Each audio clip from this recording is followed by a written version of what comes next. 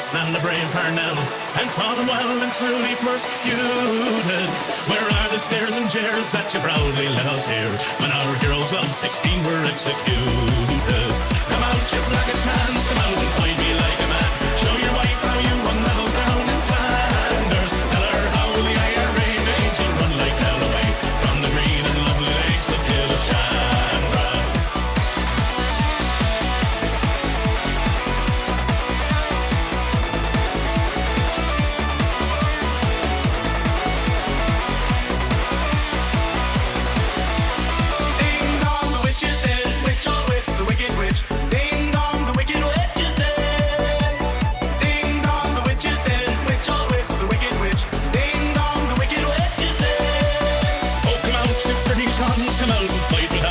Show your wife how you won medals up in Derry.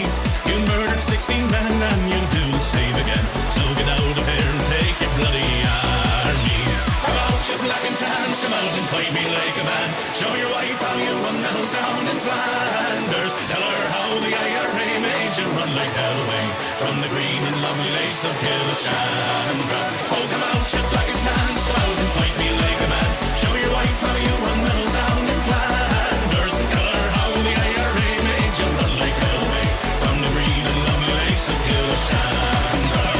Buckingham Palace announced the death of Her Majesty Queen Elizabeth II.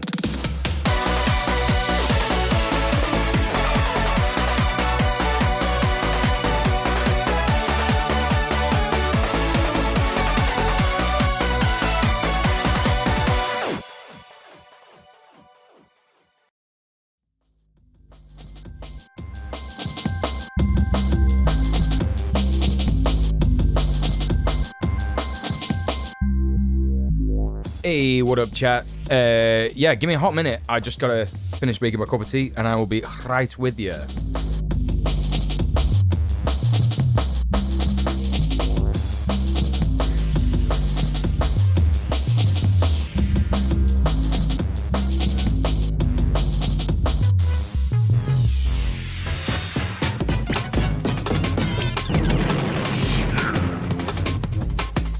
Hey, I'm back.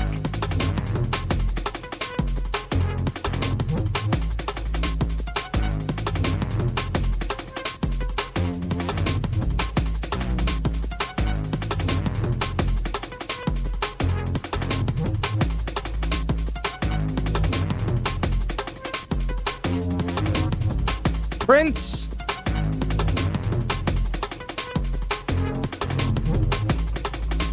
Prince, thank you so much for the 25 months. How you doing? Alright, yeah, I'm here, chat. What's good? How are we all doing? What's going on? It is Thursday. And we got a bunch of stuff. We got a bunch of stuff to talk about. My fucking, like, I don't know if anyone could tell yesterday, but when I was streaming, I was so tired, right? There were lots of, like, you know, fucking... Yeah, you know, Rivcleus, I'm really sorry to hear that, but, like, you know, it's, yeah. It's not... The stream isn't really a place for, like, that. Do you know what I mean? For, like, that kind of thing to be, like... dumped in here, do you know what I mean? Because, like, A, it's going to be unsatisfactory for you because look how I'm responding to it. And B, you know, there's not really a lot that we could do about that. You know, we have a Discord where you can vent and talk about that kind of thing. I'm really sorry to hear about it. But, you know, there's not really a lot we can do for you with regards to that, apart from give you a bunch of love in the chat. Do you know what I mean? So, sorry that that's happened to you. That sucks. You know, but just be wary that, like, sometimes people are not, like, prepared to talk about that. You might not be the only person who's had something like that happen to them. Do you know what I mean? So just be mindful of that. I'm really sorry that that's happened to you, but, you know, I'm a streamer, innit? You know what I mean? It's like, you know, right at the start of the stream as well. So, you know what I mean? I'm trying to... You know, I don't want to go on about this. I'm really sorry. I'm really sorry that that's happened to you. You know what I mean? Yeah, let's get some love in the chat for Rivcleus. Anyway, what was I saying? It's Thursday. Yeah, I don't know if anyone could tell yesterday, but I was, like, pretty fucking tired.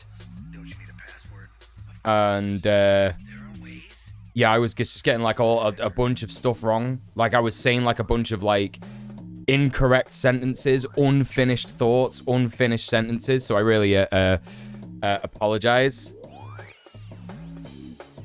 If it was a little bit of an annoying and shit stream to watch yesterday. Sorry you asked what's good. My head has been kind of foggy these past few days.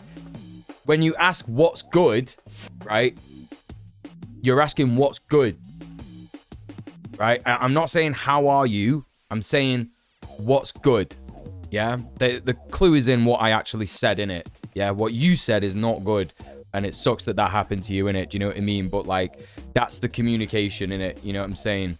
That was there from me. So... you know, yeah, that's what I mean by that, just in case anyone doesn't know. When I say what's good, I want to hear what's good. Anyway, I understand that's not always going to be what I want to hear when I say that, but again, it's like, you know, it's less of like it doesn't affect me. Do you know what I mean? It doesn't affect me, but it's like, how am I supposed to, like, do you see what I mean? Like, this whole situation is happening now, innit? You know what I'm saying? This whole situation, I'm talking about it, I'm going on about it. This isn't good for you. It's not good for, you know what I mean? It's not good for anyone, really, innit? So that's, you've experienced that now. Now you know what it's like. Let's move on, yeah? As I was saying, yeah, I'm sorry if last night was shit. You know what I mean? I'm sorry if last night was crap. And it was, you know, a little bit difficult for me to stream and stuff because, yeah, I didn't sleep too great. But then it's so bizarre because I didn't sleep too great last night either. Like, I literally didn't sleep great last night at all. And it was mainly because I was dehydrated and also, like, getting a bit of, like, you know, got that, like, acid reflux shit going down, as always. So that was pretty, like, difficult to sleep. And I think I only really I was up at, like, 4 a.m. Do you know what I mean? I was struggling to sleep. I maybe drift off for, like, half an hour and then wake up again. And then wake up at, like, I don't know when I actually, like, got off to sleep. It must have been around 5. And I got up at 11. So I think I've had, like, maybe 6 hours sleep. So it's not too bad, yeah? It's not too bad. 6 hours sleep. Maybe 5.5 hours sleep, but I feel fucking fine today. I feel bare loads more untired.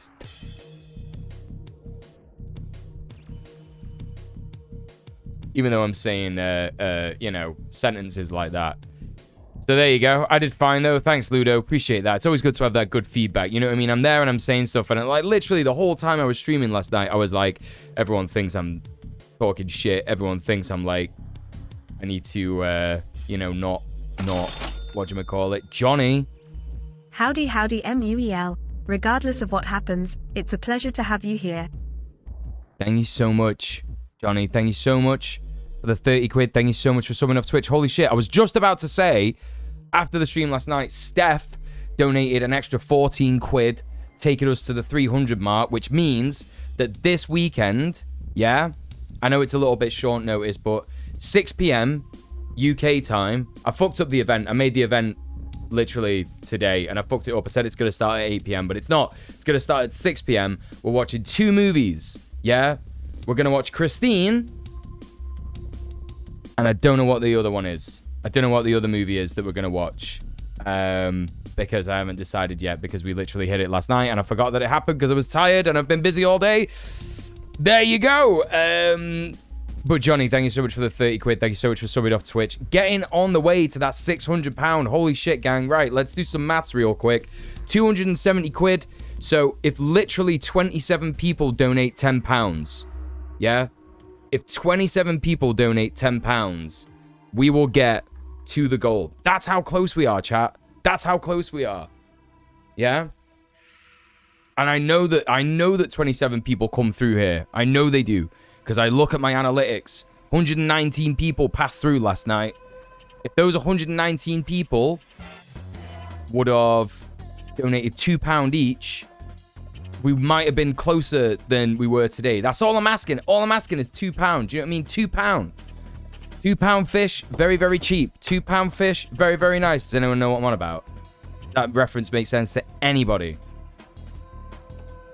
Hey, Mr. Piece of Work. Used to have awful sleep sessions when I work. Anyway, listen, let's engage with the chat because the chat are here and I want to say hi.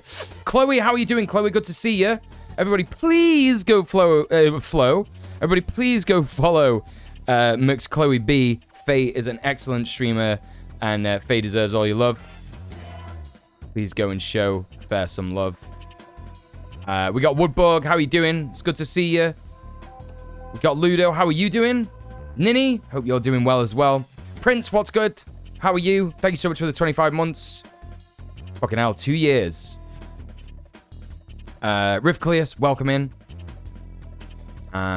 Just Johnny. Who else do we got? Spicy taters. Made some spicy mashed potatoes. What did you put in your spicy mashed potatoes, Chloe? That's what I want to hear. Bingus is a monthly thing, by the way. Yes, it is. And I've got something very special planned for next month's Bingus. Very special. We've already got this. Wait. No. We've already got this. Yeah. With like all this going on. All this. You know, the celebration screen. Really exciting. I made all this myself with the help of Queen Pip. And then if you lose and it's not good... Oh, wait. If you get the wrong Bingus... Yeah, and then also this. All this. Amazing. Yeah, so got all that stuff going on. Great screen here already. And I'm going to have even more stuff. Gonna have even more stuff ready for Trash Bingus next month, which is not that far away actually, chat. It's like, what is it? Another week of streams, and then we got Trash Bingus on Wednesday the 6th of March. Yeah? So you got that to look forward to. Trash Bingus next month is going to be very exciting. Did someone just do something? Something just happened. I'm however many people these quids is. Queepin with the £15. Thank you so much for chucking the £15 my way. Thank you so much for subbing off Twitch. Thank you so much for supporting the stream. Everybody, please go show some love to Queen Pip. How are you doing, my beautiful, gorgeous friend? Look, I've taken a leaf out of your book. I got all this stuff going on now. Look, everyone, round of applause for Queen Pip. Thanks so much. Let's fucking go. Wow, Queen Pip is so cool. Bruh. And a little sussy.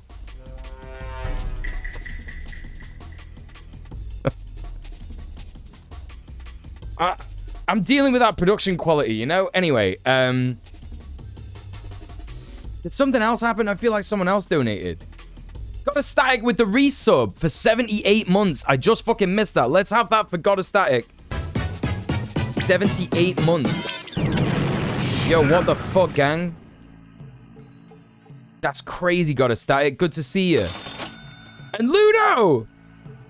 I had the wildest dream last night that I worked at my old job and my old employer put my car in a trash compactor during my shift. What the fuck? That's wild. That's crazy. Yeah, I've been having some funky dreams as well recently. Maybe it's funky dream season. I don't know. Thank you so much. Listen, everyone, give yourself a round of applause. 350 quid already today. Do you know what that means? Does anyone know what that means? This is what it means. Look at him there. Oh, that's as good as you're getting, I think. That's as good as you're getting. That's what that means. We got this for the rest of the stream now. Aren't you happy with yourselves? Aren't you happy with yourselves, hey? Because I am, because I love my boy. He's a small and he's on the floor and he's a boy. Isn't that good? Little Tommy Twos. Little Tommy Twos. 350 no scope. Oh, God. Right, okay, where was I with the chat? Where was I? TTK, what's going on? Crystal, how you doing? Got a Static, what's good? Did I say hi to Mr. Piece of Work?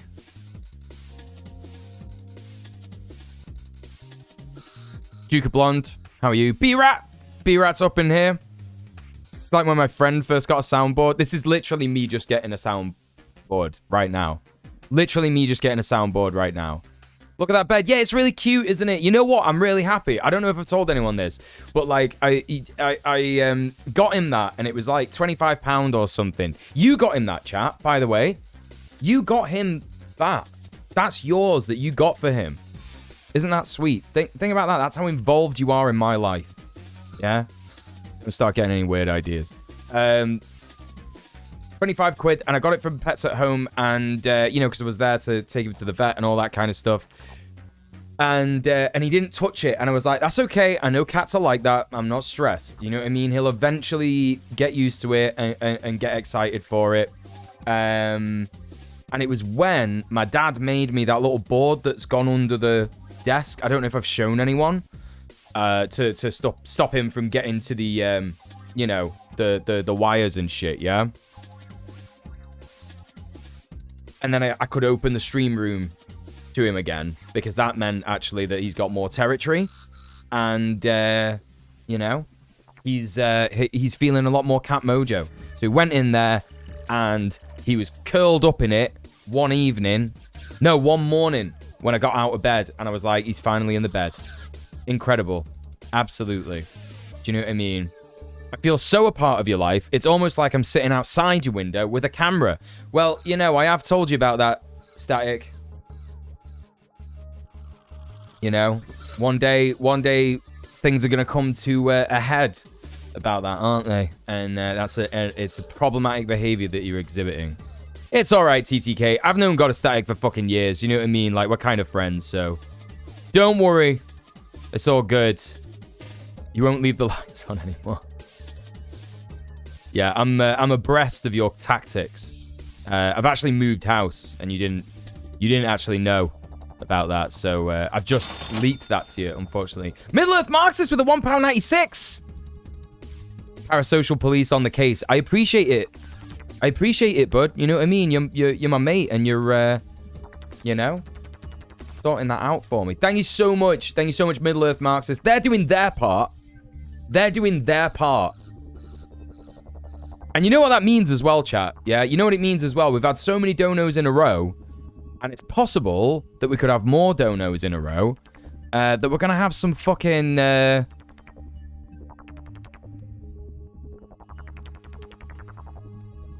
going to have a fucking... an unofficial hype train. That's fucking right. That's absolutely fucking right. Now, I'm so sorry, VOD watchers. See you in a bit. You're back. Could have gone the whole stream without recording the VOD there. We haven't done much, I promise. We've just been chatting shit.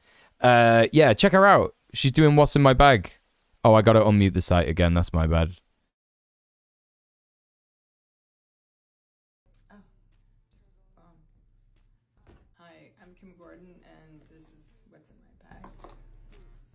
Okay, it's really quiet. I turned it down because I thought TikTok was going to be hella loud, but it's just not.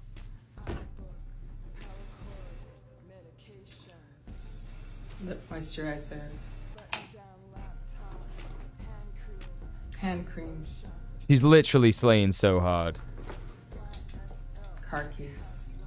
I'm 32. Only change at 30 was getting into smelly candles and incense. Lipstick. You know what it was for me?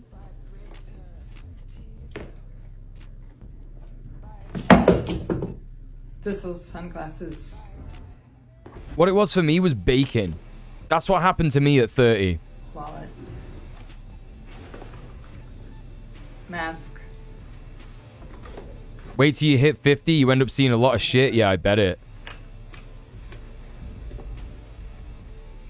Earbuds. Yeah, hi VOD watchers. We talked about getting old and mule logging into TikTok. That was all that happened. That's all you missed. And now we're watching Kim Gordon do what's in her bag. Matches from Bacaro, New York City. I'm literally in love with her, chat, by the way. Eye drops. I would do anything for this woman. I hope you understand that. Bag. Power charger.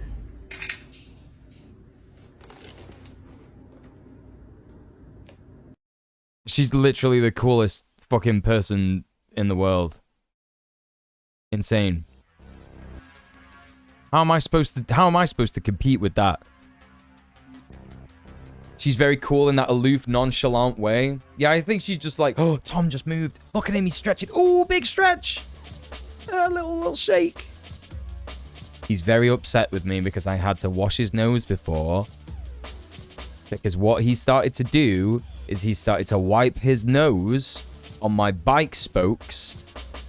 And that means that he gets a whole heap of just gross stuff from outside all over his face. And if he licks that, I know he's going to get sick. So I had to swallow my my pride and be cool with him hating me for a bit. Because I'm not letting him get that crap on him. You know, and the thing is, I've been trying so hard to catify the house, yeah. If you could see what I've done, I've got netting, yeah, and I've put it all around, like, I wonder if I can show you there. Is there anything that can dox me here? No. Right. So look, chat, right, if I get this camera up here and show you. Oh, it's upside down. Right. Right, can you see there where the plants are? You can barely see the netting, actually. But there's netting there. There's netting that's covering the... From like there to there. There's netting covering the plants. That's how I keep them off the plants, Mr. Dank. Literally explaining it right now. Literally explaining it to you right now. Right, so I got netting all over the plants. So we can't get up there.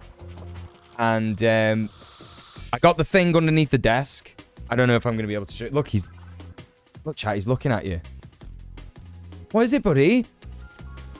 Are you a baby boy?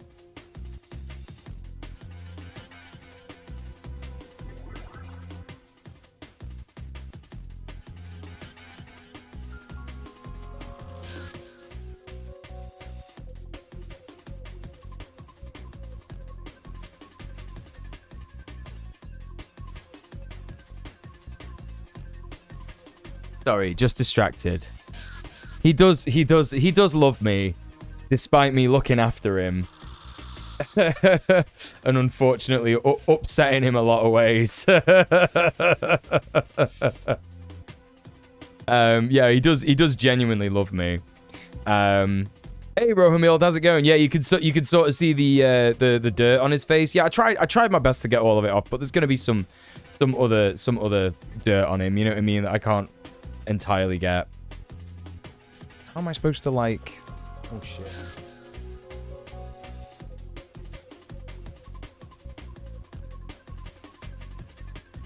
I think that's as good as it's gonna get.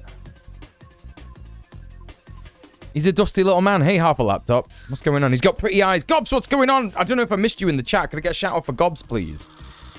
How's it going, Goblin Hugger? Chat, by the way, I don't know if I said, but thank you so much for all the donos. It's been really cool to tune in and get that many donos. Oh my god. Really, really fucking appreciate it. That's like 69 quid.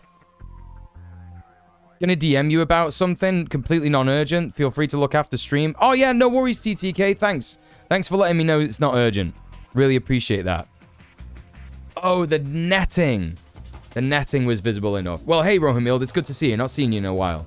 Hope you're doing all right. So yeah, you know, thanks so much for getting us to 369. Really, really cool. Really, really happy with that. You know what that means? That also means that we've only got like what, 230 quid to get to the fucking goal for this month.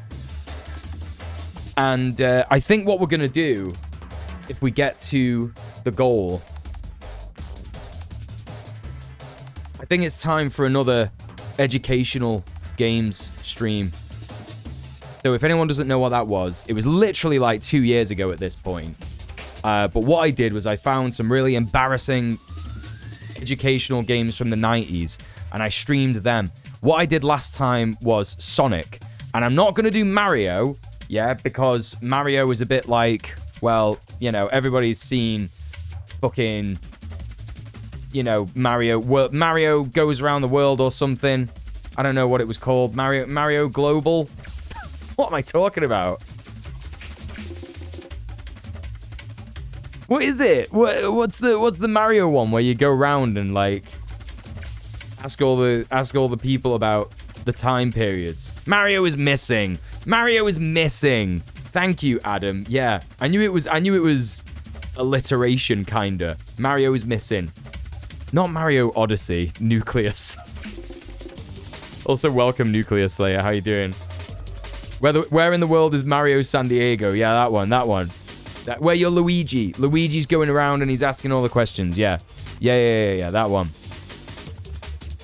I remember there used to be a computer shop my dad used to frequent in the 90s or 100s, and they had a Mario Teaches Typing game, and I always wanted it. Well, I might be doing some Teaches Typing, because the last time we did an educational game stream, I did David Lynch Teaches Typing. Roundhouse Dictator says, please play Skies of Arcadia Legends for the GameCube, has remarkably good politics. I don't think you understand. Right? I don't think you understand. I'm talking about educational games. I'm not, and also I don't take requests. So that's something that you're learning right now, Roundhouse Dictator. But otherwise, welcome to the stream. Hope you're doing well. Yeah, we had David Lynch Teaches Typing. I want to figure out how to play Logical Journey of the Zumbinis on stream. It was an old favorite of mine as a child. Someone else said Zumbinis. B-Rat. I don't know what that is. I actually enjoyed Mario Was Missing as a kid because I loved history and geography. Yeah, I bet you did. It's a good game for kids. It's a good game for kids.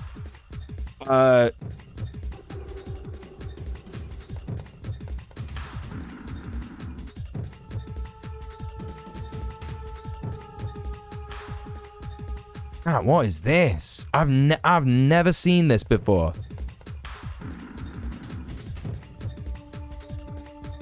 I'm just gonna get like a random bit of game.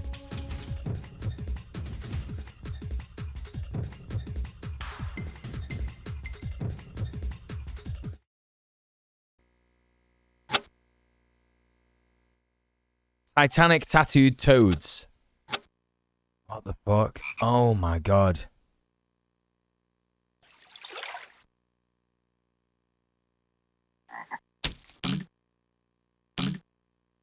Hey, Ikin Trunks, how's it going? Have you played Typing of the Dead? No, but I've seen people play it. This game's got loads of mini games in it. I don't understand. I don't understand what the aim is here. You have to make a path for the toads to go down. The tattooed toads.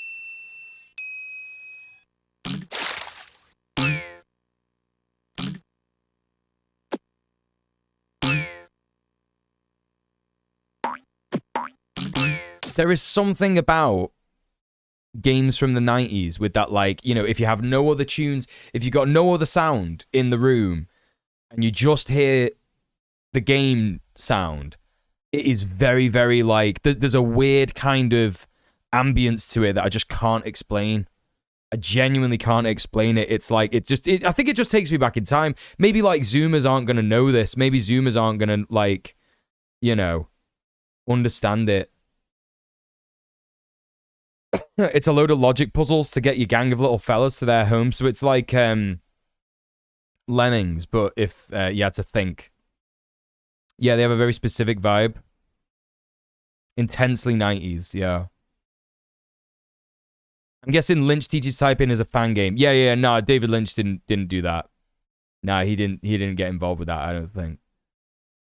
Husker says, my 90s learning game was definitely Treasure Mountain. What was that?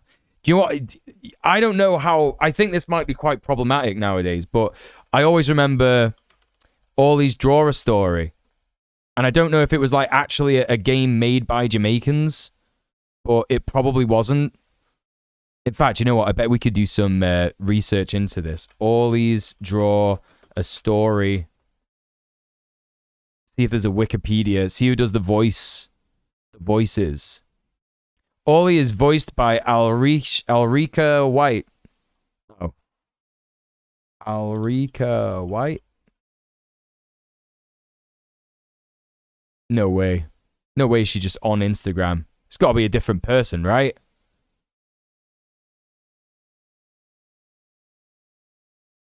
There's no way we can find out if this is the same person. Okay, so inconclusive. But does anyone remember this? This was like a fucking... This was a fucking massive one for me. Did you ever play Neverhood? I never played Neverhood. But that was by problematic thingy guy. Earthworm Jim guy, right?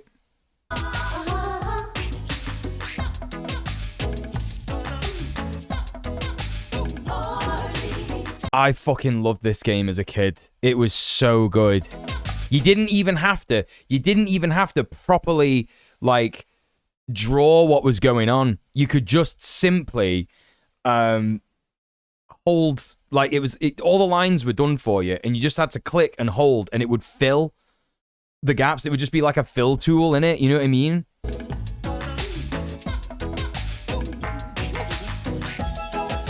Never seen this one. Looks kind of rad. I fucking loved Ollie's Draw a Story.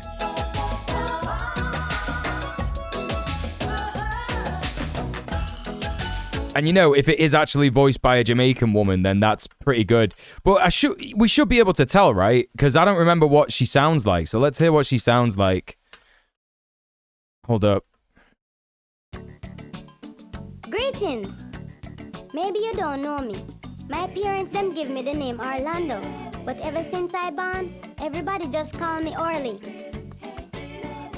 You know what? Yeah, this isn't like a white person doing an embarrassing Jamaican accent. This sounds like an actual person speaking like Jamaican dialect in it. Exactly 8 3/4 years old, and me and my family, we all live on this most beautifulest island called Jamaica.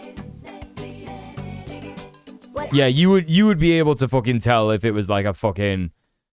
You didn't know Neverhood was by the Earthworm Jim guy? I watched Neverhood on Vinny Vinesauce's channel. I watched Neverhood on Vinny Vinesauce's channel, and it was like he sort of goes through a little bit of the history of the game, and it was made by the what's his name? Doug fucking Idiot. I'm seeing an Ulrika White graduated from Sir Francis Drake School 1993 from Jamaica. It's got to be her, right? Because 1993, this game came out in like 1997 or something. So it's got to be her. It's got to be her, right? And yeah, because Vinny Vinesauce, he never gets into politics because he's a bit cringe. I mean, he's cool with queer people, you know what I mean? He said that he's ace and stuff. But you know, I think Doug Ten Naple, that's the guy's name. That's the guy's name. He does loads of really embarrassing posts on Twitter where he's like smoking cigars and they're all wet and shit. And my mate Matt replied to him on like a picture of one of his cigars, and he was like, "Why is it so wet, dude?" And he blocked him.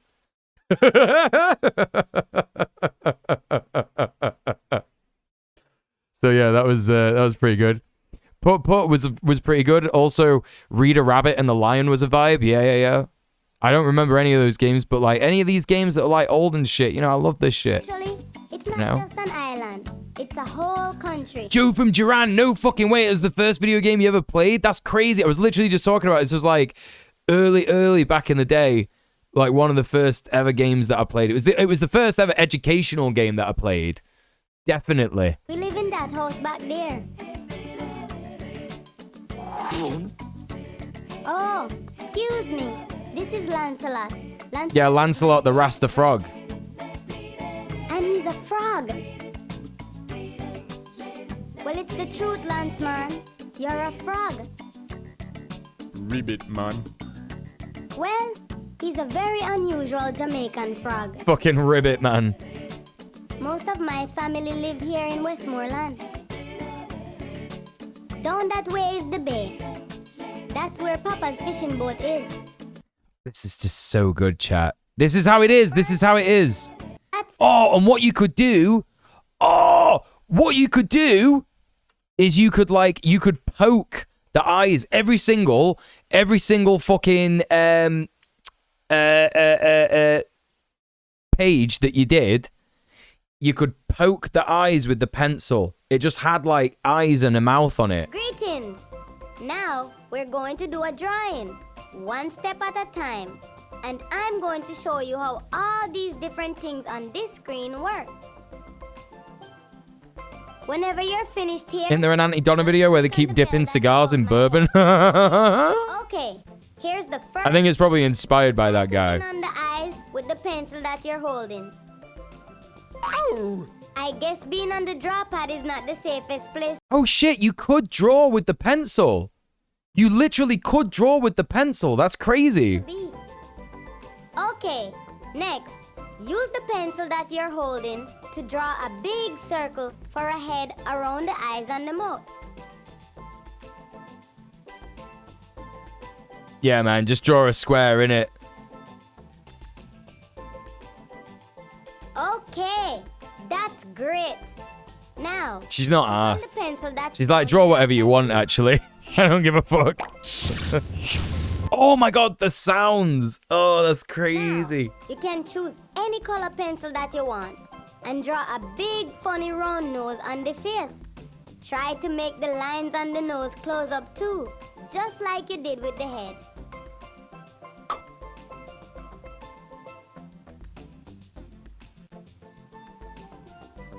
Brilliant. What a game. What a fucking game.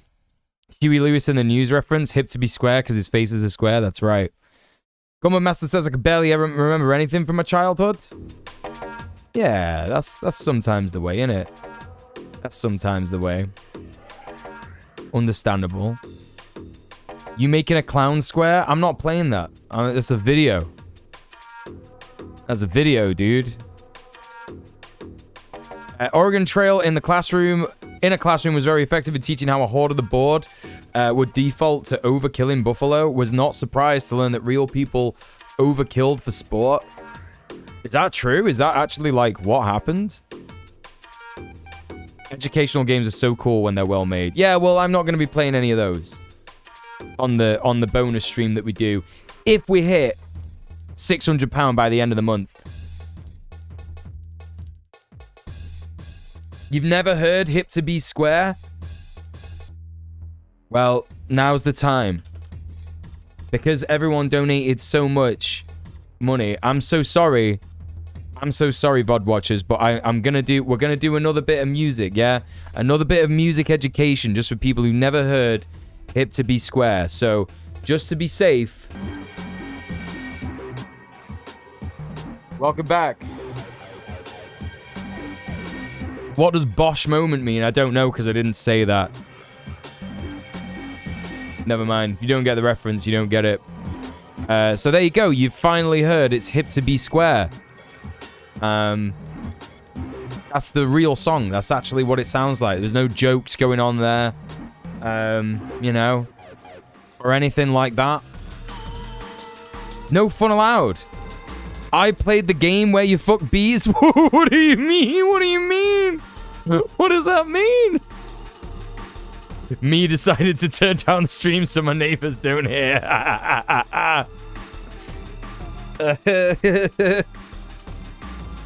Oh, that's so good. That's literally so good. Yeah, the overkilling a buffalo wasn't for sport. Yeah, it was to genocide indigenous people. Yeah. Thank you, Half a Laptop. I will hydrate. Thank you. I appreciate that.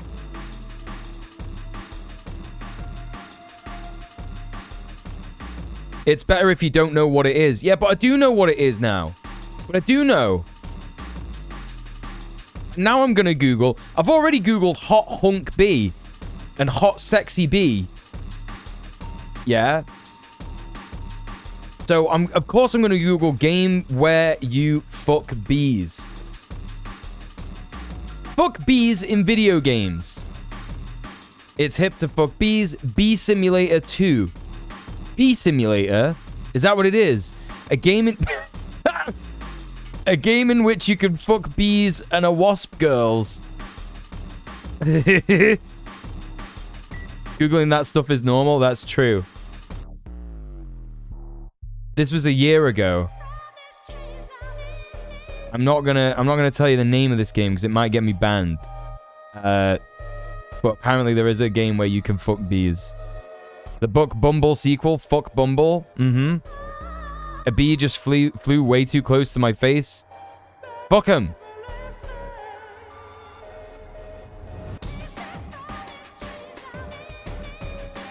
Corruption of Champions? What? That doesn't even sound like a game where you would fuck a bee.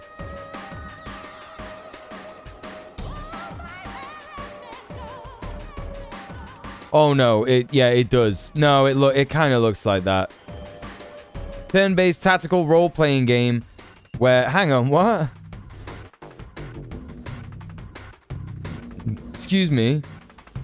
Please just load. Don't load on Steam. Please just load here. It's not on Steam. It's ancient. Also, hi, Vord. How are you doing? Good to see you. Welcome in.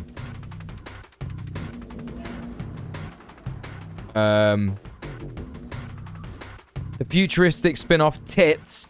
Cock. The futuristic spin-off Tits. And the sequel Cock 2. You're lying to me, right? These are jokes. These are jokes that you're telling me about. I'm just going to go for images of this game. Corruption of Champions. Ooh, boy!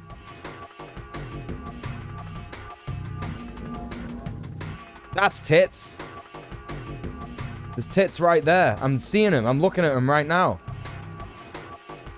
Okay, well, that's done, isn't it? I'll be getting that quickly off my screen, unlike someone that we know. Well, it's not on the screen. Anyway, it's not on the screen. There you go. If tits are so good, why is there not a tits 2? No, there is. There is. Trials in Tainted Space. It's not a joke. I'm so excited for Cock 2. I was happy with Cock as you know, as things stand, but you were a backer for tits. That's incredible. That's incredible, Chloe. That's crazy. Mental. Furiously taking notes right now. Don't. I'm not promoting this stuff. Never, ever, ever play this stuff. I am not Don't do it. It's sick. No, it's not on Steam. Don't play it. Don't. No. That's the end of it. Hey, Val. Welcome in. How you doing? Also known as Gok. Cock 2. Also known as Gok. Yeah, that's right. That's right. I guess there is a Cock 2. Oh, Jesus. Listen, we've had so much fun just starting the stream, you know what I mean? Without even getting into any of the other stuff. And all that's going to be from here on out, chat, is pain. I hope you know that. I hope you know that, because that's right. It's ICJ hearing week. So we are, of course, unfortunately going to be looking at some of the stuff from the ICJ. But the first thing that we're going to be watching is Chinese Foreign Ministry legal advisor Ma Jinmin countering every single point from the US that they gave yesterday. So every single point that the US gave yesterday about Palestine, we're going to be seeing the Chinese Foreign Ministry legal advisor basically counter all of the points that the US made yesterday. Very exciting. Very, very, very exciting. Yeah? So hopefully that's not going to be too annoying. Hopefully that's going to be like quite fun actually to watch. And then that's when the pain comes. That's when the pain comes. The VOD Watchers back. The VOD Watchers are back. The VOD Watchers are back. Thanks for checking, Ree. Appreciate you. Listen, yeah.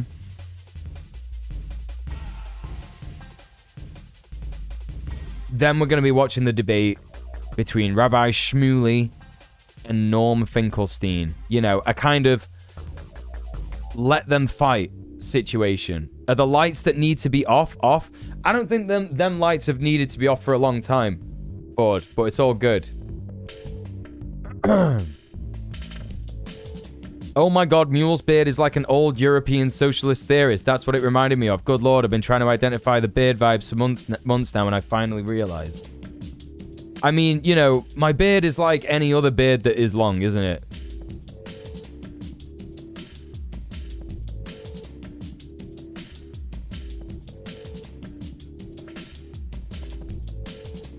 That's the reality of it. Anyway, right, okay.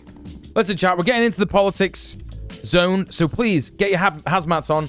Prepare for some of the worst takes of all time. We had a few of those yesterday. When was the day that we just had that racist guy in? That was like Tuesday, right? I don't know. Anyway, listen, let's crack on and hit up the ICJ hearing. Let's see what China's got to say. Yeah? Mr. President, distinguished members of the court, it is a great honor and privilege to appear before you on behalf of China. China is committed to promoting the rule of law. Sound good, chat? In international relations, stands in firm support of the court in preserving and safeguarding international peace and security, international order, fairness, and justice. Let's go. Dealing with the question of Palestinians served as a litmus test for collective conscience of humanity. Thank you very much, Ludo. United Nations and the authority. We've had a couple of racists this week. That's true, and that's right, Gumba Master. Of Palestinian. Very good point. For over a half a century, inflicting sufferings across generations. Countless Palestinians have been waiting in vain their entire lives.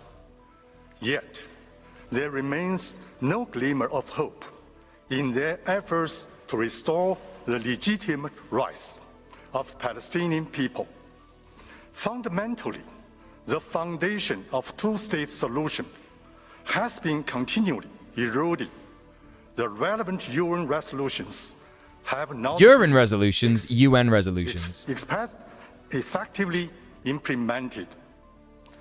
China has consistently supported the just cause of the Palestinian people in restoring their legitimate right. Chinese President Xi Jinping has stressed on multiple occasions that China calls for comprehensive ceasefire and early solution to the question of Palestine on the basis of two-state solution through negotiation. It's okay. It's okay. This written statement to the court last July. Gotta give him to it. You know what I mean? Gotta give it to him. I would like to further elaborate on China's view. My statement will be three parts. dealing with respectively the advisory jurisdiction of the court, self-determination of peoples, as well as jus ad bellum and international humanitarian law. Mr. President, I will now turn to address the matter of jurisdiction.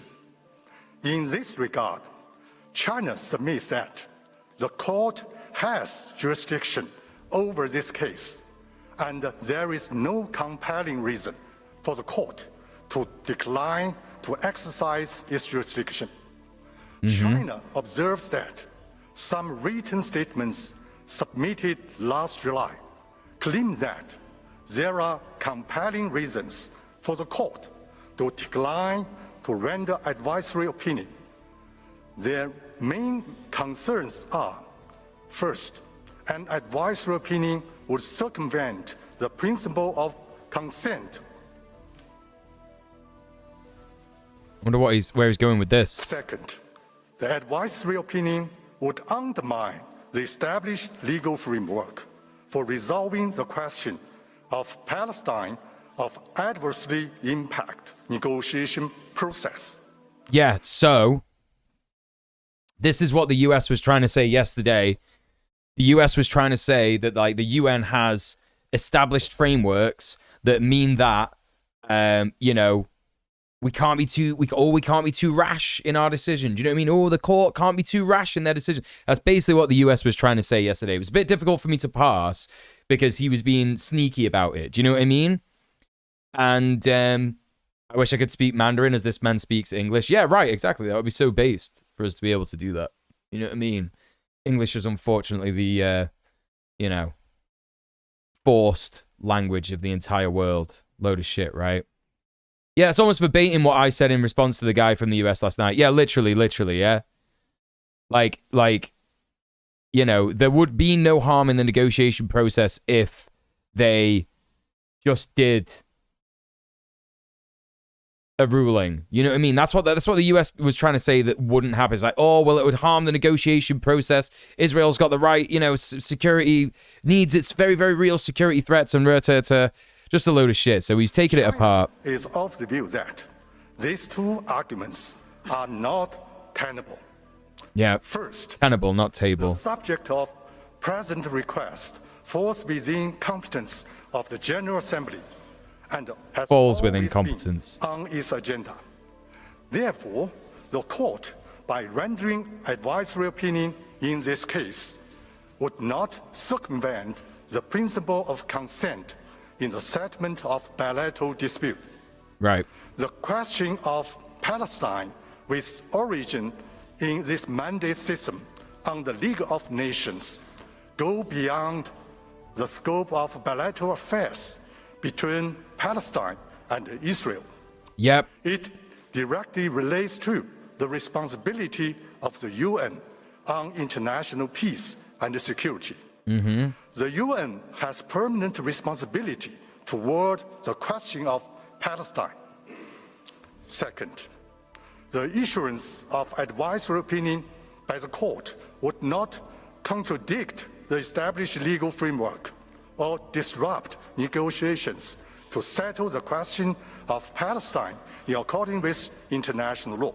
The court's advisory opinion will not set up new legal framework or rules. Yeah, basically. Rather, it will find its basis in the established legal framework, including relevant Security Council resolutions and Oslo Accords, and the Oslo present Accords, an yeah. interpretation of relevant legal questions. Furthermore, the advisory opinion will offer clearer legal guidance on the legal issues involved in the negotiations, thus facilitating the relaunching the negotiation process. China supports the court in discharging its jurisdiction in accordance with the law, with focus on identifying, interpreting, and applying existing rules, upholding the purposes and principles of the UN Charter, Like that's basically it, right? Because yesterday the guy from the US, he was saying, oh, this is like very bad behavior because there's already established framework that means that, you know, we shouldn't be having an advisory opinion on what's going on with Israel and Palestine kind of thing. That's basically what it was. But just kept going back to like Hamas and kept going back to like Israel's real security fears and all this kind of stuff. It's going to be interesting to see if this actual quote here, Palestinians have the inalienable right to use force for self-determination against foreign oppression. If he actually says that, I'm going to lose my shit. I'm going to lose my fucking mind. That will be the best thing that anyone's ever said in the fucking International Court of Justice ever. If this guy actually fucking says that, I will lose my mind. Providing legal guidance to UN in dealing with the question of Palestine and fostering proper settlement through peace talk. Mr. President, now I will turn to the Palestinian people's right to self-determination. Oh, let's fucking go, chat.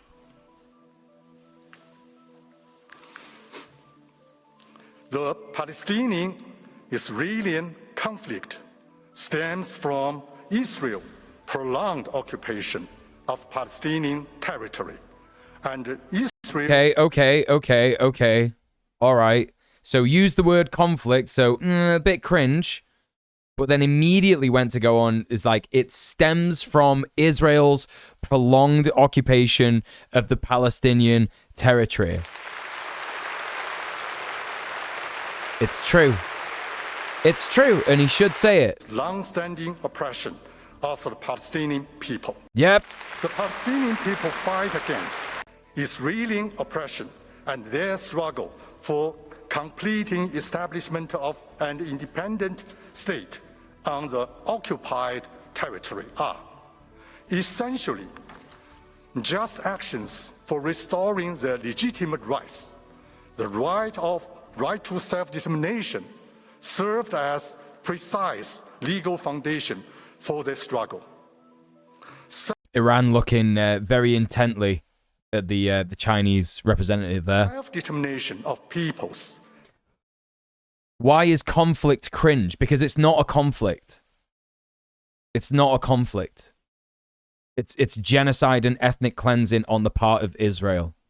Yeah, there is no conflict about it. Framing it as a conflict frames it as like, oh, these two people, they just don't get on, right? It's not a conflict. It is a long-standing, almost 100-year-old dehumanization, displacement, ethnic cleansing, rape, murder, and torture of an innocent people. That's what it is, yeah? It is a fundamental principle of modern international law, enshrined in the UN Charter and the collective human right under customary international law. In 1955, during the Bandung Conference, the Chinese Premier and Foreign Minister Zhou Enlai solemnly declared, I quote, solemnly declared, support of the principle of self-determination of the peoples and the nations, as set forth in the UN Charter, and took note of the UN resolution on the rights of peoples and the nations to self-determination, which is a prerequisite of full enjoyment of all fundamental human rights. End of quote.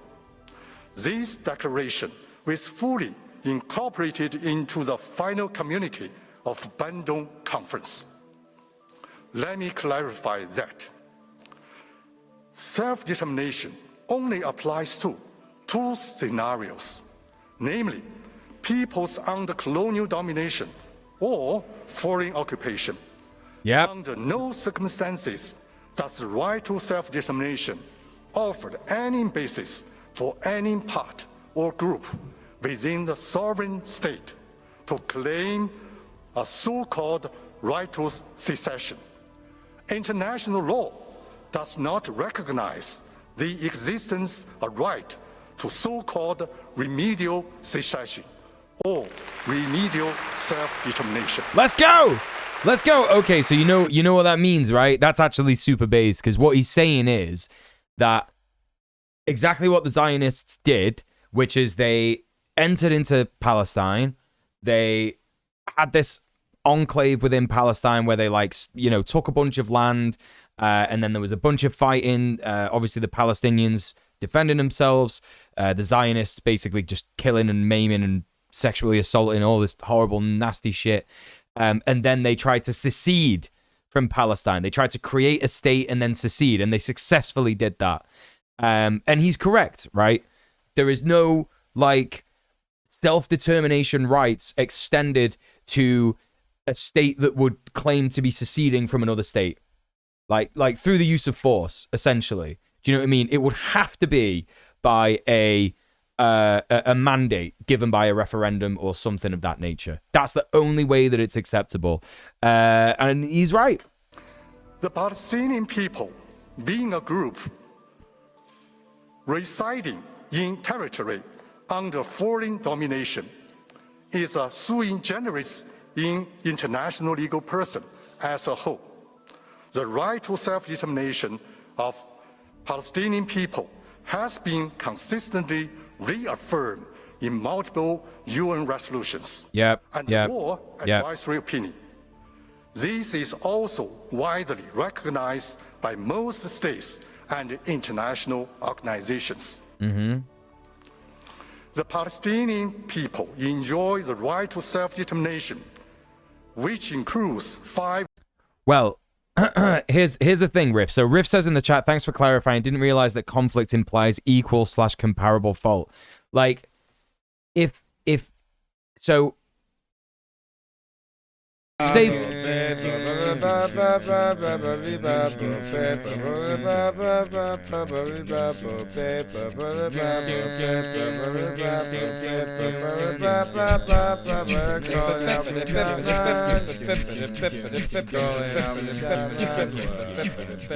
Yo, Rob Rousseau, thank you so much for the raid. Welcome in. Welcome in.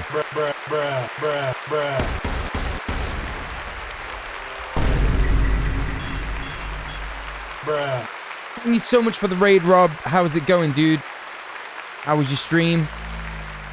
Welcome, Robbers.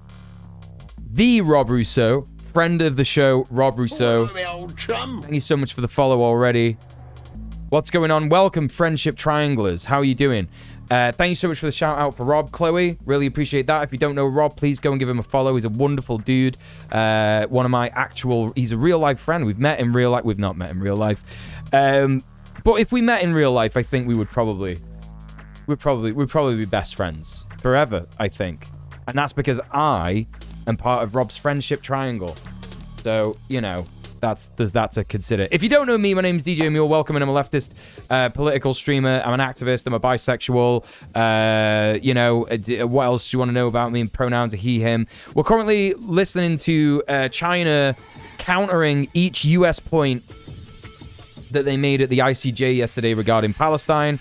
This is a different hearing to the genocide case being raised by South Africa. This is like an advisory hearing that was basically given, I think it was in December 2022, PTK was saying, 10 Tiny Kittens in the chat. So yeah, it's been really fucking good for the time being. It's been really fucking good. Like, he's said some really fucking based stuff. He's just gotten onto the section where he's talking about self-determination. So I'm excited for him to potentially say some extremely based shit here. So, stay tuned for that. But welcome everyone. Key GGG Genie. How's it going? God's Own Drunk. What's going down? Good to see you. CCCCRIYS. Is that Chris? JNKD. Dr. Awesome TBM. Dan Wally. How y'all doing? What's going on? As far as I found was 2022, yeah. Anyway, listen, we're just getting involved with this stuff. So let's crack on. Enjoying the D&B background music just as I turn it off. But no, we have drum and bass. We have drum and bass all throughout the show, so you'll be hearing some more of that later on. Don't worry. Joe One says, can't wait for the xenophobes to try and twist what he's saying somehow to apply to Taiwan and Xinjiang. Well, you know, it's one of them where like you will like I don't know shit about, you know, what's true or what's not about China. I'm like kind of new. The Rob Rousseau gang, you're all like pretty well acquainted with geopolitics when it comes to China. Thank you so much for the follow. And I will admit that I'm coming round recently to understanding that most of what you hear about China is just Western propaganda. And it completely makes sense when you understand things from a geopolitical point of view, which is like, you know, you got the imperial core here and everything outside of that is seen as the enemy, right? Especially large states like China, Russia, Brazil, like, you know, unifications of states and shit like that. You know what I mean? So in terms of like, me learning about it, I don't know much. So, for example, I don't know much about what is considered to be the Uyghur genocide, right? And I have heard people say that it's not even remotely happening. I have heard people say, well, it's happening, but not in the way that you would think it would be. You know, we're quickly becoming North Korea is fine, actually, kind of people over here. Do you know what I mean? You know, it's kind of one of those, yeah. It's at the end of the day, like I'm open to hearing all kinds of like takes about China and shit like that, because it's just very obvious, right? That what we're hearing is not true. It kind of started for me like maybe 2 or 3 years ago. I'll bring in the DMB again just to sort of like bring people to where I'm at. About 2 or 3 years ago, I saw like a news article that said something along the lines of China's figuring out how to grow vegetables on the dark side of the moon. Or China's secretly growing vegetables on the dark side of the moon. And the first thing that I thought was, the dark side of the moon is not like a place that stays in the same place all the time. The moon moves around like this. You know what I mean? Like the Earth moves around like that, and the moon moves around like that around it. So it's like, hang on a minute, what is the dark side of the moon? You could say the same about the dark side of the Earth. It doesn't make sense. It's nonsense. Do you know what I mean? It's the Pink fucking Floyd album, isn't it? You know what I mean? It's no easy feat to break through anti-China propaganda as someone living in the imperial court. Well, it's one of them, innit? You know what I mean? Thank you for the follow. Like, you know, I had someone say to me, like, for example, oh my God, look at this article. And it was about, do you know what? I could probably pull it up, yeah? I could probably fucking pull it up. The dark side of the moon is the side that's always turned away from the Earth, but it's not always turned away from the Earth. The side of the moon that doesn't ever face the Earth. That's not a thing. That's not a thing. That's what I'm fucking talking about. That's not real. The moon rotates at roughly the same rate as it orbits the Earth, and the same side always faces us. I don't believe that for a fucking goddamn second. Yes, it is. Okay, give me a source. Source. Show me a source. It is always turned away from the Earth, but it sees sunlight every 2 weeks. I just don't believe it. I just don't believe it.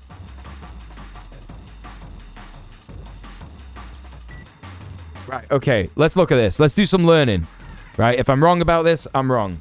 This is what I'm saying, you know, I'm open to whatever you call it. An enduring myth about the moon is that it doesn't rotate. While it's true that the moon keeps the same face to us, it only happens because the moon rotates at the same rate. Whoa, what happened? Why did that happen? Oh, you dropped a link in there as well. All right, yeah. You got to ask for permission to do that. You got to ask for permission to do that, I'm afraid. But you're not banned. Don't worry about it. It's all good. Hey, up the Reds. What's going on? The entire Epoch Times thing isn't helping either. What's the Epoch Times thing? I don't know what that is.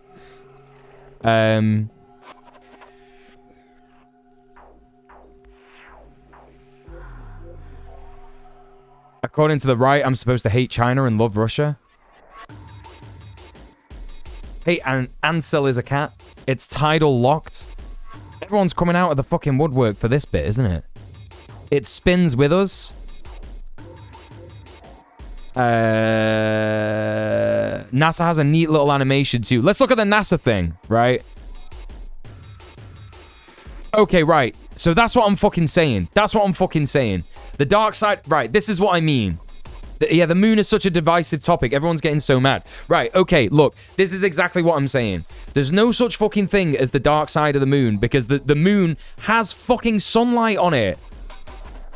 Look, you can see this. It changes where the sun is all the time. It's literally every, like... I think someone said in the chat, the dark side doesn't get sun. No, that's being debunked by this. Look, right here. It's been... That idea is being literally debunked by this. Look. Dark in the sense of we don't see it. Yeah, well, that's just because we don't see it, but it's not actually dark, is it? It's nonsense. That's what I'm saying. It's nonsense. It's nonsense. It's fucking nonsense. Yes, that's right, Prince Infidel. Please give me money.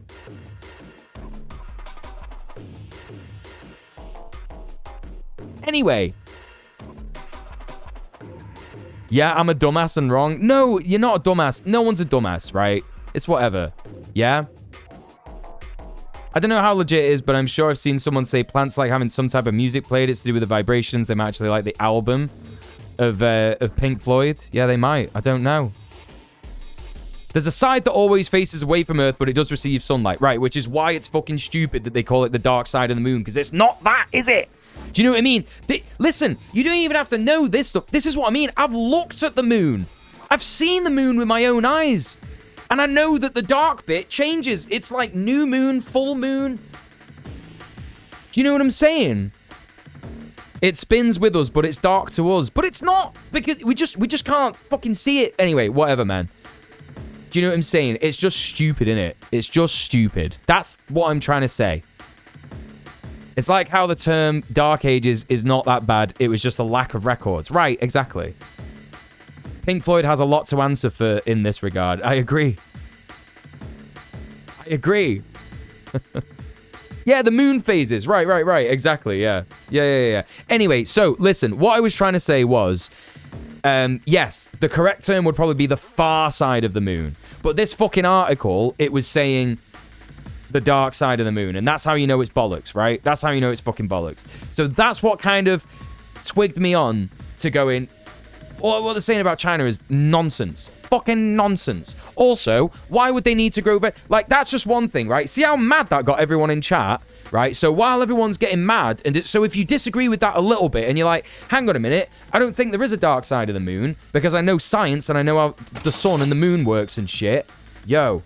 Thanks for doing science education in the politics tag. Thank you, Prince. Thank you for the 1312. Let's see some 1312s in the chat. That's a cool number. Anyway, listen. We all just got so mad at that. And that's the distraction of that argument, yeah? Because it's like, oh my god. You know, they fucking... They literally were like... Growing stuff on the dark side of the moon. And everyone's like, wait, there's no such thing as a dark side of the moon. The moon gets sun eventually. What are you fucking talking about? So everyone gets mad and argues about that. Yeah? But the second thing is, why the fuck are they growing veg on the moon? It makes no sense. Exactly, Ludo. So the first point, everyone's getting mad about and arguing about, and yeah, you know, it's a little bit like pedantic, but we got there in the end, innit? Do you know what I mean? And we were like, oh, actually, yeah, yes, why would you want to grow anything on the moon? It doesn't make any fucking sense. So it's nonsense. So there's those two fucking main points in the article, which is just dumb shit. You know? The moon has a hard time facing itself and its past actions as a teenager. Don't we all? Don't we all? Yeah? It makes sense to research stuff growing on the moon, but not actually doing it. And I think that might be what they did. I think that might actually be the whole idea of what they did, which is like, I think someone said it in the chat earlier. It was like, yeah, they sent some seeds on a satellite and they fucking died. And it's like, yeah, okay, whatever, man. Shit happens, right? Move on. But there was another article that someone I know sent to me, and they were like, look at this. They're building this massive complex where they're slaughtering so many animals. They're going to slaughter 60 million animals in this a day. And I was like, okay, first of all, where is any proof that this massive building that they're supposedly building is any kind of abattoir, right? Where's that? And secondly, do you not think we do that in the UK in the US? You not think we slaughter like an insane amount of animals?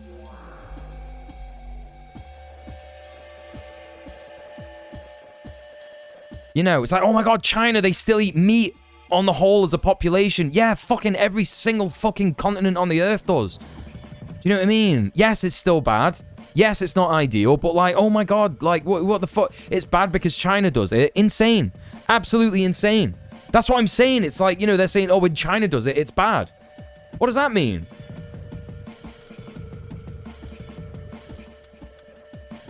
Anyway, so there you go. A lot of nonsense put out there by China. I'm going to say hi to Loki Human as well as in the chat. How you doing? Oh, God. Insane. Absolutely insane. But at what cost at the end of every China headline? Yeah, literally. The US slaughters tens of billions of animals each year. Exactly.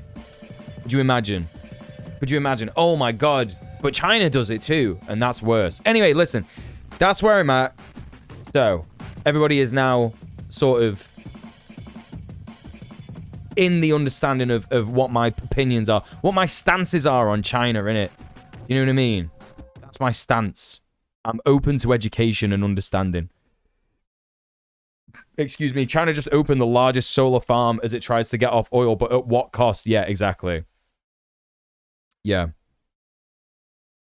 Ukrainization of Taiwan, thanks China, Russia, insane strike, imperialist. I don't know. Latrimus, you're not making like much sense, dude. I'm not gonna lie, like you like said like a couple of things now that's just like I don't really know what you mean in it. Anti-China countries, aka new Ukrainization of states, Taiwan, Japan, South Korea, Philippines. Are you talking about like client states? Is that what you're on about? Anti-communist propaganda, Nazi bullshit. Yeah. Nuclear to Earth, our future because Biden live in. What? It sounds like you're just saying a lot of words, you know what I mean? I kind of think I know what you're on about, but yeah, I'm not sure. I'm not sure you need to be chatting that much. You know what I mean? It's all good. I think I get your point. You know, might not be an English speaker in it. Yeah, I appreciate that. Almost like it was merely an experiment and not an attempt to grow crops. Yeah, crazy. And even if it was, even if it was an attempt to grow crops, so fucking what, man? They're growing shit on the moon. Big up. When are the US going to try and grow shit on the moon instead of blowing shit up for no reason? Instead of fucking literally giving money to one of the most insanely genocidal regimes in the entire world? Anyway, let's crack on and listen to what they got to say at the ICJ. Main aspects.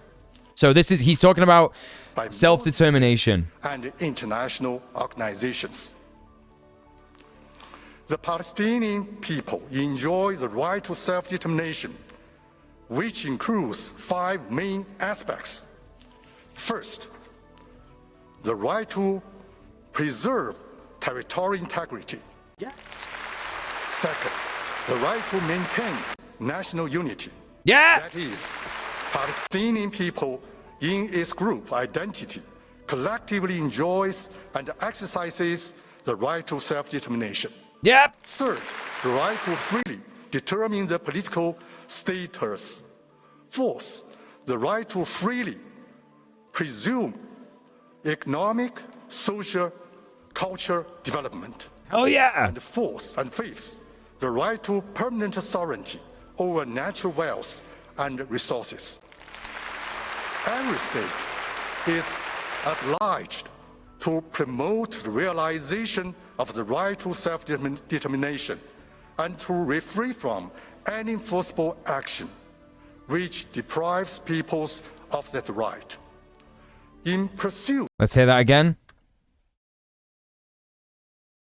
Obliged to promote the realization of the right to self-determination and to refrain from any enforceable action which deprives peoples of that right. In pursuit of the right to self-determination, these people have the right to engage in struggles, seek and receive support. On the basis of that right, Palestinian people declared the establishment of State Palestine in 1988, which has been recognized by over 130 countries. In pursuit of the right to self-determination, Palestinian people use force to resist foreign oppression and complete the establishment of an independent state. Is inalienable right, well founded in international law.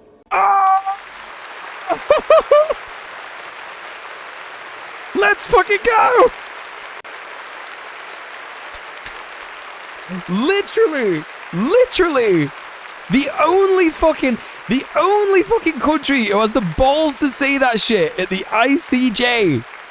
This is insane. Well, saying that, I've not listened to it like all the other countries' submissions, but that goes so fucking hard. China, like, no, we're not condomning hummus. No, we're not gonna fucking shit on an indigenous people who are attempting to liberate themselves from fucking clearly oppressive fascists, you know, but without even using those words, which is pretty fucking smart. You know what I mean? Because they're not gonna get like, I mean, they're gonna get shit. They're China, right? They're gonna get shit. But that's amazing, actually. That's genuinely amazing. You know? Various people freed themselves from colonial rule. Ate and left no crumbs, that's right. To realize independence. Oh, yeah, this gets more based. This actually gets more based. National law. Various people freed themselves from colonial rule and foreign oppression to realize independent statehood after World War II. Their practices serve as convincing evidence for the right. Numerous AGA resolutions recognize legitimacy of struggling by all available means, including armed struggle. Yes! Yes! Fucking yes! Someone said it! My God. My God. You know, it's that same shit, yeah? It's that same shit, right? In terms of, like, what I've been saying the whole time. When we're hearing these fucking, like, shitty countries just, like, say the same shit again and again and again, where they're referring to, like, you know, Hamas and shit like that, and then it's like, that's fucking stressful as fuck, and they're, like, shitting it a little bit. You know, like the US, they're like, you know, oh, Hamas, and, you know, you got to think about Hamas, and, like, oh, Israel's got the security needs that it has, and blah, blah, blah. And then even when you hear the other countries like South Africa saying, like, this is apartheid, this is oppression, this is the worst shit that could happen to a people, look at the state of what's going on, it's really bad. Even that is, like, a little bit like, you know, it's not exactly a vindicating thing to hear, but to hear that, holy fucking shit, man. Holy fucking shit. The only country with the balls to say the actual truth. They have an inalienable right to use force for self-determination. You know? That's it. That's it. By peoples under colonial domination or foreign occupation. How dare China, who imprison fewer people than us, criticize our freedoms, right? For instance, what foundation of Maoism does to a motherfucker, right? 3070 of 1973, I quote, reaffirms the legitimacy of the people's That's right, irate lump, yeah. from colonial and foreign one of the countries that's independent enough to say it. That's true, Chloe, yeah. Subjugation by all available means, including armed struggle, end of quote. This recognition is also reflected in international convention. For example, the Arab Convention for Suppressing of Terrorism of 1998. So this is what I was going to say. This is what I was going to say about this, because again, like, I don't know you know, the full ins and outs of like, you know, what's going on with the Uyghurs, if it is like a kind of ethnic cleansing, if it is a kind of, you know, sort of like killing of culture or whatever. I've got no idea. Yeah. So I'm uneducated about that as far as I'm concerned. Yeah. But that is what people are going to say at the end of the day, innit? You know what I mean? When people hear this, it's like, well, they can stand up for Palestine, but they're not standing up for the Uyghurs kind of thing, even though like the information that's out there about that is questionable at best. And, you know, if China is murdering Uyghurs simply because they're Muslims, I have to answer the question as to why they're standing up for a majority Muslim state to have its own self-determination. It just doesn't quite make sense. I'm willing to accept the fact that maybe they're trying to play off states against each other. I don't think China's a perfect state by any means necessary. By any means necessary, by any you know, stretch of the imagination is what I mean. But I think that actually you can't really deny that this is based. You can't really deny it. That's the end of it. Like, that is the most base that anyone has said. The most base thing that anyone, potentially even more base than South Africa. South Africa bringing it to the International Court of Justice on its own is like, yeah, fucking let's go. Do you know what I mean? That fucking goes hard. Let's go. Let's talk about apartheid. Let's talk about the harm. Let's talk about this. This motherfucker at the fucking advisory hearing shit, at the advisory hearing stage, yeah, is like, they have the right for armed struggle. They have the right for self-determination. They have the right to establish their own state in it. Do you know what I mean? CIA talk Tibetan genocide, and CIA never talk about Iraq, Afghanistan, Palestine. Yeah, exactly. Yeah. Exactly, Latrimus. Yeah. It's hard to call it terrorism with that statement. It is, yeah. It is. Monday's going to be interesting as well. League of Arab Nations, Organization of Islamic Cooperation, the African Union are all speaking that day. Yeah. I'm looking forward to Monday. Yeah, that's going to be a fucking interesting part of the hearing for sure. Joe from Duran, thank you so much for the sub. Thank you. I do appreciate subs, but just for new people coming in from Rob and shit like that, who are hanging out and enjoying this, I do ask people to consider to sub off Twitch, yeah? And the reason that I do that is because Twitch is a shit platform, not just for people who talk about Palestine. Like we all know like a bunch of people who've literally been banned for talking about Palestine, but also like just for marginalized people in general, right? They've absolutely fucked up in so many ways, you know, with any kind, you know, I'm fucking forced to not say certain things on this platform because I'm a leftist, and I know that they're looking at leftist channels more and more and more in it. You know what I mean? And I'm terrified that I'm going to use, this is my fucking full-time job, you know? You know what I mean? So also that, help a working class person pay his bills, you know? Pay his rent. Shit like that. Also, I'm a housing activist, you know what I mean? So, you know, I'm not just some fucking streamer who's sat here like going, blah, blah, blah. I'm out there helping people, you know what I mean? And that's not a boast. I'm just trying to give you more of an incentive. Anyway, please consider subbing off Twitch. I would only ask you to sub the same amount that you would on Twitch, which is £5, $5, wherever the country of your origin is, how much $5 is. Even just £2. Literally, if we were up to like what we got here, like £600, that's like £220 to go. I think that's how much we need, or £218 to go. If 20 people donated £10, or if 40 people donated £5, or if 60 people donated, I can't even remember what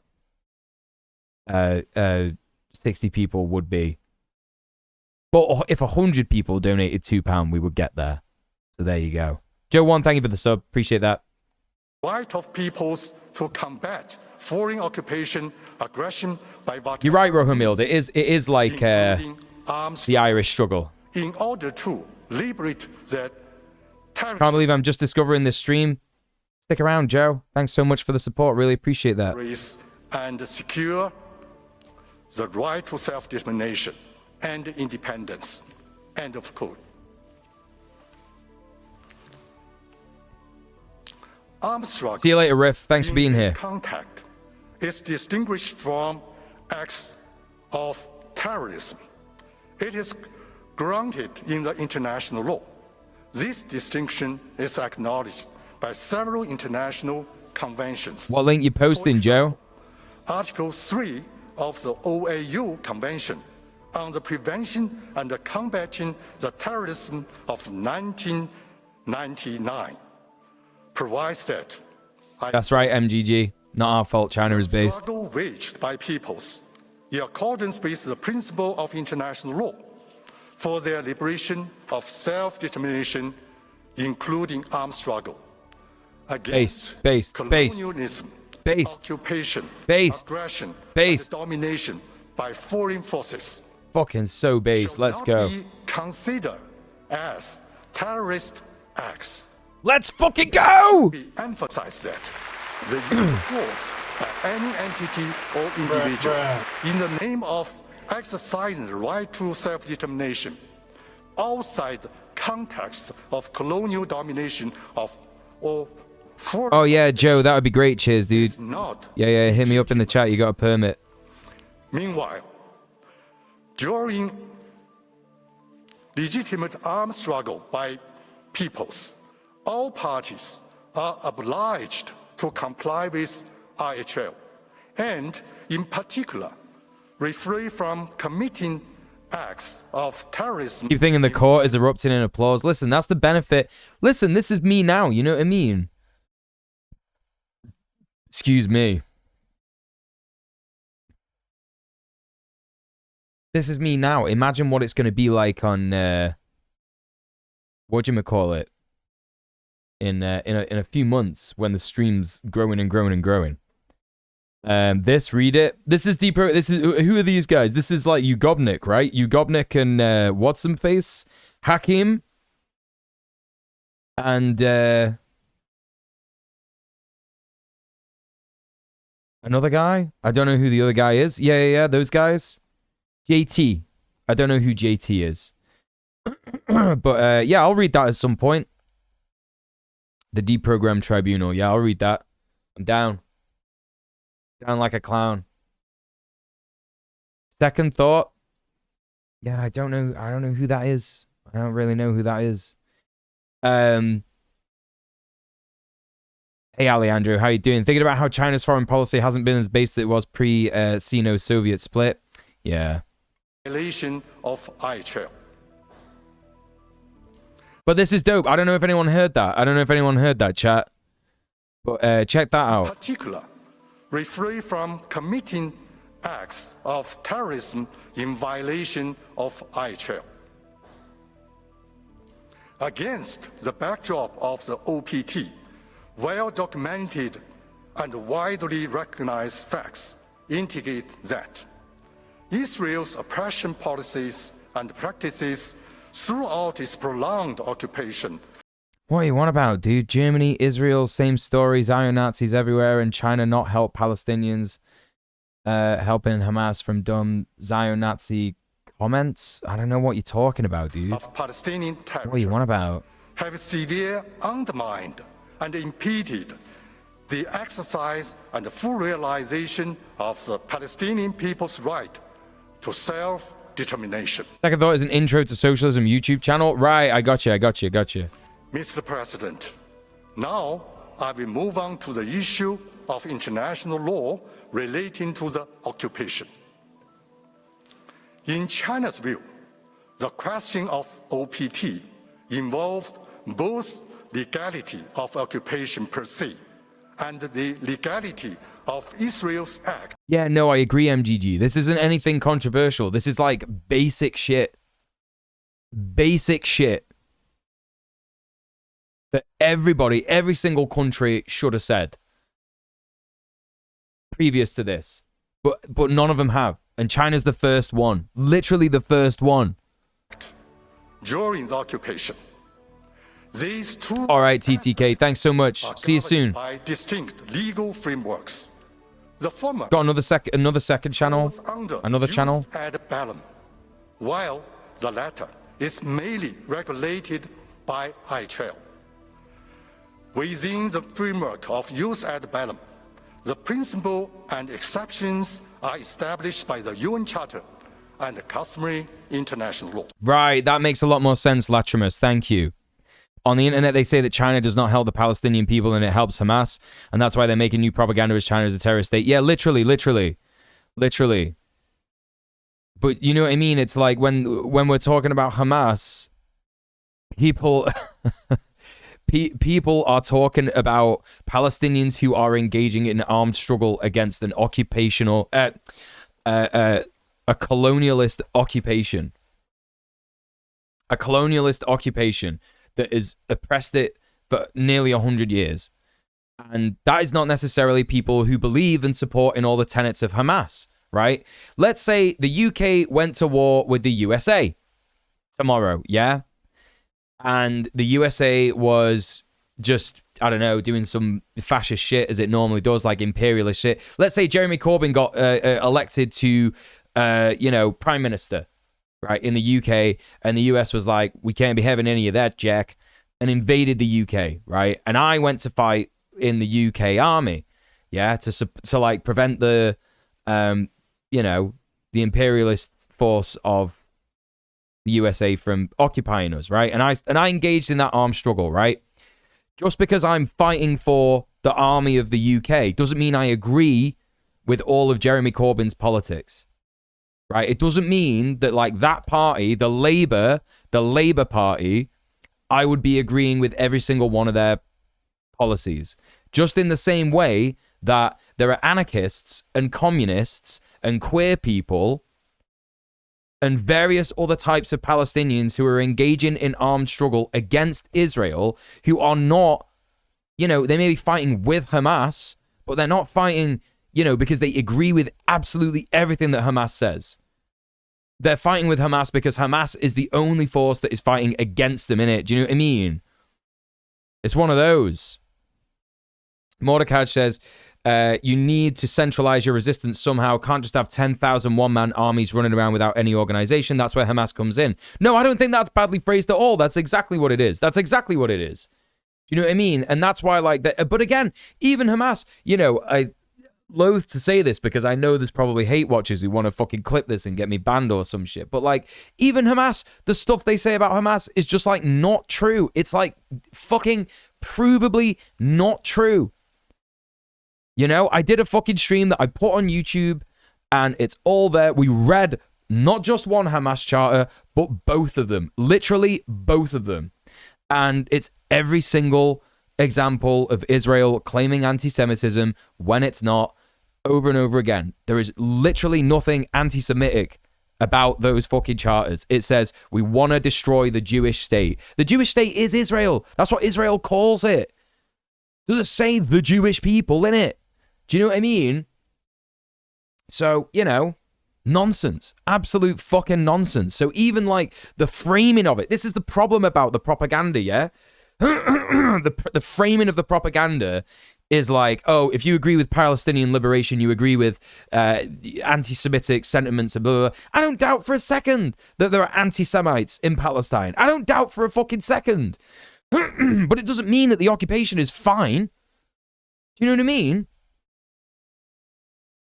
Even if all of it was true, Hamas certainly seems to be better at holding the high ground morally than the IDF does regardless. I agree. PM Triox. I agree. This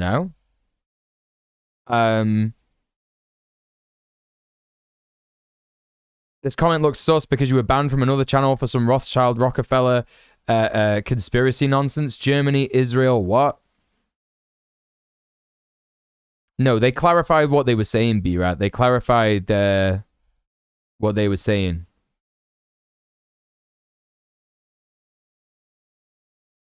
There's a very concerted effort from the Zionists to intrinsically link Judaism to Israel. Right, which is anti-Semitic, actually.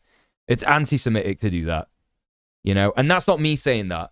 That's me having spoken to multiple anti-fascist, anti-Zionist Jews.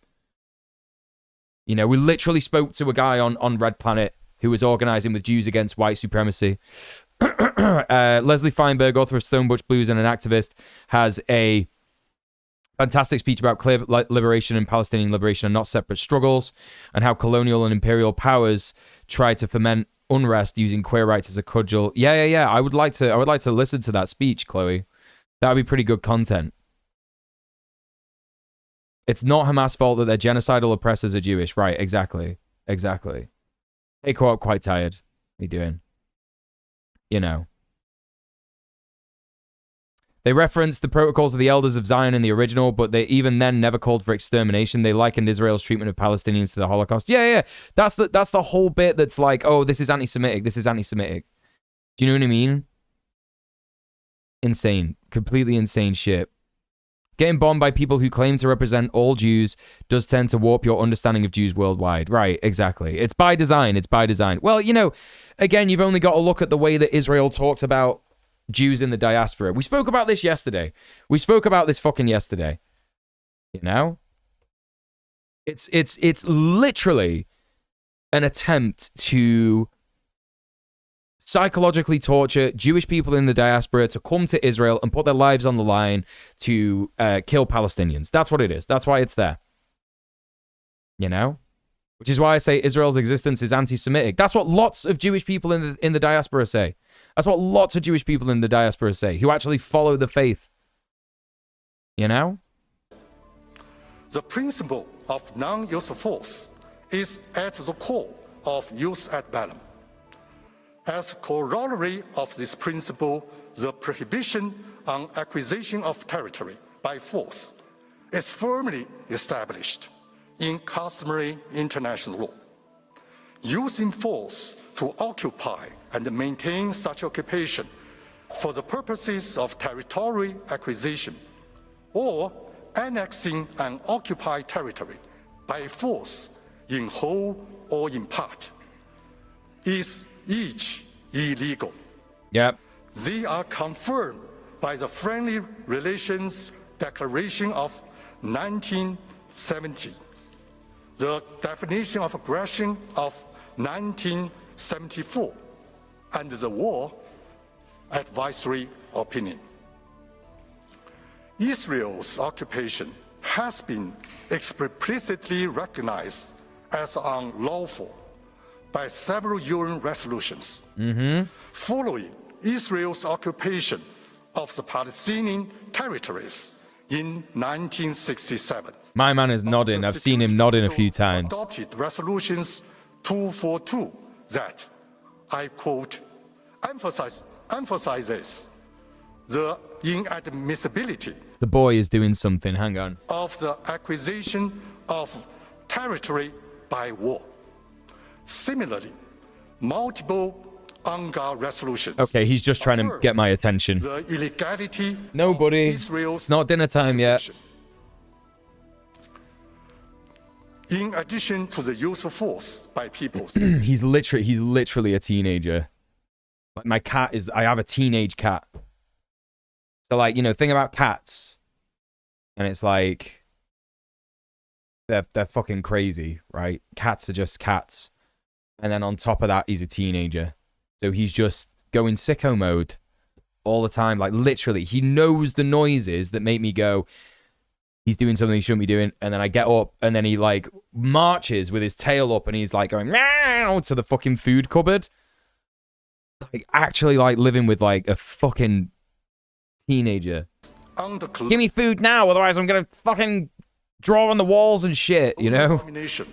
Or foreign occupation. That's literally the cat. That's literally self-determination. The UN Charter provides for two exceptions. Yeah, China bring in historical context, actual historical context. Namely, the use of force authorized by the Security Council under Chapter 7 and the right of self-defense under Article 51. The exercise of the right to Thank you very much, Chloe. As an inherent right of states. He'll piss in your shoes. He's not like that. He won't do that. Occurrence. He won't do that. Armed attack against territorial sovereignty of a state. When can an occupying power invoke the right I agree, of Mordecai. self-defense? Yep. It hinges on whether that is what it's like, armed attack Ludo. Occurs in the occupied territory or within its own territory. In the occupied territory, the right of occupying power to self-defense depends on the legitimacy of the occupation per se. If occupation is unlawful, the occupying power can neither acquire territorial sovereignty nor resort to self-defense against armed attack that occurred in the occupied territory. This is rooted in the legal maxim. I quote, "No one can take advantage of his own wrong," end of quote. However, this does not rule out the possibility for the occupied power, based on temporary administration as a last resort, to take necessary forcible law enforcement measures against individuals or entity in the occupied territory. Nor does it preclude. This is, you know what? I think this all the time, Rohamild. I literally think this all the time, Rohamild. Like, I hear him, like, making noises, and I'm like, that sounds like he's licking something. And I've also seen him, yeah? I've also seen him pretend to eat stuff off the floor when there was nothing there. Like, I hoover quite regularly since I found out that he had fleas, just to make sure that there's no, like, bits of hair with fleas on knocking around the gaff and all that, yeah? But when the floor has been fully fucking clean, he'll be like there and he'll like go and pretend to eat stuff off the floor because he knows that I'm going to stand up and go, "What was that?" He's clever, man. The cats are fucking clever, you know. Madness. My cat will claw at the chair. Yeah, they do. Yeah, he's all about that shit. He's literally all about that. How many hearings are there in total? Oh, TTK had this link the other day and he's just gone. He's literally just left the stream. ICJ. Here we go. Here it is. There it is. So, what we had already. February 19th, that was Monday, opening the oral proceedings. Palestine made their statement. And then the day after, South Africa, Algeria, Saudi Arabia, Netherlands, Bangladesh, Belgium, Belize, Bolivia, Brazil, Canada, but they dropped out. Chile. February 27th, which was yesterday, we had Colombia, Comoros, Cuba. Cuba said some pretty based stuff. They didn't mention Hamas once. Or anything to do with, like, you know. I didn't listen to Egypt or UAE, but I listened to the US. That was frustrating. China is today, so we're listening to China now. We got Malaysia later, who I believe will probably say some interesting stuff. Ireland, I'm not sure. Because representatives from Ireland can be like a little cringe, a little lib. But lots of Irish people are quite based about it. Lebanon are obviously going to have some interesting things to say about it as well. The UK is saying shit about it. I wonder what our embarrassing fucking country's going to say. Listening to Ireland's was surprisingly frustrating. Yeah. Well, no, it would be like surprising to someone who doesn't know Irish politics in it. Irish politics is unfortunately very fucking lib. Any kind of representative to the UN or the ICJ is going to be like a fucking loser liberal from Ireland, unfortunately. The people represent more of what Ireland's about in Ireland itself, you know? Rather than the politicians. So yeah, that's good. This is all going to be tomorrow. Syria, Sudan, Slovenia. Malaysia has the lowest rating of pro-America sentiments, right? I don't know about that. That might be Cuba, you know? Cuba fucking accused the USA of doing what it's doing yesterday. Not all of Ireland's leaders are as based as Mick Wallace and Claire Daly. Yeah, absolutely. I'm sure the British will take responsibility for the whole kerfuffle. That would be the day, wouldn't it? That would be the day. That's what I heard after Ian Miles Cheong wasn't executed. That was a funny time, wasn't it? Well, what's the story with that? By the way, what's the actual story with that? Like, isn't he in prison or some shit? I feel like he's in prison. Like, didn't like his brother tweet from his phone or some shit? I read some woman crying in the Jerusalem Post about how Ireland's women's soccer team, the netball team, wouldn't shake hands with the Israeli team. Yeah. Yeah, Ireland's an enemy of Israel. Well, you know, they say this every year. Like, they forget. Like, here's the thing. They forget every single fucking year that various countries all around the world just fucking despise Israel. And then they remember again and again and again every year. And especially now that all this shit is going on. And they're like, oh, Ireland is Hamas. Algeria is Hamas.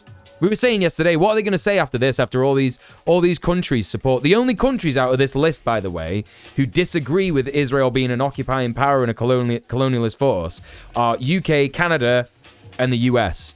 And I think another country in there somewhere. Fiji? Hello, my old chum. Thank you for the follow. Appreciate that. So, you know, it's gonna be interesting. February 26th, Monday, is gonna be interesting as well. We got Turkey, Zambia, League of Arab States, Islamic Cooperation, African Union. Malaysia's a weird one. Friendly with the West in general as a trading partner, but hostile towards Israel, likely out of Islamophobia. Right. Yeah. The moon is Hamas. Germany, of course. Well, Germany isn't here. Germany's not here.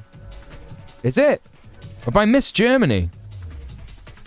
Nah, man, Germany's not on here, yo.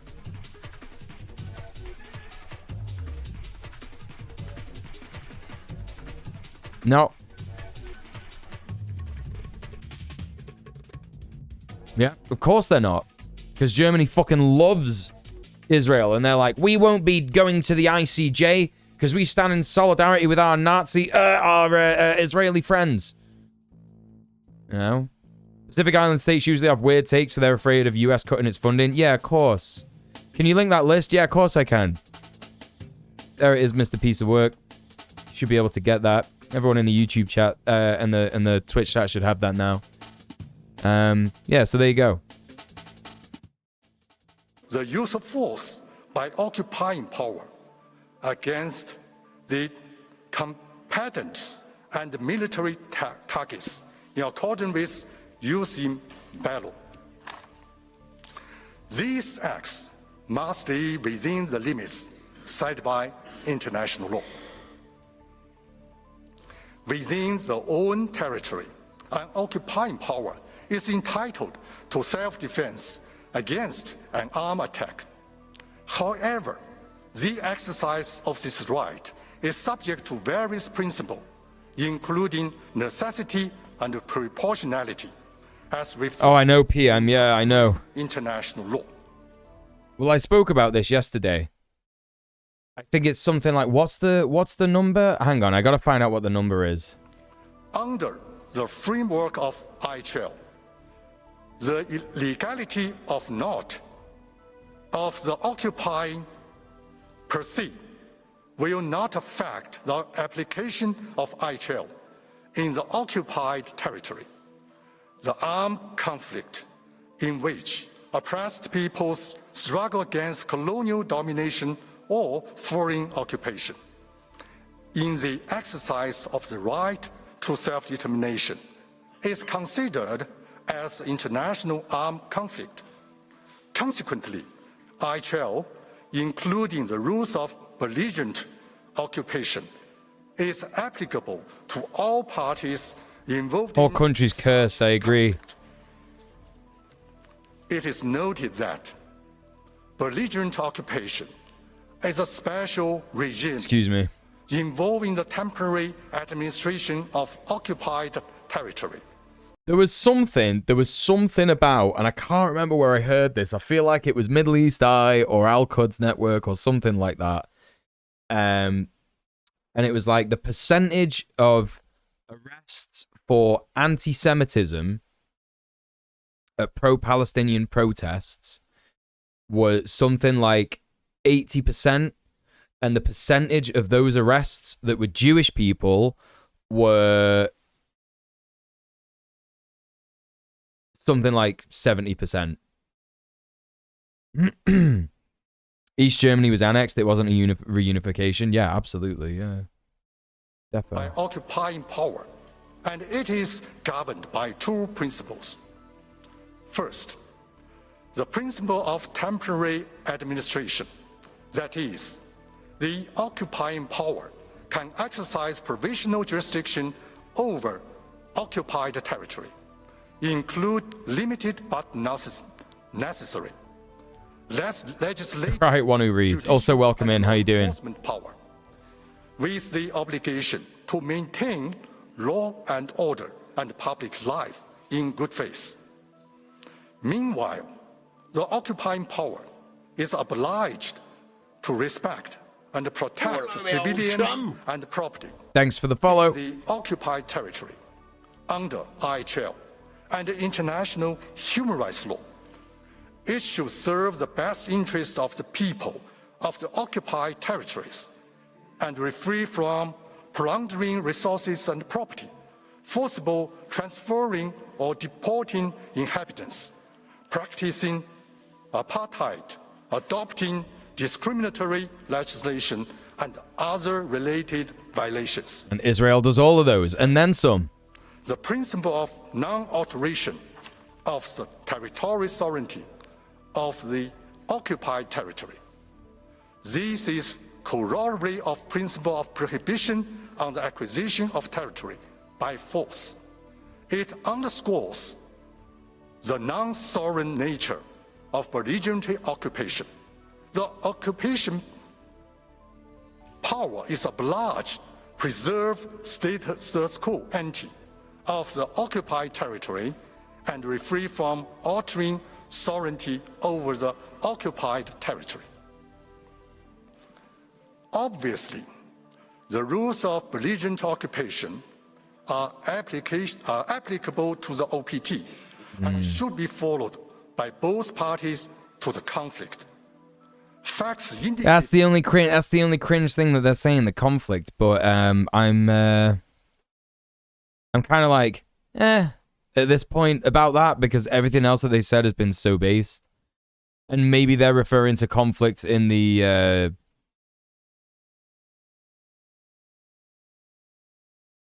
framework that they keep referring to that in the international law.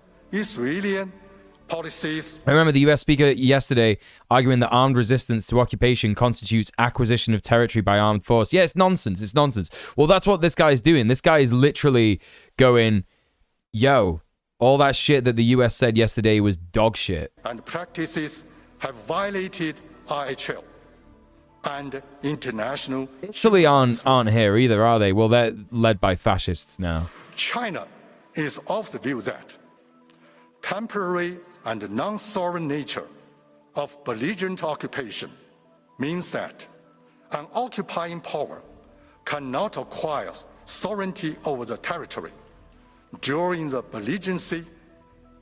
Belligerent occupation under any circumstances does not have the effect Right, of PM, yeah. lawful annexation.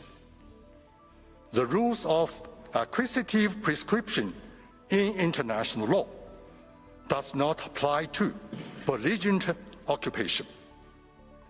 57 years have passed since Israel began its occupation of the OPT.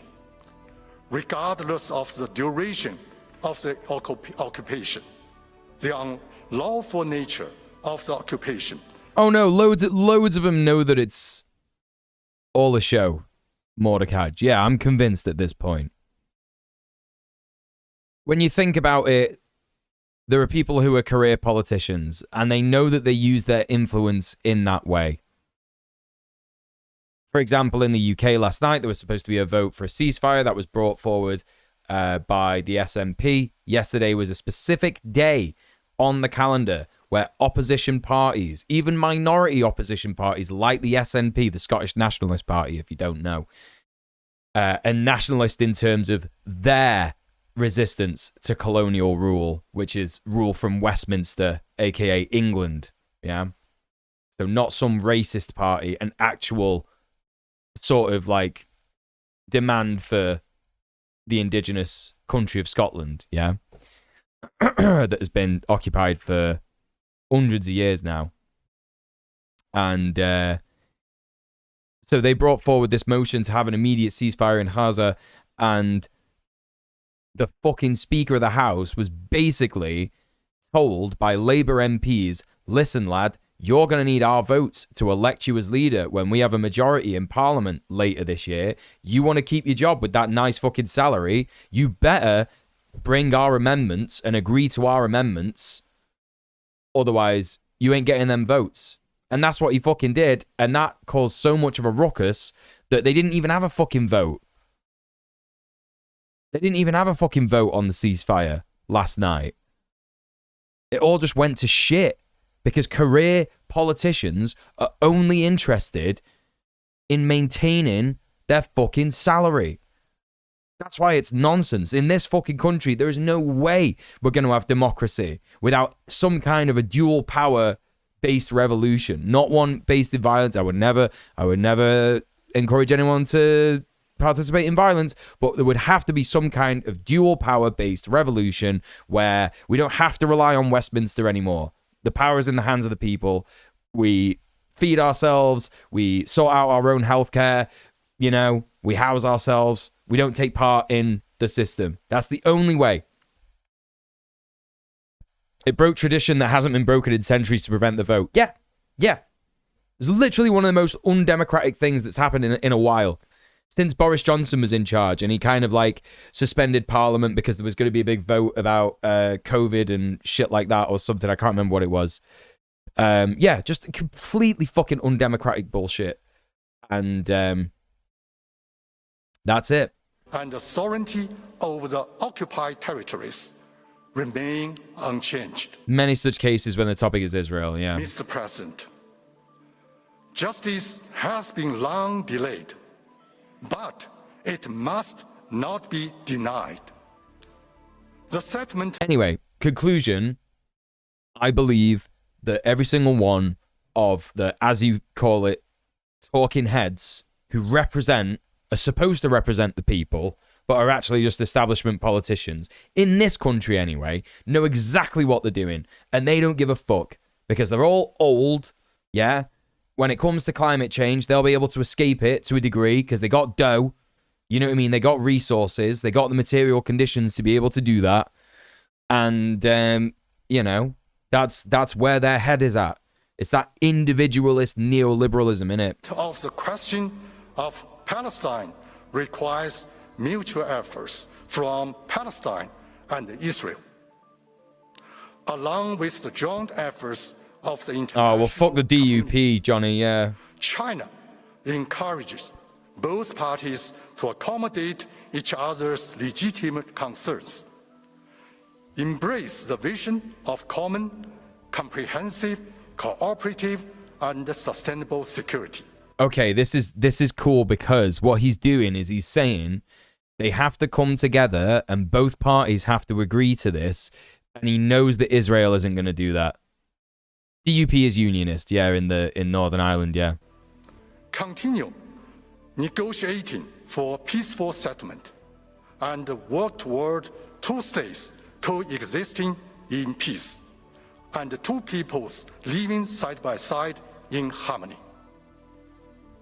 Which could have happened, by the way. All of that he just said that needs to happen could have happened back in 1917. Palestinian people were literally like, yeah, it's cool for Jewish people from Europe to come and live here. Like, that's fine. We've got Jewish people here already. No danger, dude.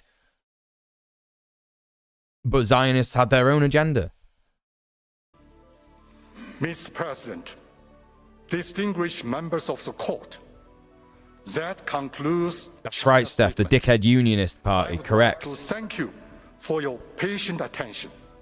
I also wish to thank the registry and all the staff for your kind support. Thank you all.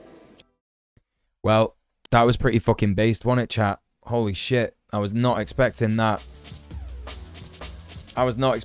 Tom's gone. I don't know where he's gone. So we've not got the Tom cam for now. Even thanks us for our support and attention. Yeah, pretty good, right? Pretty fucking good all round.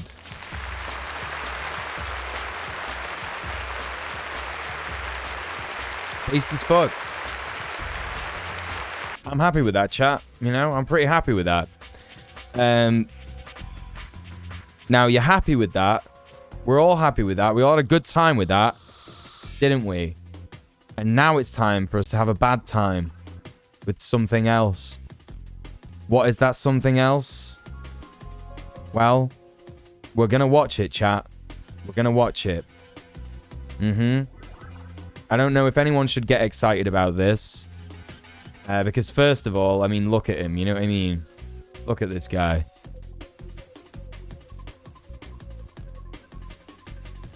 My man saw those sunscreen ads and he was like, I don't believe in that.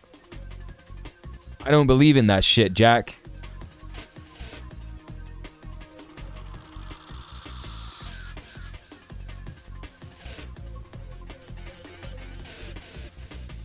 This is Rabbi Shmuley. He's a disgusting, reactionary piece of shit. Someone described him yesterday as being one of the kind of sort of like televangelist Jewish people. I was doing a bunch of research about him before the stream, and before the stream, and he's written a load of weird books. He's written a book. One of his most popular books is called Kosher Sex. Yes, I was just about to get to that, Mordecai. Yeah, he also sells sex toys with his daughter. He's extremely enthusiastic about that. I'm not one to throw accusations around, but it's something that's quite concerning. Yeah, kosher sex. So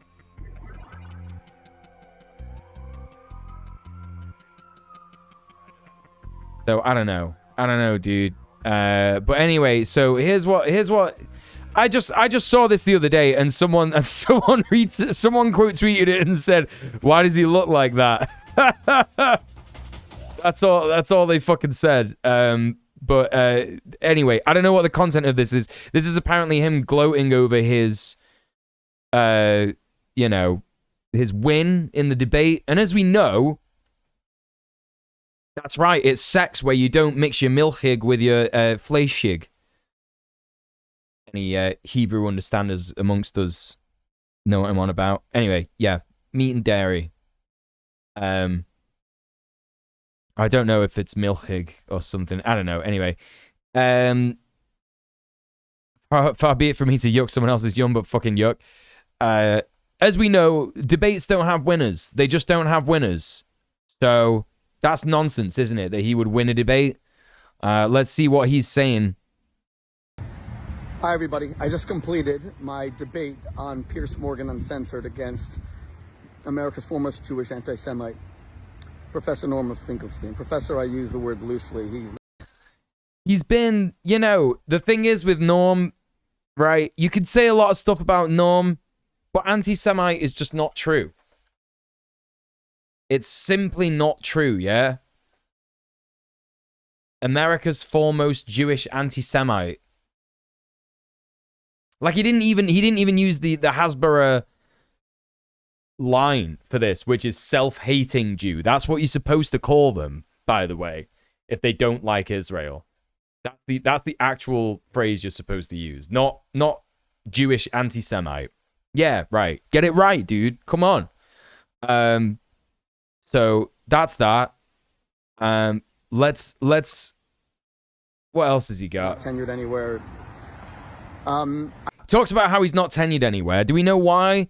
Do we know why Norman Finkelstein was refused his tenure, chat? It's because he basically refuses to accept the line of Israel about the Palestinian people. That's why. That's why. I promised you I would digitally decapitate, digitally disembowel, and digitally destroy him, and God willing, you'll decide whether I kept my promise or not. We will decide, won't we, Rabbi? We will. Why do I speak? Yeah, it was Dersh. It was the Dersh. Or as I like to call him, the nonce. That way, and people say we shouldn't speak that way. It's because he is, isn't he? He's on Epstein's island. Fucking kids, literally. To draw a line between our opponents and us. We don't decapitate people. We don't shoot them in the vaginas. We don't cut their breasts off. We don't behead their... Hey, Power Guido, what's going on? What's up? I'm Brazilian, and I'm wondering, what do you think of what our president said? He's right in my opinion, but I want to hear it from the international community. What do you mean? What's your president said? I mean, Lula? About what? About what he said about it, comparing it to the Holocaust? Yeah, talk to the IDF. They've been doing that all week. Yeah, the IOF does all those things. Literally, literally, literally. Oh, yeah? No, yeah, I agree wholeheartedly with Lula. I think he's one of the most based world leaders to have commented on the matter. Yeah. No, I think he's correct. Absolutely. Our children, we Jews are moral. Even Israel's worst enemies has not accused even a single Israeli soldier, as they falsely accuse us of genocide, of rape, for example, because they know that's impossible on the part of an Israeli soldier. But it's not, though, is it? It's simply not. This guy, fucking hell, man. Yeah, I've seen that one, Mr. Piece of Work. Also, hi, Ellie. How you doing? This is nuts, dude. This is fucking nuts. Meanwhile, there's zero evidence that Hamas has beheaded or raped anyone, yeah. Yeah, Israeli soldiers have literally bragged about rape. There is actual footage online of an IDF soldier in the West Bank trying to hit on a 15-year-old Palestinian girl. Gonna be pulling my hair out for this one. Hey, join the club, man. Join the fucking club. I'm gonna lose my beard. I'm gonna end up looking like that motherfucker. Seriously, man. People who have a beard like this, who like, you know, they end up looking like a what's-it. Just shave it off, man. It doesn't look good in it. You know what I mean? It just looks gross and dirty, dude. Looks like it smells of Cheetos in it. You know what I mean? People call Trump a Cheeto. This guy's out here looking like an actual crusty what's-it. What we do is defend ourselves in the public sphere. We do stop. Guys who can't grow beards, just stop, except for trans guys, who I support wholeheartedly, by the way. Go for your life. You get the pass.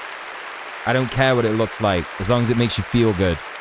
But cis men, sort your life out. Stop the libel once and for all. We stop the defamation. We digitally decapitate people on news programs. We digitally disembowel people in op-ed, opinion editorials. We digitally destroy. That's right, PM. They can. Instagram, They can grow beards. We are moral people, but we will never be defamed again. Watch the show. You'll decide. Ah, dude, it's just all fucking nonsense. We are moral people, but we will never be defamed again. It's just all, it's literally brainwashing, innit? It's literally brainwashing. You know, there's absolutely no one.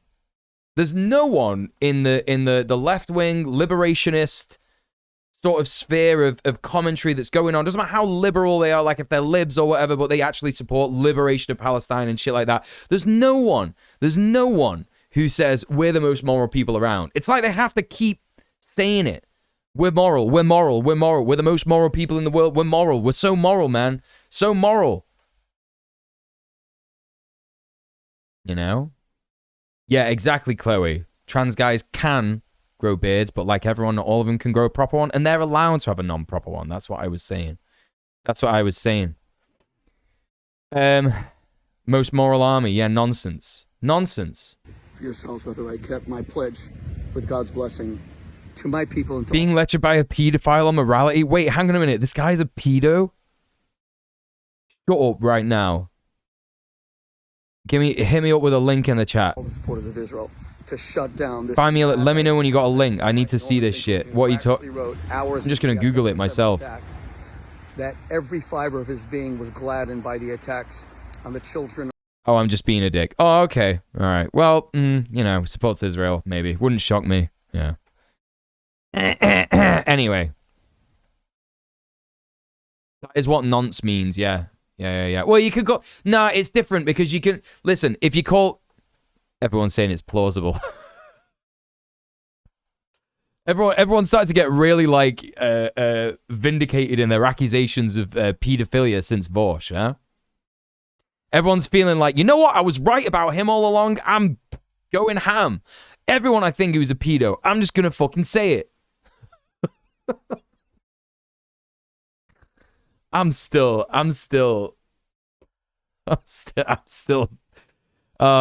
know, it's a guy like me, you gotta take the little victories, man. You gotta take the fucking victories. Anyway, listen, I didn't even literally do anything for that to happen. He literally outed himself.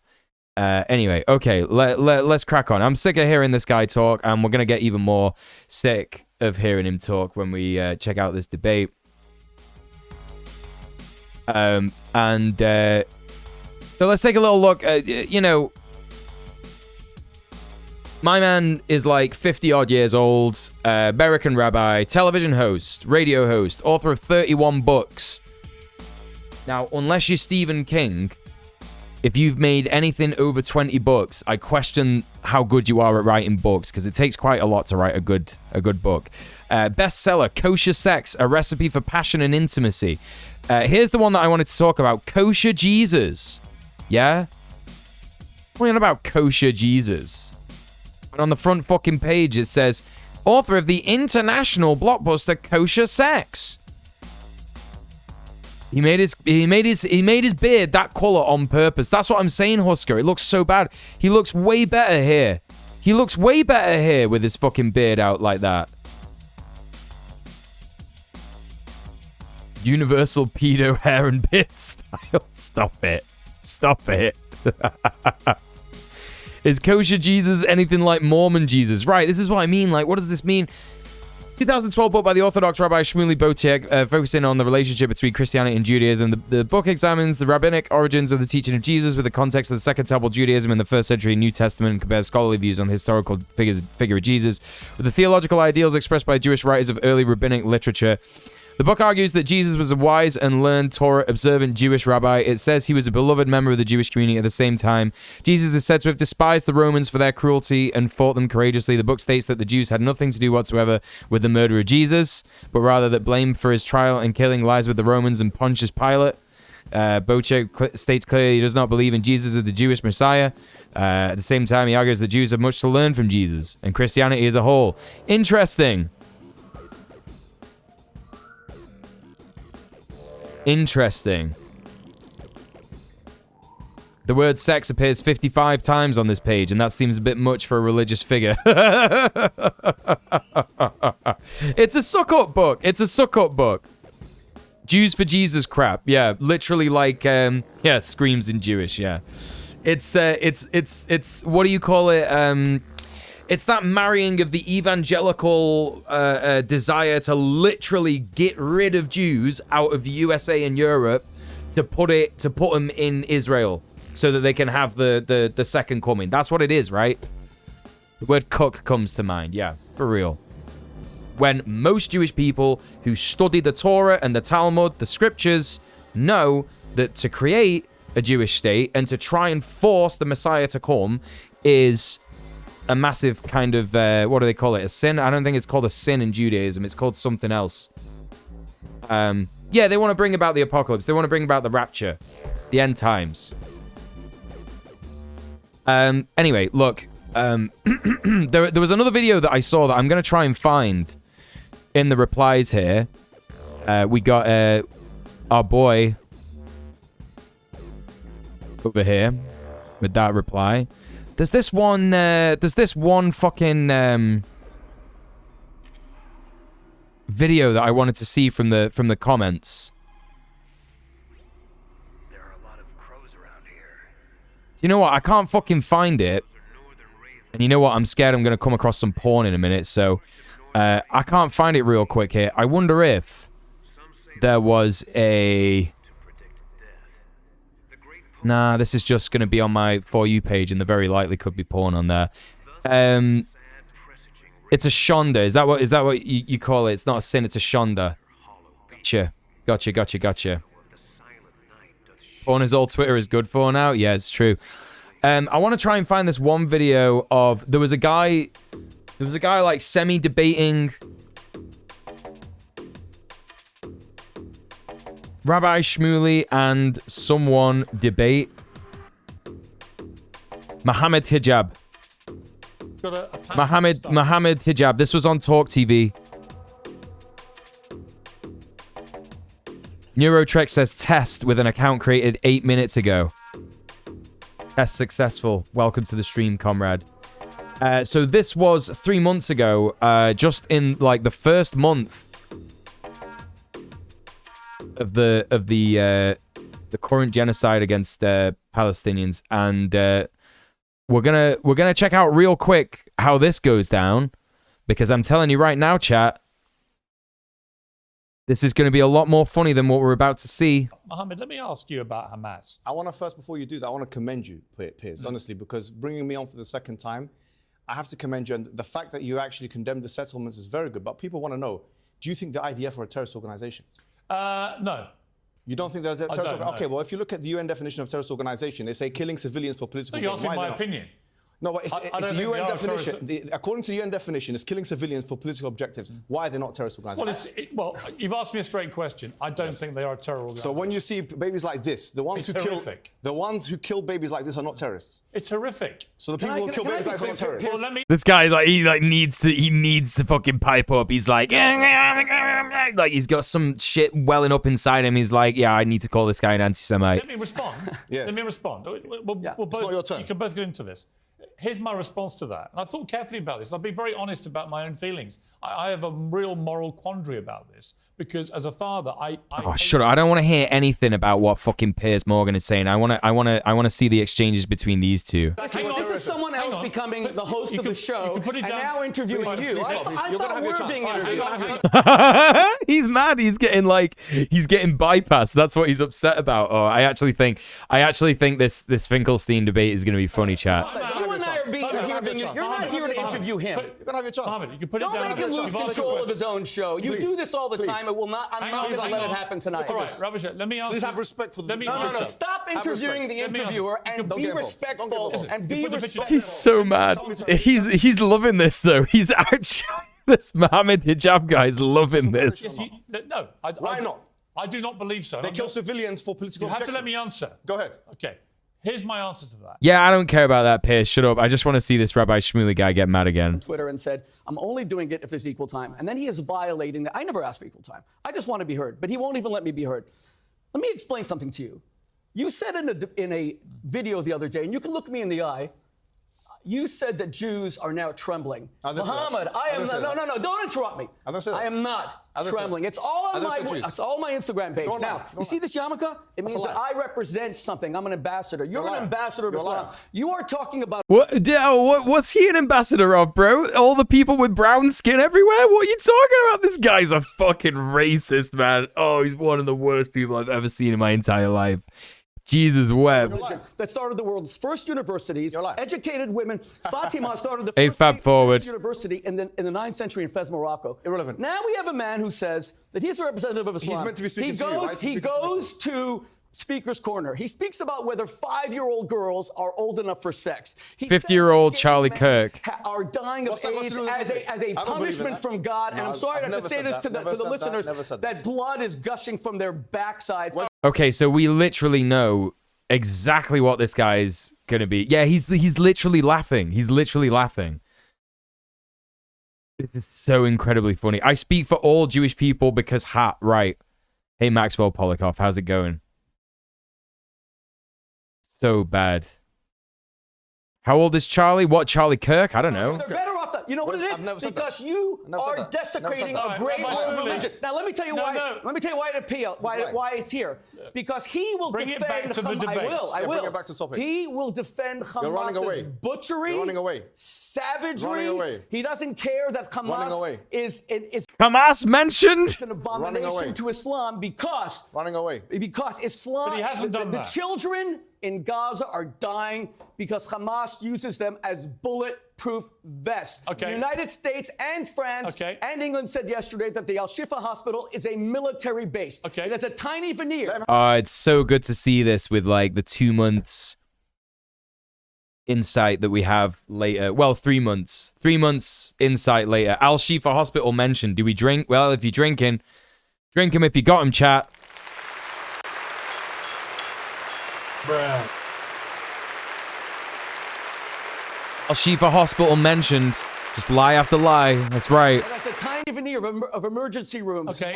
But underneath all of it is a military base. You have a minute. And let me tell you something. If it's true that any of these countries care about the Muslims in Gaza because they believe what he's saying, that Israel's killing them, this is a map of all the countries that took place last week in Riyadh to save the Palestinians of Gaza from Israel. Do you know how many? That's Israel, a tiny thing. You know how many of them took in even one Palestinian from Gaza?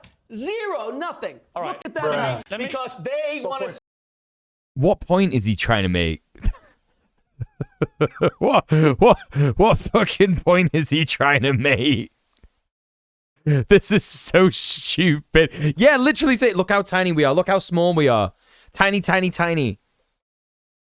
God damn it, that is so stupid. Yeah, check your fucking bingo card over here, chat. My God. The Arabs want to see. The Arabs want to see Hamas. Don't intimidate me. Don't Hamas mentioned. What is the definition of genocide? What's the definition? You always claim to be an academic. You're always touting your Oxford credentials. What is the definition of conditional? Genocide. Genocide is where. Genocide is where. You'll be genocidal. Genocide is where you you target an ethnicity for extinction. Ethnicity, side, murder. Yes, if you.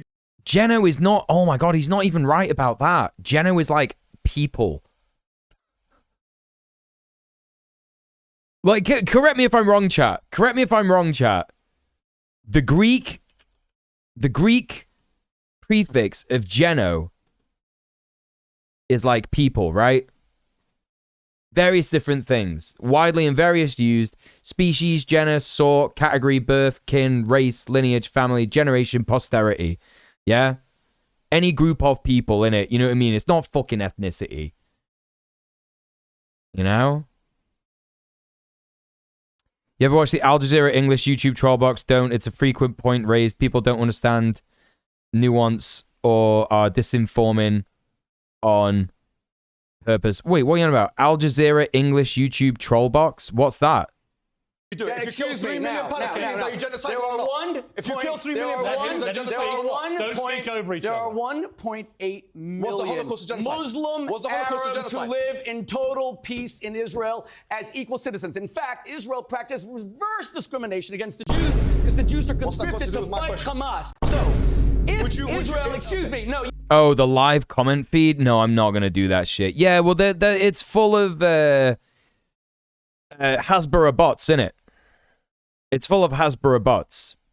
Yeah, it's not. They're not equal. They're not equal citizens. YouTube comment feeds are pure vomit on every subject. Yeah, well, if you don't know about the Hasbara chat, it's full of anti-Semites and religious big fanatics. I hate this chat. I hate this. I hate that I have to say this, yeah? Neurotrek. Yeah? Neurotrek. With your account that was created 16 minutes ago. Can you define under what context you're talking about anti-Semitism here? Are you talking about people who don't like Israel, or are you talking about people who are actually anti-Semitic? Because you came in here and you were like, test with an account created 8 minutes ago. And I'm not fucking gonna waste any fucking goddamn time with you if you're a fucking loser. Define it, dog. Define it. You got 3 minutes. You got 3 minutes. What do you think, chat? What's it gonna be, Doug?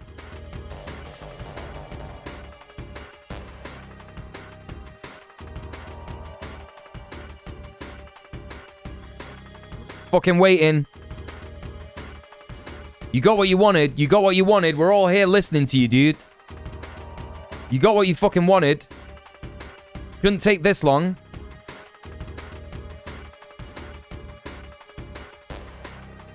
I don't think anti-Zionism is anti-Semitic necessarily. Okay. So, you know, I mean, necessarily, it's not anti-Semitic at all to be anti-Zionist. All right, okay. All right, well, you know, I'll give you that. Let's see what you say next. Let's see what you say next. You will not not interrupt me. Stop If Israel, it, man. you will Stop not it. interrupt Stop it, me. man. You're You embarrassing will yourself. You're not embarrassing interrupt yourself. me. You will not You're interrupt me. embarrassing You will yourself. not bully me. You will not interrupt me. Stop I am talking, not man. afraid of Yes, you. you do. Stop Don't saying shake. the Jews Stop tremble. shaking. Now, let me be Stop clear. shaking. Let me be We're clear. getting nowhere if you shout over Stop shaking. Well, then you need to control your guests, with all due respect. Literally Okay, control both. Need to control both he guests. said equal time, and there's no equal time. Now, There's no equal time. if Israel was interested in a genocide, Stop of bullying me. Palestinians, why do they have 1.8 million equal Arab Muslim citizens who are in the Israeli Supreme Court, who are 1/3 of the medical profession? Do you know that an Arab... This is fucking bullshit, dude. This is like a lie. He's saying that there's 1.8 million Arab Jews on the Supreme Court. That would be a really big Supreme Court. an Arab... I'm joking. No, but like, you know, he's talking about like, oh yeah, 1.8 million Arab Jews, but they're certainly subjected to apartheid law, like a caste system. You know what I mean? Judge put the president of Israel in They removed jail. Arabic as an official language. Absolutely. That's how little Israel's an apartheid state, genocidal state. This man sitting next to me, Mohammed Hijab, will not distinguish between self-defense when Hamas comes to brutalize and murder your people versus when an army like Britain, like France. By the way, Rabbi Shmuley, born in America, doesn't even live in Israel, as far as I know. Doesn't even live in Israel, as far as I know. Maybe they went there, I don't know, when he was like older or something, but I briefly read his Wikipedia page, and it was like he was born in America, he grew up in America. He might move to Israel later on. I don't know, because I know he runs this like kosher fucking dildo. He lives in Miami, Florida. Right, that's what I thought. Cracklebearer. Also, hi, welcome in. How you doing? Good to see you. Yeah. I'm like convinced. I'm convinced. Anyway. Stop. Retaliate. Of course he lives in Florida. Peak Florida man. Yeah. You don't Peak. believe the Jews should have a right to defend themselves. Say it outright then say it. The Jews have a right to defend themselves. They do. Yes, they do. So of that's course. why we have to go. Everybody has a right to defend themselves. Has Israel gone too far? Oh, dude. Fuck this shit. Anyway, that was the kind of fucking shit show that we saw on Talk TV with Rabbi Shmuley and Mohammed Hijab. Anyway, check. I gotta hit the toilet real quick, yeah? Yeah, they cut his response. Well, he edited it out. Yeah. Okay. I'm just gonna run to the toilet real quick, chat. Don't forget, do the same for yourself. Been here for over 2 hours now. Well, nearly 3 hours. Make sure you get a snack. Make sure you stay hydrated. Take your meds if you've not already. I'll be back in a tick. Yeah?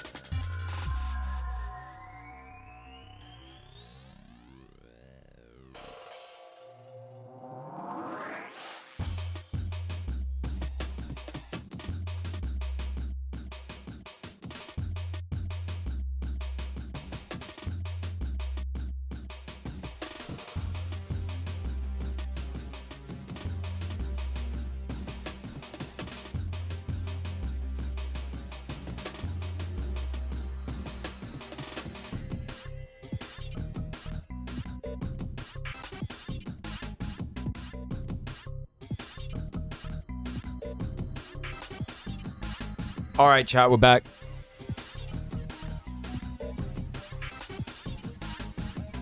This guy who would get a sunburn just thinking about a sunny day is claiming to be indigenous to Palestine, by the way. I know, insane. America's rabbi is how he bills himself. It's true. It's true. Guy reminds me of a few people I met when I was younger. Grosses me out. Well, let's chat this fucking debate then, shall we, chat? Let's get real mad about this shit. Well, let's take a look at some other stuff real quick. So we've had a look at Kosher Jesus. We've had a look at Shmuley Botiek, Wikipedia page. This is the guy's nephew, by the way. Ephraim Deveroli. He's 38 years old, 4 years older than me. Author and former arms dealer. Criminal status, released August 2014. Wait, what? What's that about? Conspiracy, felon in possession of a firearm. 4 years in federal prison. What's that? AEY had supplied Chinese ammunition to Afghanistan, attempting to conceal its origin by repackaging it as Albanian, thus violating the American arms embargo against China. This incident prompted the United States Army to initiate a review of its contracting procedures. Oh, okay. All right. Let's see if there's a section on him getting done. Here we go. Ammo Works, a company owned by Deveroli, continues selling arms while he awaited trial for conspiracy. In late 2008, he pleaded guilty on one count of conspiracy and was sentenced to 4 years in prison. He was further sentenced for possessing a weapon while out on bond, had his overall sentence reduced for assisting in the investigation of the prosecution. Deveroli's former partner, David Paco, was sentenced to 7 months house arrest. Conspiracy to what, though? Interesting. Major weapons contractor for the US, so he is evil. That's right. Yeah, this is what the movie War Dogs was about. Yeah, it's referenced in the wiki. Yeah. Yeah. Where is that? Yeah, Deveroli's story became the focal point in 2016 Todd Phillips film War Dogs, in which Jonah Hill portrayed Deveroli. Additionally, a memoir co-authored by Deveroli and Matthew Cox was published in 2016.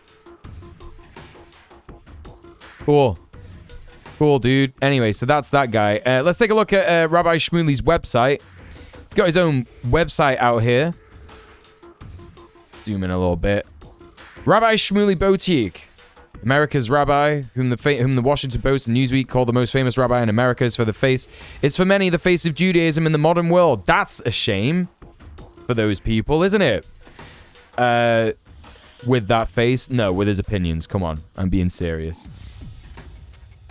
Deveroli doesn't come across as a moral person in that movie. Yeah, and I assume the movie is trying to sanitize his appearance. But Mossworld said he's got that jerkied RFK Jr. look.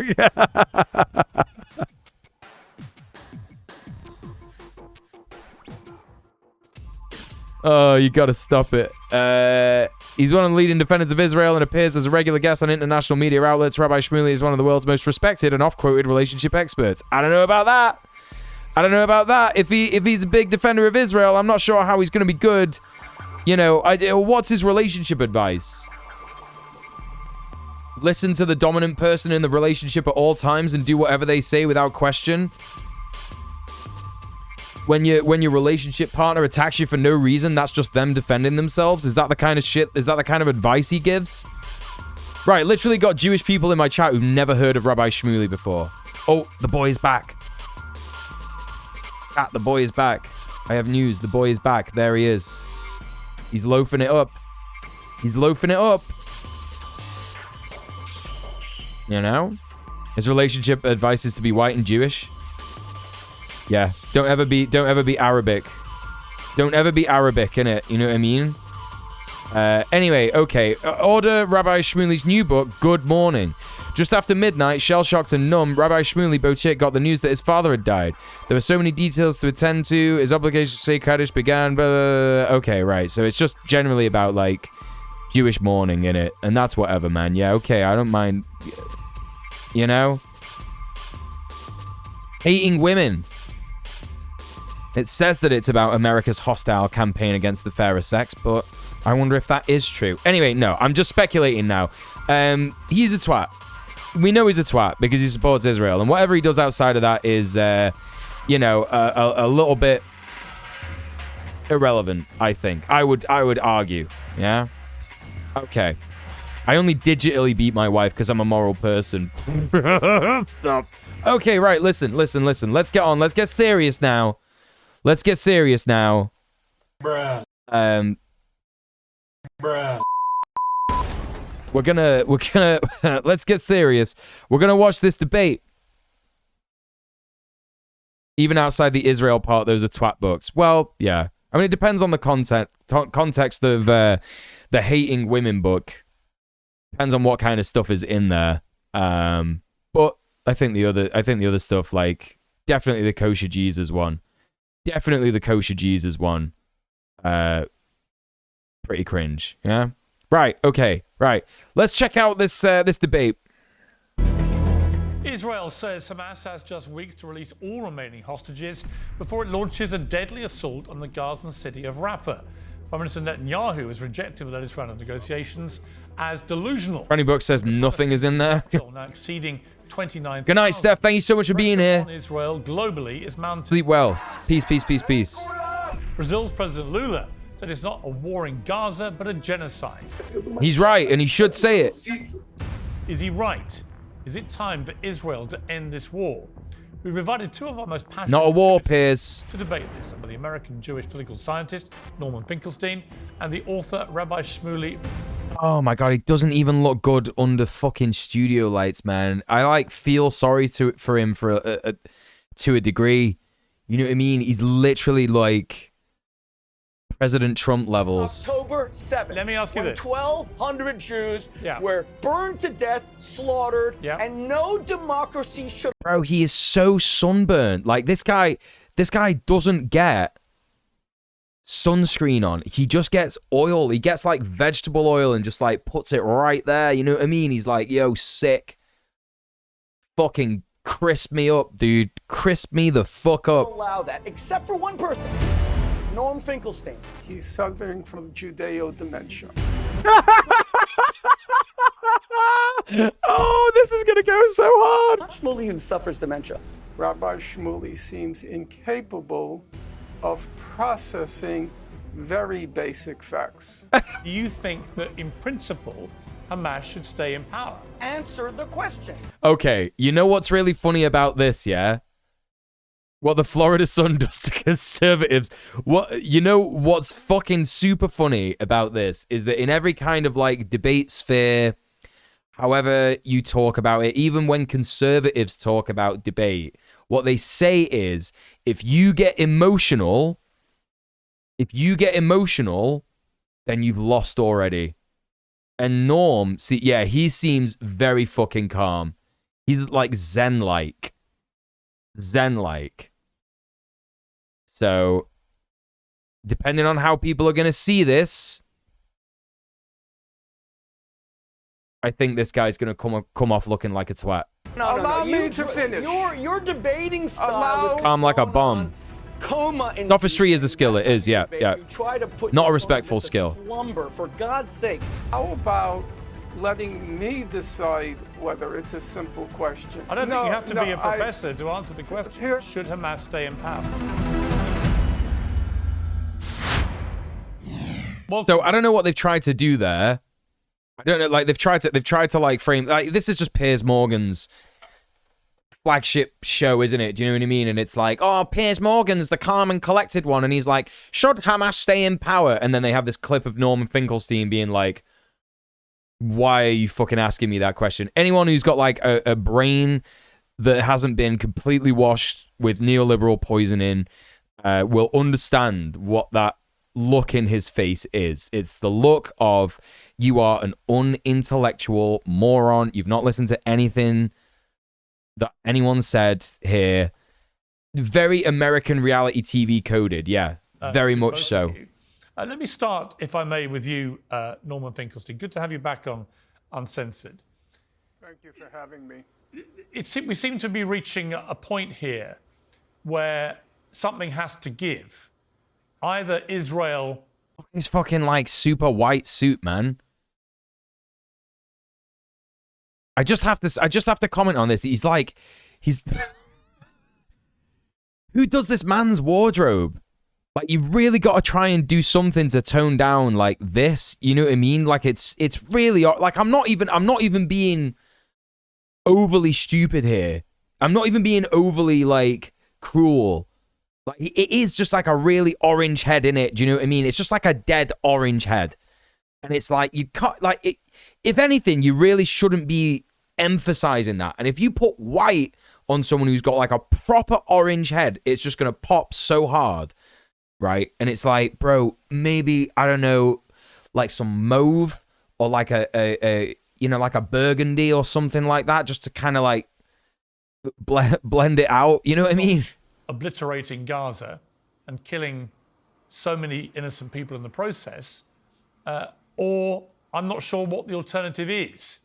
How do you read where... Hey, Conor Burgess, how's it going? There are many ways to read it. You can read it politically, you can read it militarily, you can read it strategically. Everyone hearing it okay? You can read it from the point of view of human rights and international law, so long as it bears on human rights. Now, when it comes to the very last consideration, I think it's very clear how we should read it. Namely, the International Yeah, that's right, Court Prince. of Yeah, Justice, the Supreme Judicial Pale skin under body studio of the lights needs world darker has hues said to balance out the that appearance. Yeah. Israel's under two obligations. Obligation number one is to honor the laws of war. Oh, that would be a melanoma. Gaza. And God's own obligation drunk. number two, Israel has to provide. And he might even have a melanoma already. I don't know, man. To the people of Gaza. I'm like actually concerned for his skin health. Under international law. The court also ruled that Israel is plausibly committing genocide, and there is no evidence whatsoever, zero evidence, that since the court ruling, Israel has changed its tactics or its strategy in Gaza. So as of now, as we speak, Israel is still, by the conclusion of 15 judges in the International Court of Justice, 15 of the 17 judges. What's he gonna say, chat? Or plausibly committing genocide. What's Shmuley gonna say in response to this? Honoring its obligations as they were spelled out. Okay, I reckon it's gonna be a combination of ICJ is Hamas, South Africa is Hamas, the judges are Hamas, apart from the one that didn't vote against Israel. Yeah, or is it just gonna be complete ignorance of the facts, complete ignorance of anything, and just sort of say we've got a right to defend ourselves? Is it going to be that? I wonder. He looks like the leprechaun from the movie Leprechaun. Okay, we got to stop talking about what he looks like. This is too funny, man. Hey, Layla Balsam, what's good? How are you doing? Good to see you. Nah. Nah.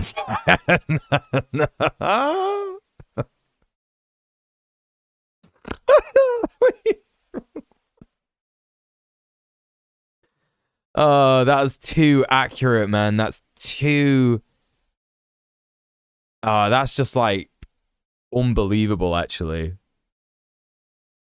You got to stop, man.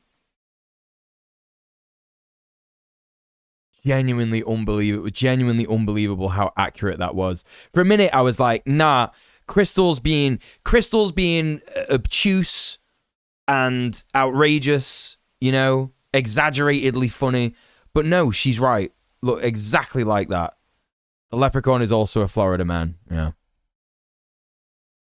By the International Court. Gonna lift off some bullshit crimes that never happened. Yeah. Shmuley, you tweeted this morning when we booked you for this debate. Small Tom. You called Norman Finkelstein an anti-Semite.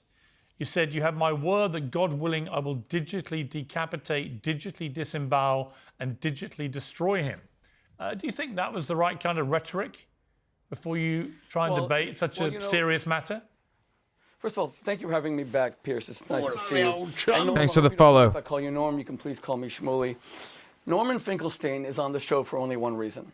If the journalistic idiom that Jews are news is true, because Israel's this big, it gets this much attention, then how much more so Jewish anti-Semites get the brightest headlights. Norman Finkelstein is the foremost Jewish anti-Semite on planet Earth. He actually attacked his own parents, whose only crime was to be Jewish. Their entire family was annihilated in Warsaw. They're not victims. They hated Germans and wanted them dead. He didn't think to himself, maybe my parents wanted the Germans to suffer to stop the war, to break the will of the German people, to stop murdering. What is he fucking talking about, dude? What? 10,000 Jews per day. His hatred of the Jewish people has extended even to his own family. He calls Israel a satanic state that comes from the boils. That was completely unsubstantiated. He didn't explain why or how. He literally says that he doesn't blame his parents. He literally says that. Of hell. He calls it a vandal state. He said that the 15 people murdered in the Charlie Hebdo massacres, he has no sympathy for them whatsoever. But this is the most telling thing of all, and you discussed this the last time. He said, on October 7th, hours after the massacre of 1,200... Talking in rhymes isn't helping his Not a Leprechaun act. He's not beating the I'm not a leprechaun. He's not beating the leprechaun allegations. He wrote, it warms every fiber of my soul to see the children of Gaza smiling as their arrogant Jewish supremacists that have been humbled. The stars above in heaven are looking down. Glory, glory, hallelujah. Let's just go through this. 400 women shot in the genitals, their breasts cut off as terrorists played with their bloody breasts like a football. Glory, hallelujah. This is a joke. He's like a clown. This is why Piers got him on, man. This is why Piers got him on. He's like a clown. Tom is extremely offended. Extremely offended, actually. Women shot in their genitals, Norm. Glory! You should be a televangelist. How does that work, dude? Shooting a woman in their genitals. Obviously, I don't think this guy is gonna have great views on transgender women. Yeah, I don't think. You were right, PM. That's crazy.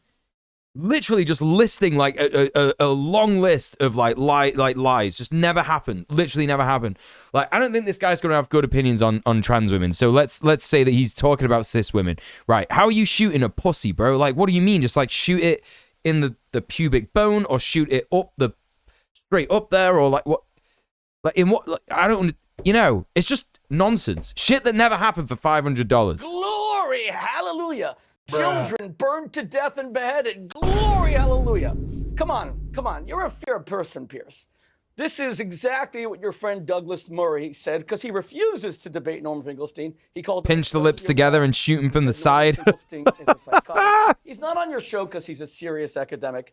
Wolfgang Benz, professor of Ellingen. He's the only person who's ever made that claim. Really? Not even the IDF claimed that? Well, actually, what I think he's referring to, because I think this guy is in the Telegram channels of like radical, extremist, basically fascist Israelis, because this is the same kind of shit that I've heard. Like my friend who started a new job and like she sat next to someone who is literally like basically saying the same stuff.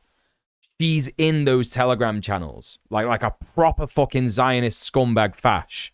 Yeah? You know? I reckon it's that shit. I reckon that's the kind of shit that that's the kind of circles this guy is in. That's why he's talking about this shit, because he's not there to actually engage in a proper debate. He's there to appeal to his fashy mates. Yeah? The telegram that the Israeli government ran, 72 Virgins or something. I don't even know if it's the Israeli government one. I think it's just like one that like Israeli settlers, you know, where they got like the Palestinian kids in crosshairs and all that, and they like have the names of schools where they're like, oh, this is a Hamas weapons factory, terrorist weapons factory, or they're storing weapons here and they had to shut down the school and shit. You know what I mean? Of course, Peter, that's all debate exists for. It's for people to like signal. It's for people to show what he's doing here. Actually, that's a really good way to analyze this, PM. And I think that we should take that on board, right? As leftists, I assume everybody here is a leftist. This is Rabbi Shmuley telling other Zionist fascists how to speak to someone who opposes the genocide in Gaza and just the occupation in Palestine in general. That's what he's doing. This is a demonstration. This is how you talk. This is how you do things. And to be fair, that's extremely funny, because if fascists are going to start going around, if fascists are going to start going around saying things like, oh, you know, and going like, the blood, the tits, they cut the tits off of the blood of the football. That's going to be pretty fucking funny to start seeing that, because no one's going to take him seriously. No one's going to take him fucking seriously, man. You know? Who was one of the foremost German historians of the Holocaust, said the only thing interesting about Norman Finkelstein is that he needs a psychiatrist. Okay, well, look, Professor Wolfgang. Wait, one second. Professor Wolfgang. I want to just ask you this, though. You see, it's interesting. Norman Finkelstein gave I thought, a pretty measured argument in response to my first question. You've gone ad hominem immediately and attacked. Piers actually trying to do some kind of moderation here is funny as fuck. The issue and not the question that I asked you, which is to respond to what he was saying, which is a growing feeling around the world, by the way, that Israel is now committing, as he put it, as the court said, a plausible genocide. I don't happen to think it is genocide they're doing, but what I do think is happening is that there is a shameful number of innocent women and children being slaughtered on a daily basis, and I don't see what the end game is other than the obliteration of most of Gaza. It is too gracious. Piers ain't doing that, Alejandro. Yeah, you're right. So to answer that point. So let me answer your question directly. First of all, when you quote President Lula of Brazil, he is a criminal who served in jail for corruption. He has zero credibility. He also knows nothing about history. 10,000 Jews were gassed a day hey, for Porcelain. 4 years How you doing? At the Wannsee Conference in January 1942. To compare that to Gaza is an abomination. Secondly, Norman Finkelstein is a Look at Norm's face. Look at Norm's face. This is so good. The International Court of Justice specifically said that Israel is not committing a genocide. You know you're inflammatory when Piers Morgan calls you out on it, right? Ad hominem? I'm questioning his Yeah, he was freed because he was put away for absurd reasons. National TV. South Africa sued to get the ICJ to declare that Israel's committing a genocide, and they said they're not committing a genocide, and they said they would not stop the Israeli offensive. That is a straight-out lie. Okay, well, no, it's not. What are you talking about? No, hang on. No, if you're going to call him a liar, amongst other things, Yeah, fucking shut up, Piers. Finkelstein and get him to respond to that. Would you like me to respond now? Hold up. Conor Berger says, I remember on one of my alternative search engines for news, there was a video of concerts getting shot up and bomb shelters for civilians. Grenades were thrown. What side did that? It just said Israel-Gaza conflict. What you're talking about is probably the Eden. What was it? The Eden? Was it called Eden or something? The concert that was going on, the festival that was going on right near Gaza, and it was basically. Overwhelmingly, the evidence is saying now that Israel murdered so many people. The Nova Festival, that was it. Murdered a bunch of people at that outdoor festival. Bomb shelters for civilians as well. That was Israel blowing up places where Hamas were holding hostages. They took hostages in the kibbutzes surrounding Gaza, and they in the buildings where Hamas retreated into to try and say to him, yo, don't shoot here. We got hostages. Israel just blew it up. It's something called the Hannibal Directive. Hamas and the other organizations in the October 7th liberation attempt was they basically they wanted to take hostages in order to facilitate a hostage exchange. Yeah, you know what I mean. The videos are brutal. It showed both sides because everyone's recording these days. It was so brutal. I mean, I'd probably argue it was Israel who was doing the most. They got this thing called the Hannibal Directive, which basically means we would rather our people not be used as bargaining chips for terrorists. That's what they call Palestinians. Just every Palestinian is a terrorist. And so what they rather do is kill them. And they've killed many, many hostages They've killed a bunch of other people.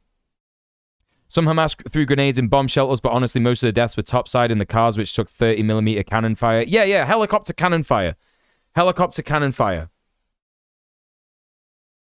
Shmuley is using various right-wing tactics here to obscure the truth and poison the entire conversation. Yeah, poisoning the well. Yeah. They took a drastic portion to reduce their options. What they did was essentially just insanity. Like, complete insanity. Like, there is just no justification for it whatsoever. You know what I mean? Like, you get, like, a bunch of people breaking out of an enclave that has been, there for over 30 years. It's literally the world's largest open-air prison. It has been for 30 years. Israel controls all the fucking shit in there. The water, the food that goes in, everything like that. And, people broke out to take hostages, to try and do a hostage exchange for the 7,000 Palestinian hostages that are currently detained without charge in Palestine, in Israel-occupied Palestine. And they just fucking murdered as many people as they possibly could. There's not enough grenades or Kalash bullets in the world to explode that many cars in a short time span. You need explosive rounds the size of a leg to deal that much damage. Yeah, absolutely. Absolutely. The daily caloric intake had a maximum set by Israel. Yeah, that's right, Layla. Yeah, that's right. Yeah.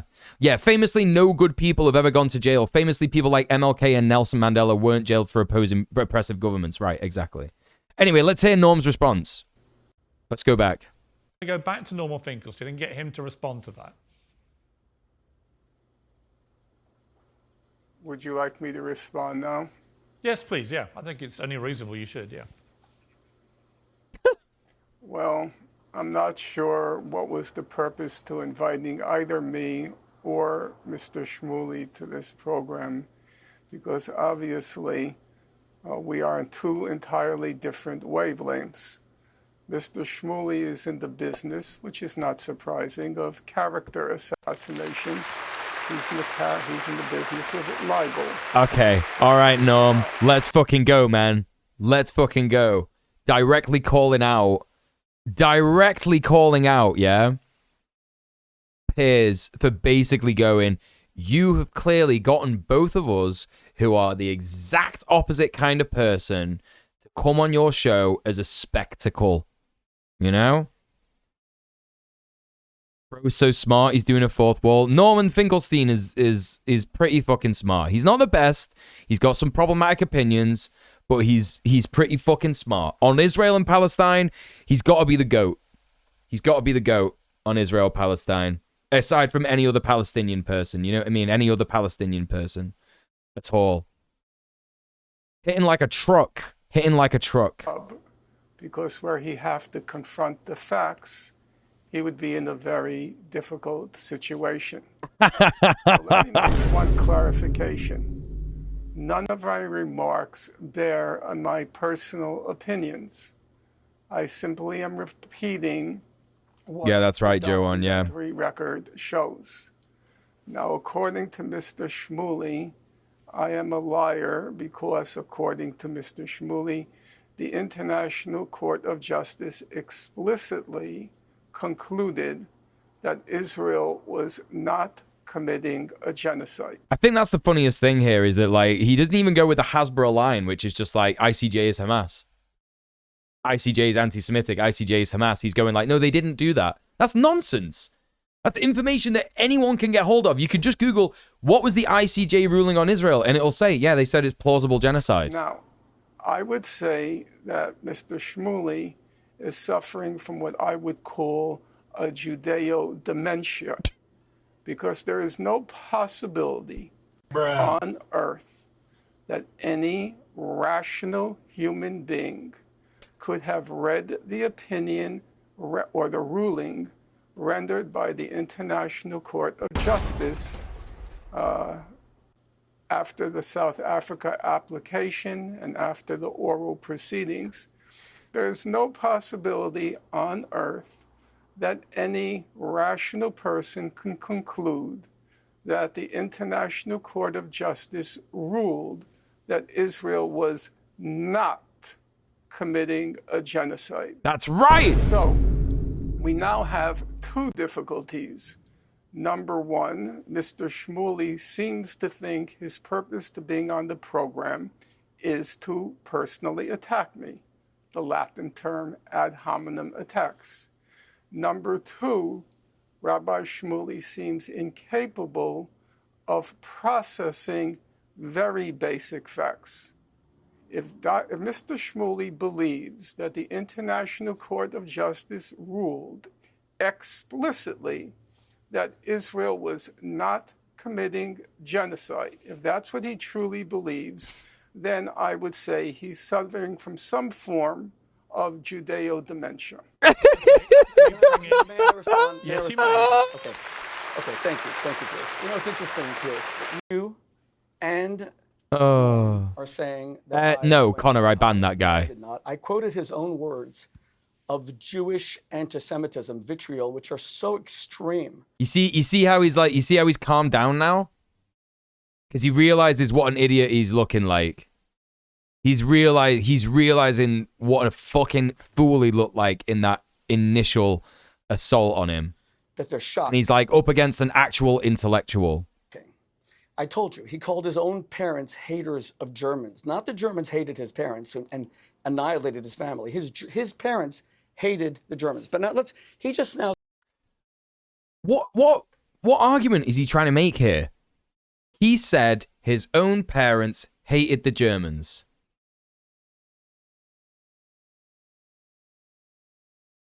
His parents were Jewish. They were put in a Holocaust, in a concentration camp by the Germans. What? I don't understand what umbrage he's taking with that statement.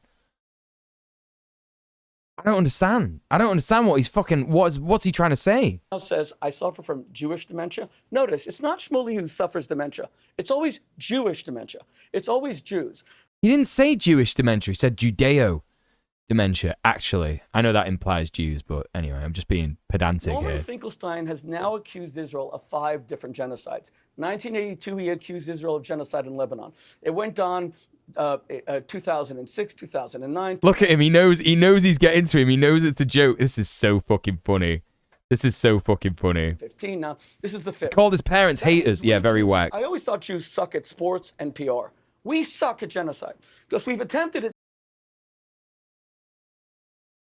I always thought Jews suck at sports and PR. This guy is like, you know, like it's one of them. When you look at like the ancient sort of Zionism of like Theodor Herzl and Max Nordau, it's like that shit is like super anti-Semitic, right? If anyone doesn't know what I'm talking about, Google Max Nordau, Google Theodor Herzl, yeah? But they were really anti-Semitic about diaspora Jews. They said quite often that, you know, diaspora Jews, like, you know, they don't have any spirit. They walk on other people's land and it drains their soul and they're all like, you know, empty-chested and weak and shit like that. And it was really anti-Semitic stuff. And this guy is out here like, Jews are bad at sports and PR. What? Blames Norm for saying Jewish dementia and then says shit like Jews are bad in sports and PR. Right, Chloe? It's nuts. 5 times, and yet in all the Arab-Israeli wars, Jews and Arabs together, the numbers that have died, including terrorists, are less than 100,000. Bashar al-Assad next door killed 600,000 in 2 years. We Jews ought to go to him and ask him, how do we finally do this? Because according to Norm, we've tried it for 30 years and we can't do it. Wait, did he just say the quiet part out loud? He said we should ask Bashar al-Assad to tell us how to do genocide properly? In fact, since 1967, when Gaza came under Israeli control, the population of Gaza grew by 1 million people. How is that a genocide? Now, when Norm says that the ICJ said that Israel... This is a common talking point from Zionists. They always love to say, oh, the Palestinian population grew by 1 million. But you know, do you know what the actual extreme version of that shit is, chat? Hello, me old chum. Thanks for the follow. Do you know what the extreme version of that is? Radical fascist Israelis say shit like the Arabs breed like rats. That's the kind of shit that they say. Yeah? By the way, I don't think it's true. Like, oh, the population of Gaza grew in, you know, fucking by a million. Like, okay, all right, cool, whatever, man. You know what I mean? Yeah, you literally funneled all the Palestinians in a small area. Like, it's literally like one of the most concentrated, densely populated places on Earth. Like, oh, it grew by 1 million. Well, it grew by 1 million in, like, the UK? What are you talking about? What, in the same time period? Normal. Literally normal to do that. You know? Grew by 1 million people displaced from other places, driven out by settlers backed by IOF. Yeah, probably that as well. The population of Gaza is 70% displaced people, literally. Hey, Lazy Susie, how's it going? Welcome in. You know? Fucking nonsense. I repeat, Norm, respectfully, you are a fabricator. They said specifically that Israel has an obligation not to. South Africa asked for a cessation of hostilities. They refused. They repeated that refusal last week. How you could get on this program and actually fabricate, well, I guess I know. Yeah, it's mostly children. Even your mentors, Chicago professor Peter Nozick calls your scholarship, quote, trash. And this is trash because anyone can Google what we're saying. Yeah, but Rabbi Shmuley, look, I'm going to jump in again because, again, what you're doing is attacking your other debater here. He said I suffer from dementia, for God's sake. Why don't you call him out on that? Dementia? Seriously? With respect, what you're not doing is answering the specific questions. There are many, so I'm going to answer the question. You know there are many people around the world increasingly concerned about the scale of Israel's response, the appalling death toll of children, the appalling number of children also being orphaned, the appalling number of women. Lazy Susie says, genocide by definition involves a group of people having their population destroyed and or exterminated. If Palestinians' population grew, then for their history to be a genocide would be false by definition. Do you know what I say to that? Me owning you is, by definition, the fact that I have sex with your dad every night. Every single night. And his ass is full of my cum. I kiss him on the ear, and you know, give him a little "I love you, dude" every time I finish. And now you're banned from the Twitch chat. Go fuck yourself. Being killed, innocent women, and they don't see an end. Yeah, that's also Holocaust denial. Yeah, it's also Holocaust denial. Yeah. They just see Israel continuing to bomb, kill. But how does this end? If the next stage is Rafah, which now has 6 times as many people in it as it did 4 months ago. Hey, Connor Crowley, what's up? And is a huge refugee camp, and you're trying to find just a few... This dude is absurd as the watch on each arm indicates. He's got a watch on both arms? Get the fuck out of town. I didn't even notice that. I am a gentle, considerate lover, and it is why that chatter's dad simply can't stop calling me day and night. So, yeah, I understand. I understand this stuff. 1,000 Hamas amongst over 1 million. Hey, Rob, what's up? Then you're going to get even more. I know he was fucking dual wielding watches. I had no idea. Around the world saying this is a senseless way of conducting war. Now, what do you say to that? I hear you. Okay. In the lifetime of your parents, the greatest statesman of the 20th century, Winston Churchill, fought the greatest evil the world had ever seen. Now, the Americans used something called a Norden bomb site, and they only bombed during the day, and they lost... Subcommandant Marcos? Phenomenal new Apple... Okay, I'm learning that you're pretty based because he was, like, spokesman for the Zapatista army, innit? Okay, cool. Series called Masters of the Air that shows the British came to the Americans and said, are you guys crazy? You're sending your pilots to die during the day? And the Americans said, well... He's got 2 watches on, what the fuck? Why is he doing that, dude? I'm gonna bet. I'm putting my money on the table here. I know what it is. Yeah. One of them is the time zone that he's in, and the other one is Israel time. That's what it is. It has to be. Because this guy is so cooked for Israel. Absolutely cooked. Completely beholden to a genocidal supremacist state. You gotta know what time it is in Israel at all times. He has to, innit? Has to. Yeah, Viva los Zapatista. I agree. God, that's fucking funny, dude. So cringe. Just use your phone, dog. You know? Just use your fucking phone, innit? We want to make sure we are not hitting civilians. We're hitting military sites with this great. It was the second greatest invention after the atomic bomb of the Second World War, the Norden bomb site. The bases are covered. You bombed at night indiscriminately, murdering millions of civilians. So by the definition of Let's try. Look, I know this guy's a piece of shit, but let's try and stay away from, like, I know you didn't mean this. Let's try and stay away from, like, a joke about an oven in it, you know what I mean? With a fucking Jewish guy, you know what I'm saying? Of Norman Finkelstein. Let's try and stay away from that. I know you probably didn't mean it, but, you know. Says that whether you intentionally target civilians, which Israel... I know what you're saying. He looks like a turkey. He looks like a basted turkey in it. I get it. Not. Israel loses hundreds of soldiers. But the whole point, with surgical strikes. Rabbi Wait, no, but I'm asking, but I need to put one question to Norman Finkelstein. Yeah, it's all good, PM. Yeah, I know.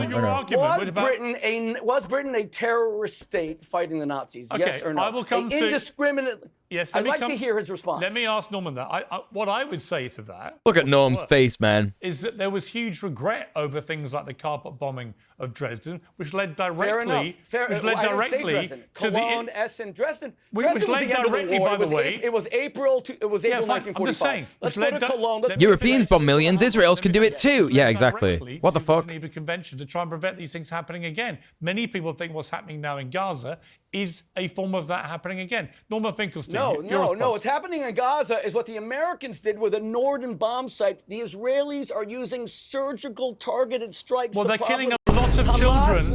Because Hamas lives under their home. Hamas builds. With respect, if Israel's being that precise, why is it killing so many children? Firstly, I want to know human shields. The accuracy of your numbers, because human shields. He's going to say human shields. Human shields incoming. Secondly, Hamas, unfortunately. What did he say? He just patted his yarmulke again. As much as I trust, they're complete liars. Secondly, oh, no, he just Hamas straightened unfortunately wants these children to die, because the more that die, the more you're going to challenge me on TV. Israel wants them to live. Israel withdrew in 2005. I was right, chat. I was right. Military installations under these children's homes, under their kindergartens, under their nurseries, under their hospitals. Hamas run Gaza Health Ministry. Hamas under all the houses. The ICJ is Hamas. 300 miles of tunnels. I want to be fair to both sides on time. Norman Finkelstein, your response. What would you like me to respond to?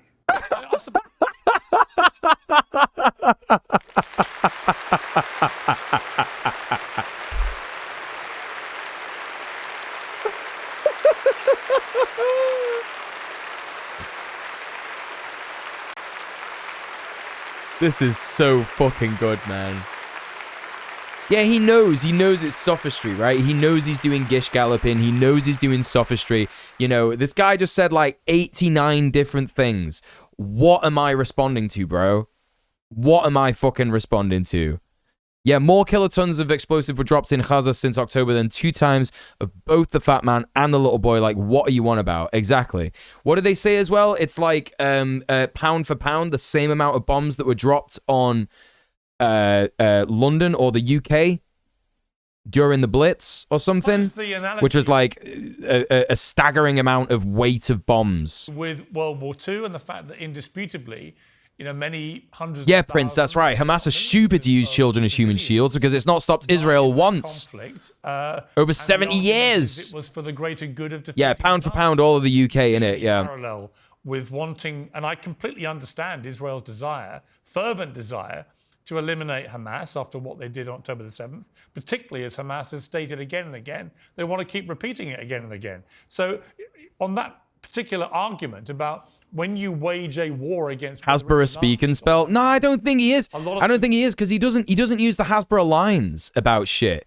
He just like repeats. I'm genuinely of the opinion that this guy is on these like super fashy Telegram channels, Zionist Telegram channels, where they're like saying all this next shit like you know, fucking the Hamas are Nazis, but Hamas is every Palestinian. They're all Nazis. This is the same as us fighting the Nazis in World War II. This is our chance to, like, you know, actually beat the Nazis this time kind of thing. You know what I mean? Yeah, he's an independent fascist. I don't think this guy, I think this guy is actually like more similar to your like everyday sort of Jewish person in the diaspora who has, you know, just gone through that brainwashing and their entire life. They've never had anything different. You know what I mean? In terms of like, you know, this is just my opinion the entire time. You know, like the way this guy speaks is pretty similar to the way that my fucking stepbrother speaks about this shit. You know what I mean? And my stepbrother's not like a famous fucking TV rabbi or whatever. He's just a guy. Just a fucking Jewish guy in the diaspora. You know what I mean? So it seems to be like that. You know what I mean? That's sort of what I meant, but there's no name for that. It's just a radicalized extremist, isn't it? It's just really, it's sad is what it is. It's sad. Civilians. It's kind of pathetic. It's kind of pathetic. People will get killed in the process, but ultimately that shouldn't stop you going ahead with the war to try and achieve your goal. What do you say to that? What I would say to that... Yeah, because you said speak and spell, and that's like an American toy or some shit, isn't it? Speak and spell? What's that? Oh, right, okay, yeah, so I see what you were saying now. Yeah, that makes a lot more sense, Ellie, yeah. A lot more sense. A very good reason why this case was brought before the International Court of... Hang on. I gotta hear this as well. Master went to a full-on Zen state just not to explode at the full extent of this white suit fascist, yeah. They both really want to brag about how many people they killed, but also want to deny that anyone has died, pretty much. Wait, who? Both who? Tragically will get killed in the process, but ultimately that shouldn't stop you going ahead with the war to try and achieve your goal. What do you say to that? What I would... Oh, you're on about like Hamas, whatever militant Palestinians and the IDF. Well, I mean, the IDF, like, are definitely saying that no one's dying, but that's not true. Hamas are pretty much like, they kind of have to. That's kind of like part of the guerrilla optimism in it. Like, you can't really say like, oh, we lost loads of troops, because the morale of a guerrilla army, like a fucking defensive force of various guerrillas. Oh, you just meant the Israelis. Well, you know, it's kind of true for Hamas as well, but like with Hamas, it's like more understandable. The Israelis is like cowardly, because they're not admitting how many people have died, because their army is not an experienced army. It's got no experience in actually fighting any other troops. The only experience it has is like popping fucking Palestinian kids from a safe distance. Do you know what I mean? That's the only experience the IOF has. Say to that is, there's a very good reason why this case was brought before the International Court of Justice. That is, as I'm sure you know, that if you examine what Israel has done in Gaza since October 7th, by virtually every dimension you examine it, the intensity of the bombing, the density of the bombing, the magnitude of destruction of civilian dwellings, civilian infrastructure, the percentage, the absolute number of children killed. The guys who actually did the fighting are alive and old and retired now, yeah. To combatants. That's right, PM, yeah. Mag dumping in every room. Percentage of women and children versus men killed. The number of medical personnel killed. The number of journalists killed. Yep. The number of UN workers killed. By virtually every dimension that you examine the conflict, by virtually any and every metric that you examine the conflict, Israel's assault on Gaza, which we should bear in mind is among the most densely populated places on God's earth, and it has been sealed off from humanity since 2006. As Giora Island put it in March 2004. What just happened? What was that noise? My man just did something. What's he doing? From humanity since 2006. As Giora Island put it. just opened like a chocolate bar or something. What's he doing? In March 2004. No, that was Crinkly. Giora Island was the head of the Israeli National Security Council. He described Gaza, and I'm quoting him now, as a huge concentration camp. That's not me. That's Giora Island, the former head of the Israeli National Security Council. What is he doing? So, if you Is he put typing? all of these metrics together, Just eating some crisps, and you add in bit into the a stack of Pringles. The context being a concentration camp in which half Nah, I don't God's own drunk, but I'm going to follow him now. 70% are refugees. If you add in the context and the metrics, Why not eat? He's not going to respond to anything that addresses Norm's statement. Yeah, true. brought before the International Court of Justice. Now, Mr. Shmuley has every right to question the authority of the numbers, the figures, and so forth.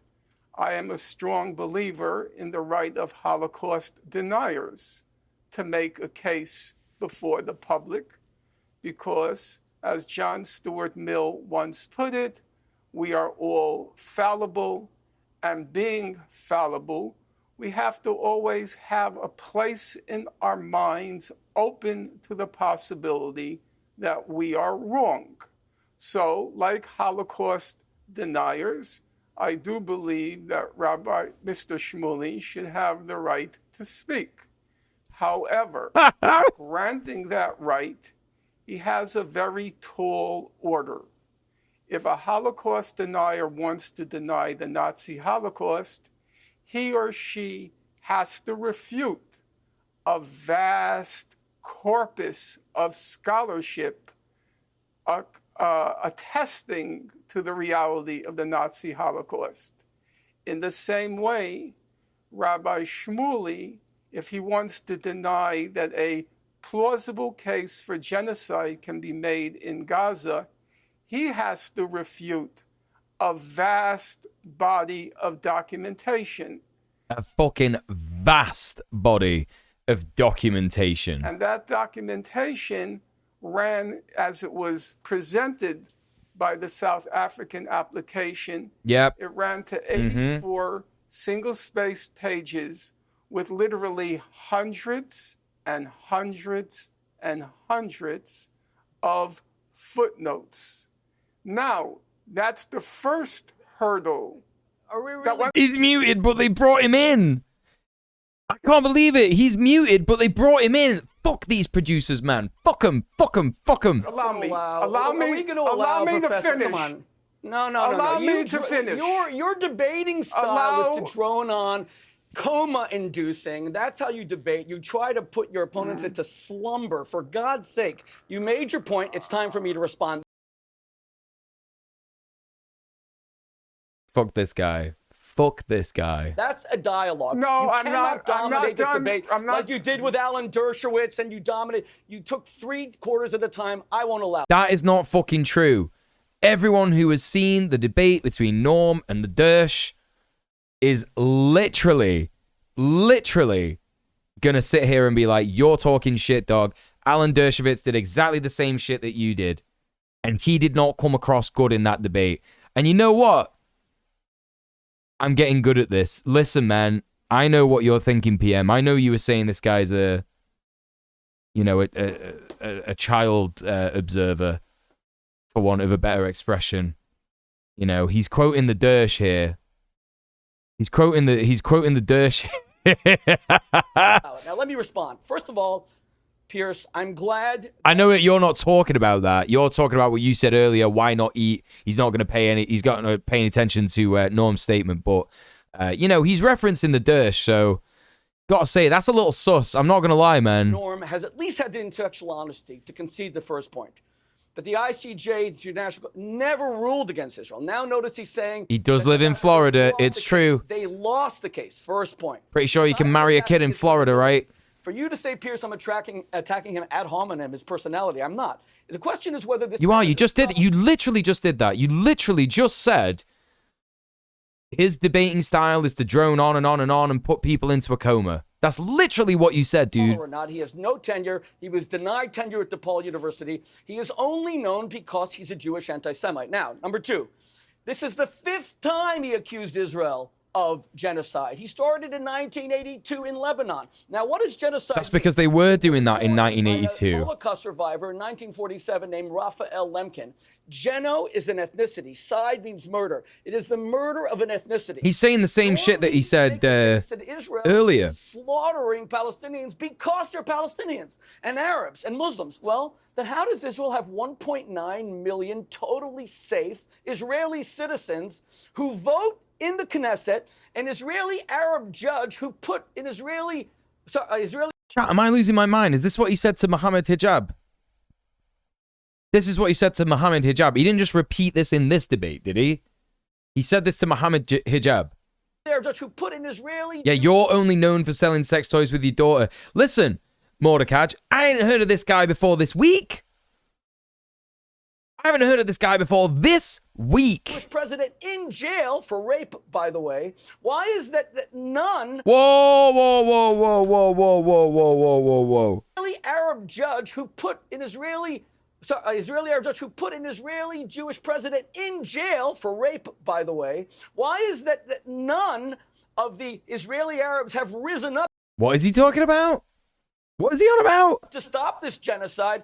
He does repeat points, doesn't he? He does repeat points. Let me ask you this. Let me ask you this. It has to do with a date called October 7th. Let me ask you this. 1,200 Jews were shot in the genitals, burned to death, slaughtered, and no democracy should allow that, except for one person, Norm Finkelstein. No. Because he has Oh, he's on about former Israeli President Katsav, Moshe Katsav, was sentenced to 7 years in prison and 2 years probation for rape.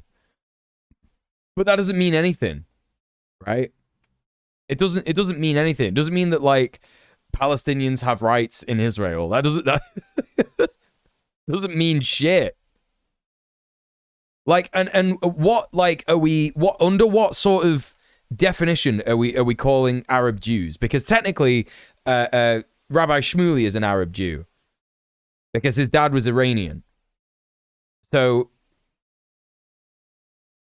you know, I don't understand, but, like, you know, he certainly wouldn't be, like, called an Arab in fucking Israeli society because he's white. He's white as fuck. Yeah, no worries, Godzone Drunk. Yeah, I checked that. I follow that guy now. No, he's trying. That's what he's saying. He's saying Arab Israelis, innit? He's distracted from the convo with random points, but you can easily refute these points, innit? You know what I mean? Arab Israelis don't enjoy the same rights as white Israeli Jews. They just don't. They simply don't, right? It's just not true. Apartheid fucking law in Israel prevents that. Literally prevents that. Of Jews. Rabbi Shmuley, with respect, Norman Finkelstein is not the only person seriously concerned about what's happening in terms of Israel's response. Genocide? Using the word genocide? I would say the majority of... Literally everyone is saying genocide, bro. Does this guy live in a bubble? He has to live in a bubble. Has to live in a bubble. The world right now is concerned about what's going on in Gaza. Is President Biden and the United believes States? that Israel's response is now becoming wholly disproportionate. And again, I ask you this question. Netanyahu, incredibly unpopular back home in Israel, you know, probably wouldn't even be prime minister now if it hadn't been for this war, given the scale of the social unrest and protests over his attempt to thwart the... Just a liar, yeah. So you've got a deeply unpopular prime minister, particularly with Israelis' own people, right, waging a war, and many people cynically think he's just going to keep doing this because it buys him more time. But if I could ask him, and I can't because he won't come on again on this program to date, I would simply say, when does this end? How many people are you prepared to kill on the other side before you declare... Fucking yawn, man. Why would you think, by the way, that killing... Yeah, his justification is that Biden isn't saying genocide. Yeah, I agree. So much of the homes in Gaza, north and He's used to being able to say outrageous shit without being challenged. That's true, yeah. Radicalization of people who may be sympathetic to Hamas. Why would it not have the... Look at fucking Norm's face, man. He's so bemused by that. I think this is the most entertaining part of this. The most entertaining part of this is Norm's response. Hey, Gubernator. Yeah. Piers is shit on this topic as well. Of course he is. Of course he is. The only person who is any kind of well-read nature on this topic is Norman Finkelstein. That's the only person on this panel who knows anything about this. Piers is kind of like coming round to the idea that like, maybe he's gone a bit too far, but he's so proud.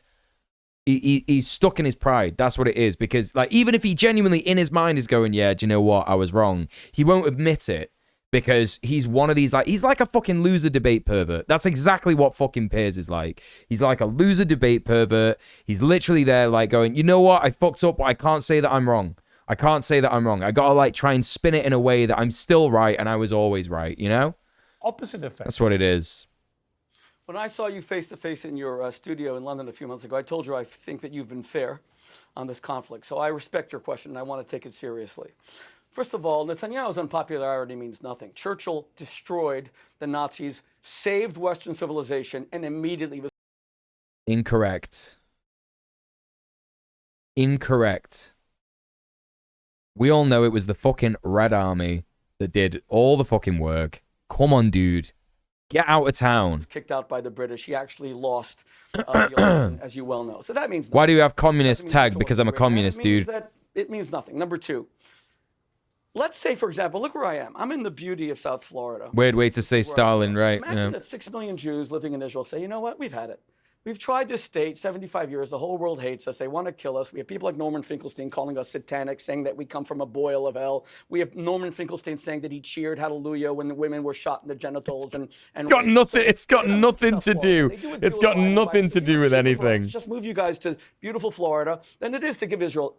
And Israel disappears, God forbid, in a very humanitarian way. No one dies. Now you're left with no Israel. Will that change for one moment, Pierce? All of the women in Gaza now under Hamas, the teenage girls who have tires put around their heads, who are burned to death by their brothers because they have sex before marriage. Will it change the fact that LGBT... Bro, this is literally not the case. I can't wait to hear what he's going to say about LGBT people. It should be illegal. Yeah, well, it's not illegal. Cope. Who are burned to death by their... Cope, dude. Cope and fucking seethe. It's not illegal. I'm literally a communist. Brothers yeah? Because they have sex before marriage. Will it change the literally a communist. Palestinians stay mad, die mad, that it isn't illegal.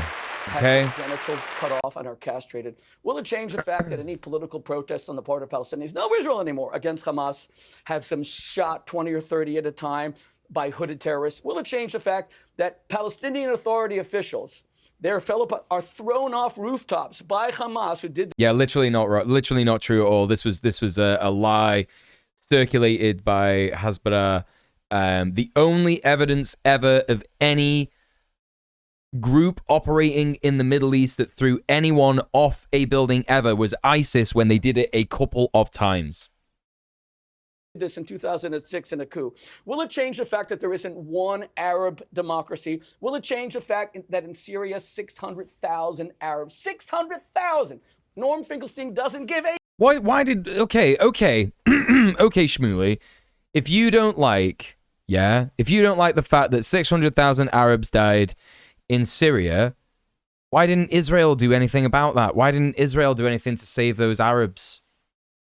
Because, as far as I'm aware, that all happened while Israel existed, right?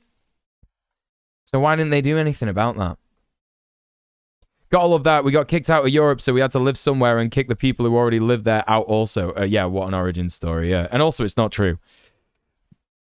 You know, they, of course, like, he talks about Europe, like, Nazi Germany, right? The Nazi Germany, the fascist states that supported it, that doesn't cover the entirety of Europe. There's Spain, there's the UK, there's fucking Norway, there's fucking, although, to be fair, actually, I'm not quite like, I'm pretty rusty on my actual, like, World War II, which countries were annexed and which weren't. So, I don't want to, like, say that Norway and Denmark were, like, safe places. But anyway, you know what I mean. You know what I'm saying.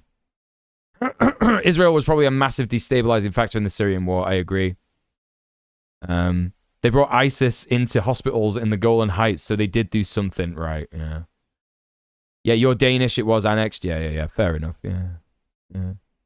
Today we see how the imperialists, the US to Israelis, use the experience of women, gays, transgenders as pretext for imperialist war. The white supremacist ideology replaces colonial claim of bringing civilization into imperialist claims that they are bringing democracy. But Washington and Tel Aviv have brought ruthless reactionary occupations to the Middle East. Yeah, it's true. It's true.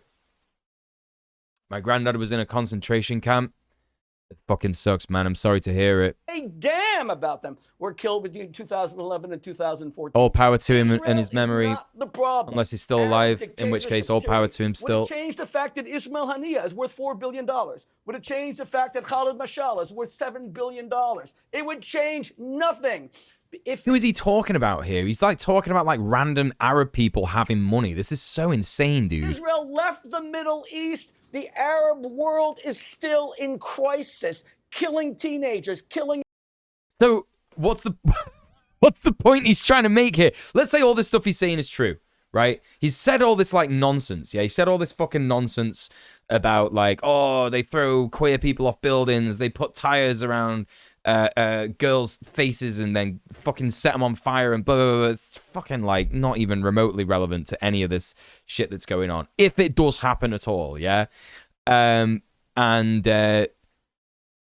What he's trying to say is that like if Israel disappeared, there would still be problems.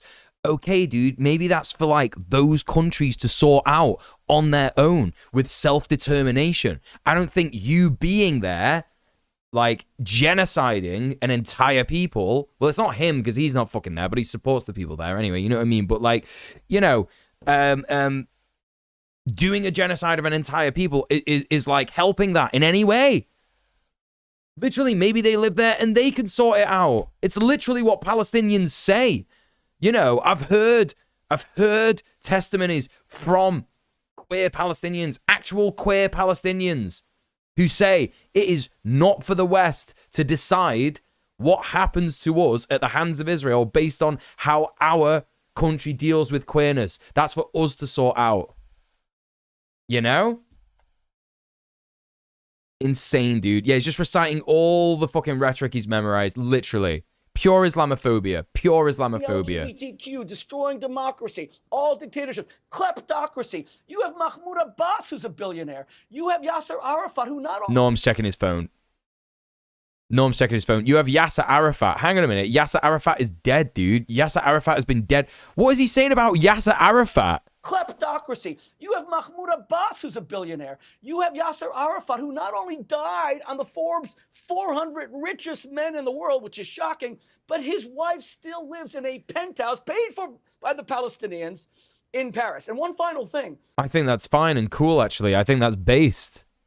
Yasser Arafat's wife is trying to enjoy as much of the rest of her life as she can. When Norman Finkelstein fabricates and says about the terrible plight. He was hated by a lot of Palestinians for being cooperative with Israel. That's right. The Palestinians in Gaza, they were given about $100 billion over the past 18 years. Oh, I wouldn't, Johnny, I wouldn't say the USSR interfered and destabilized the Middle East. That's pretty fucking inaccurate, dude. The only thing that the USSR did in the Middle East was they supplied weapons to communist revolutionaries. More that is triple per capita. Yes. Anti-queerness in Gaza was imported by the British. Anti-queerness in Palestine. Anti-queerness in Palestine was literally imported by the British. Colonialist shit. Anti-sodomy laws are the same ones from the Mandate. That's right, Chloe. Abso-fucking-lutely, yeah. The Marshall Plan was given to Europeans. Look what they did with it. Germany. Britain and France were mostly the people who destabilized the Middle East, and then the US, yeah. France, you know, England. And you know what the Palestinians did with it? With what Hamas? They built tunnels with... Yeah, USSR was supplying weapons to Nasser in Egypt and Syria too to fight Israel in the Arab-Israeli wars, yeah. They did also initially help Israel get off the ground, which they don't like talking about because communism and all that, yeah. With giant television screens where the Hamas Hitler, Yahya Ayash, is living now with his family. They didn't build one bomb shelter. Let me go to Norman Finkelstein. Norman, the question I would... Well, what, you mean the USSR, like... The USSR is like... I don't know what role they had in like helping you know, you say like fucking, what do you call it? Helping Israel get off the ground. As far as I was aware, all that happened was there were people who gave the USSR money from Israel to like send a bunch of Jews there or some shit. I don't know. The big powers all out of hand in that after World War II. The UN and shit, yeah. Would have for you. Well, I think at the end of the day, it's kind of one of those situations where it's like, I don't really think anyone could have like, if you weren't a nation that was involved in the radicalization of Zionists and the arming of Zionist militias, like Britain and the US, then I don't think you could have had like a clue that it would have turned out this way, innit? Do you know what I mean? Because you genuinely saw Jewish people as like, well, that's kind of like, you know, fair kind of thing. Do you know what I mean? Yeah, it's a bit of a fucking shit idea to go with the partition plan, for sure. I mean, I don't know much about that history, but yeah. Is this, do you accept that Hamas need to be removed? There's lots of things you could criticize the USSR for, you know what I mean? But destabilizing the Middle East in the same way that the fucking UK and France and all the other European Western imperialist powers did is not one of them, you know what I mean? Why is he dressed like a Southern faith healer preacher? Because that's kind of what he is. He's like a televangelist who, you know, lives in Florida, you know? Move from power in Gaza. I would say that the preeminent, excuse me, I would say he does that shit. Preeminent question at the present moment ought to be, do I accept the fact that the Israeli government ought to be removed from power? Well, hang on, that's a different question. No, with respect, that's a different question. I can No, ask you that Pierre, separately, but the specific question I have for you, particularly given what you said after October the 7th, is simply, should Hamas remain in power? And should Hamas remain in power, I think that the Palestinian people should be able to determine their own future and determine their leadership. That's just the basic. Now, if you remember, chat, where are we up to in this? So this is 30 minutes in, 30 minutes in. Right, listen, okay, right. Let's have a little fucking break real quick. I'm going to come back to this. I got to fucking go to the bathroom real quick, yeah? But I do want to take this opportunity to remind people that actually, this is my full-time job. And please consider paying me for what I do for a living.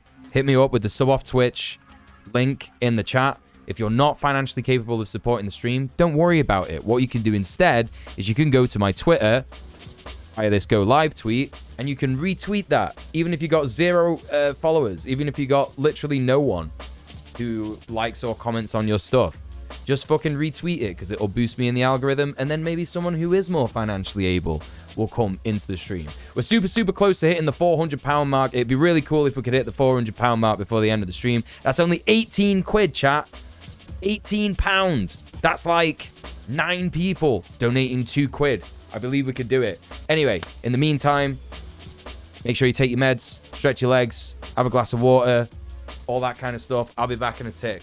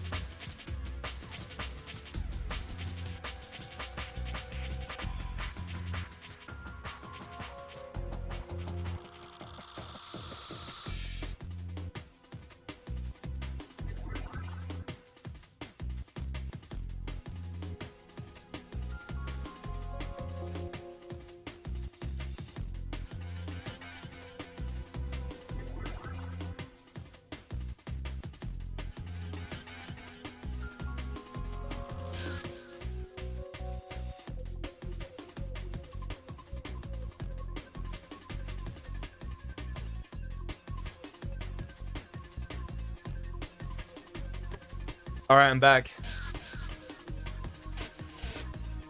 What's that? No donos? Shameful, chat. Shameful. Any retweets?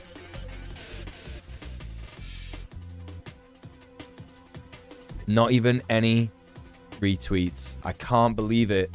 You've all absolutely failed me in every single way that I asked. No donos is understandable. I get it, yeah? You're struggling. It's a bad month. Whatever, man.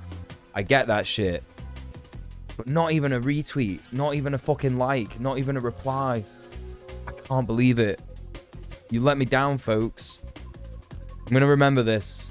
I'm going to remember this the next time I ask anyone to do anything. Chloe did. Wait, what? Thank you so much. Appreciate that, Chloe. Look at that. Leading by example. Well, of course, because you're a mod. I wouldn't expect anything less. Anyway, let's crack on with this. What was I going to say? Yeah, this is the thing, right? This is the whole fucking thing about like, oh, should Hamas stay in power? But also, I want to talk about this, yeah? What point are we up to here, yeah? 3 minutes 06, right? So let's go back to this like intro where he's like saying, should Hamas stay in power? And he does this like little face, yeah? Let's do this. It's a slumber, for God's sake. How about letting me decide whether it's a simple question? You quit Twitter when Elon Musk sealed the deal? Right, well, you've also got no excuse because what you can do... What's that? Mordecai with the £4. Holy fucking shit. Let's go! Mordecai doing the job of 2 chatters, by the way. Mordecai doing the job of 2 chatters. That's literally 2 times 2. £4. Thank you so much for supporting the stream. Thank you so much for subbing off Twitch. I really appreciate that. And you're a new chatter as well. I'm going to remember that. I'm going to remember that. That's a good fucking chatter right there. Holy shit, man. Literally been here for like a few hours. 2 hours. And it's like, you know what, dude? There you go. Boom. Look at that shit. Thanks, Mordecai. Yeah, that's right, GD Pack. Exactly. You should be thanking them. Listen, you're not on Twitter. You got no excuse. Just Johnny with the £5. I swear I'm not a bad chatter. Johnny, you've already donated so much this month. You could take a break. But we hit it up. It's £401. Husker with the £10. Just got back from the store, M8. Picked you up a chippy. Thanks so much for the chippy.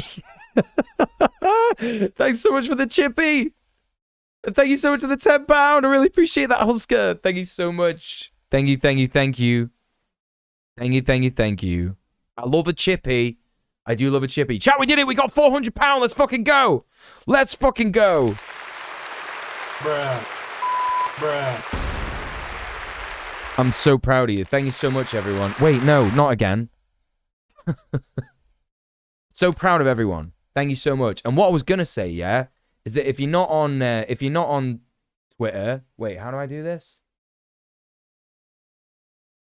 I'm like feeling like I'm like 900 years old here. Why can't I fucking figure this out? Hold up. I was clicking the wrong button. Yeah, if you're not on Twitter, you got no excuse. Reskeet the Blue Sky post. Yeah? Reskeet the Blue Sky post. That's what you do if you're not on Twitter. And if you're not on Blue Sky, what's wrong with you? It's basically Twitter, but good. Come on, yo. Shoot me a follow over there. You know it's worth it. Anyway, okay, right. Let's crack on with this debate. Thank you so much, chat. I'm so happy that we got to £400 tonight. Honestly, absolutely incredible work. Last stream of the week. Although, what I am considering now is that I might go live and do some Dark Souls speedruns tomorrow. I know that's not popular. I know everyone's playing Helldivers at the moment, but it just feels right. You know what I mean? Do an extra stream tomorrow. Got nothing on. Anyway. Here we go. Let's crack on. Yeah, so there was this thing. There was this one bit, yeah, from the intro. I think you have to be a professor to answer the question, should Hamas stay in power? Should Hamas stay in power? Should Hamas stay in power? And they like have this thing of him like reacting like this. But then if we go to 30 minutes 06 where we were, where he just answered that question. Oh, Crystal! Here, some pounds. Thank you so much for the some pounds. I really appreciate that. Thank you so much, Crystal. Thank you so much for subbing off Twitch. Thank you so much for supporting the stream. I really appreciate that. Thank you. Thank you, thank you, thank you. What a legend. Chat, you've done me so proud today. I can't...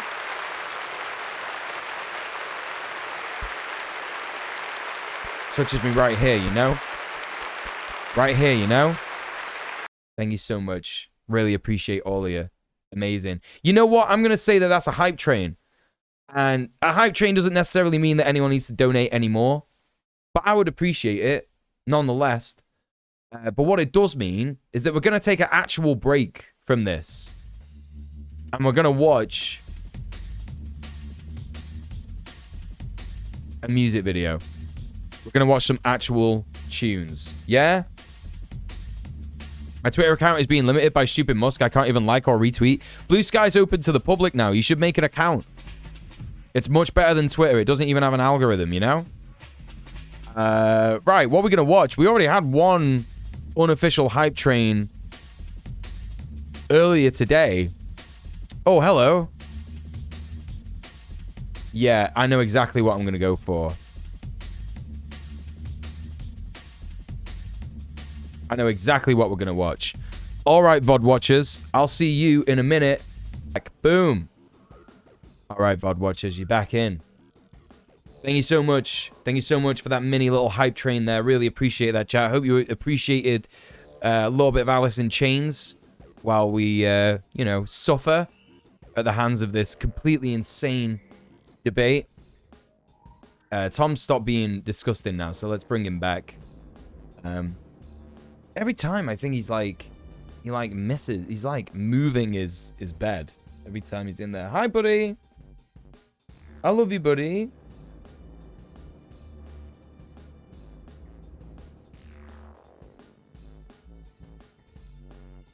Okay. Yeah, VOD watchers missed Tom licking his bumhole, yeah. Pretty good that they missed that, not gonna lie. He's an embarrassment. He's cute, but he's an embarrassment. Let me see if I can do this. There we go. Kinda better. I'm gonna have to sort out this camera, you know. Right, okay, let's crack on. Let's crack on with this fucking nonsense.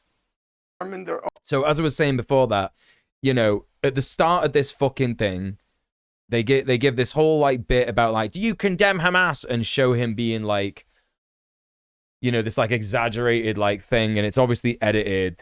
And then he comes in with this response. Yeah? After October the 7th is simply, should Hamas remain in power? And should Hamas remain in power, I think that the Palestinian people should be able to determine their own future and determine their leadership.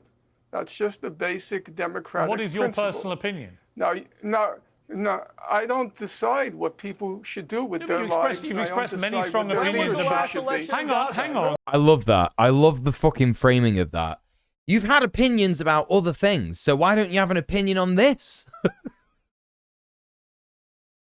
That says everything about Piers' fucking career, right? Everything about his fucking career. He's literally out there being like, well, I've got opinions on everything, so why don't you have an opinion on everything? When was the Rabbi last Shmuley, I can do an Gaza? interview, thank you.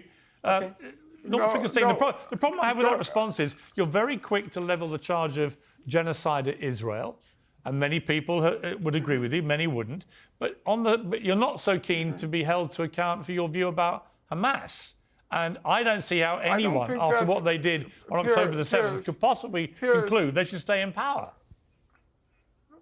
Piers, I don't want to have to redo the interviews you did with me. I was very clear about my opinion when you asked about October 7th.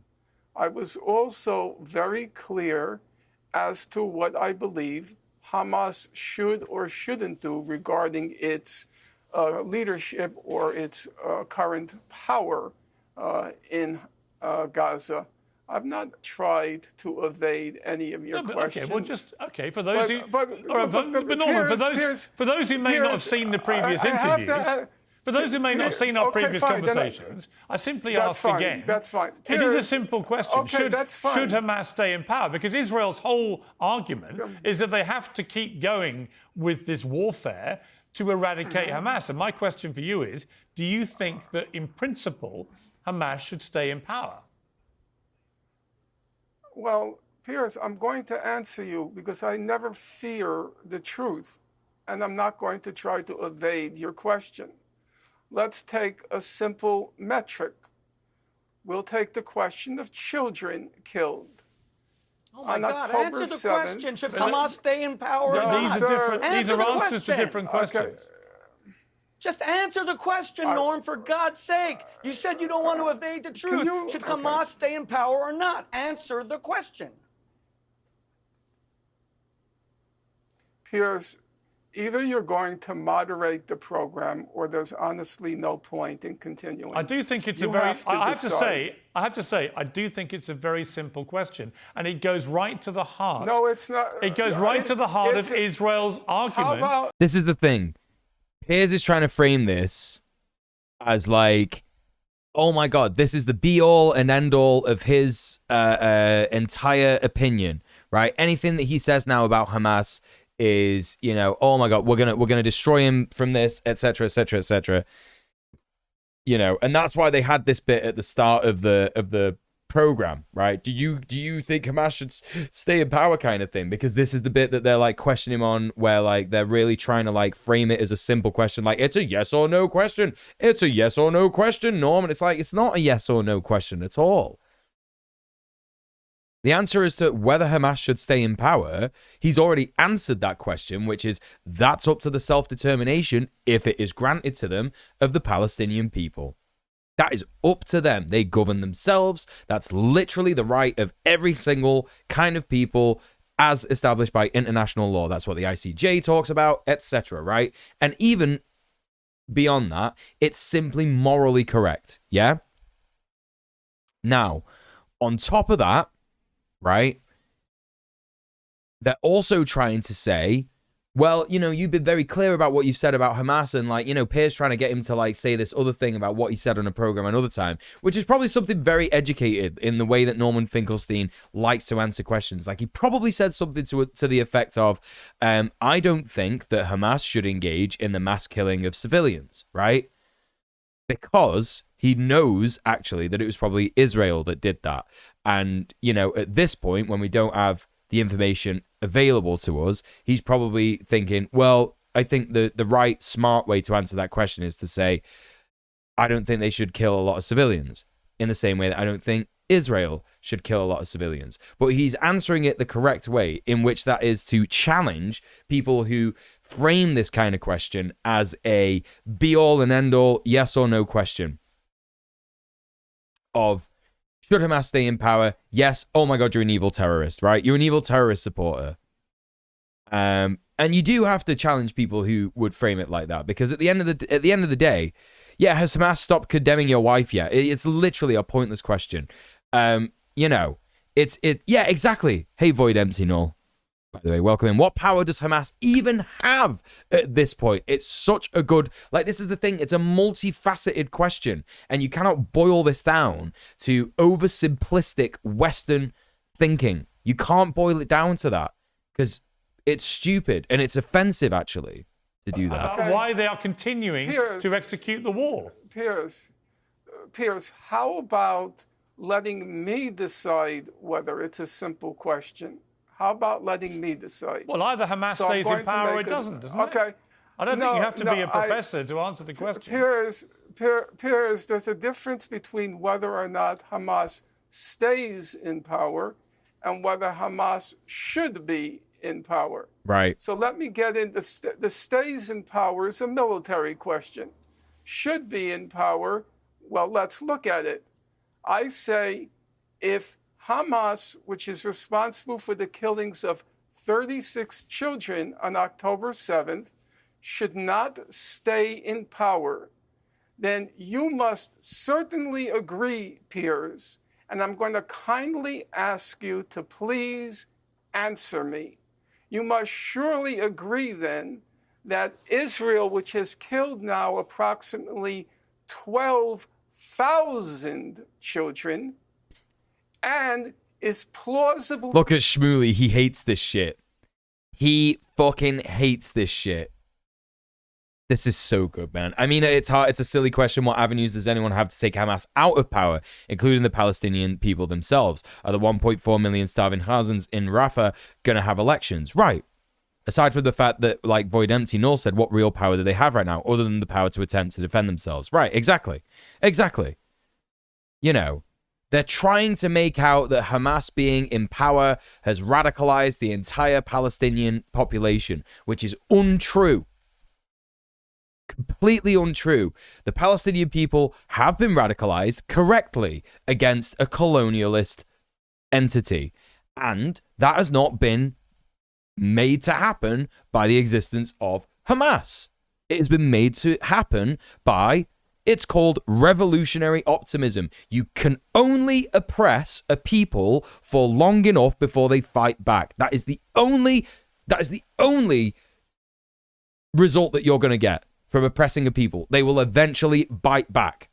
And this is how it works. And that's what's happened. And that's nothing to do with Hamas. That's to do with Gaza being in a fucking enclave, in a literal open-air prison for nearly, I think it's 30 years, right? Arguably longer than that, because even though the wall wasn't there, then they were still fucking, harassed and shot and, subject to passport checks and all that kind of stuff if they wanted to travel between Gaza and the West Bank or any other place in Palestine that is occupied by Israel. Accused of having killed them in the course of a genocide. Now, I'm going to ask you, Pierce. Blockade for at least 16 years. 12,000 children. What's the source? What is your source, please? Okay. What's your source? What are you on about? What's your source? Bro, my man has sat there and gone, cutting boobs off with fucking all this stuff. Like, oh my God. Yeah. What's your source, bro? You've said 9,500 things.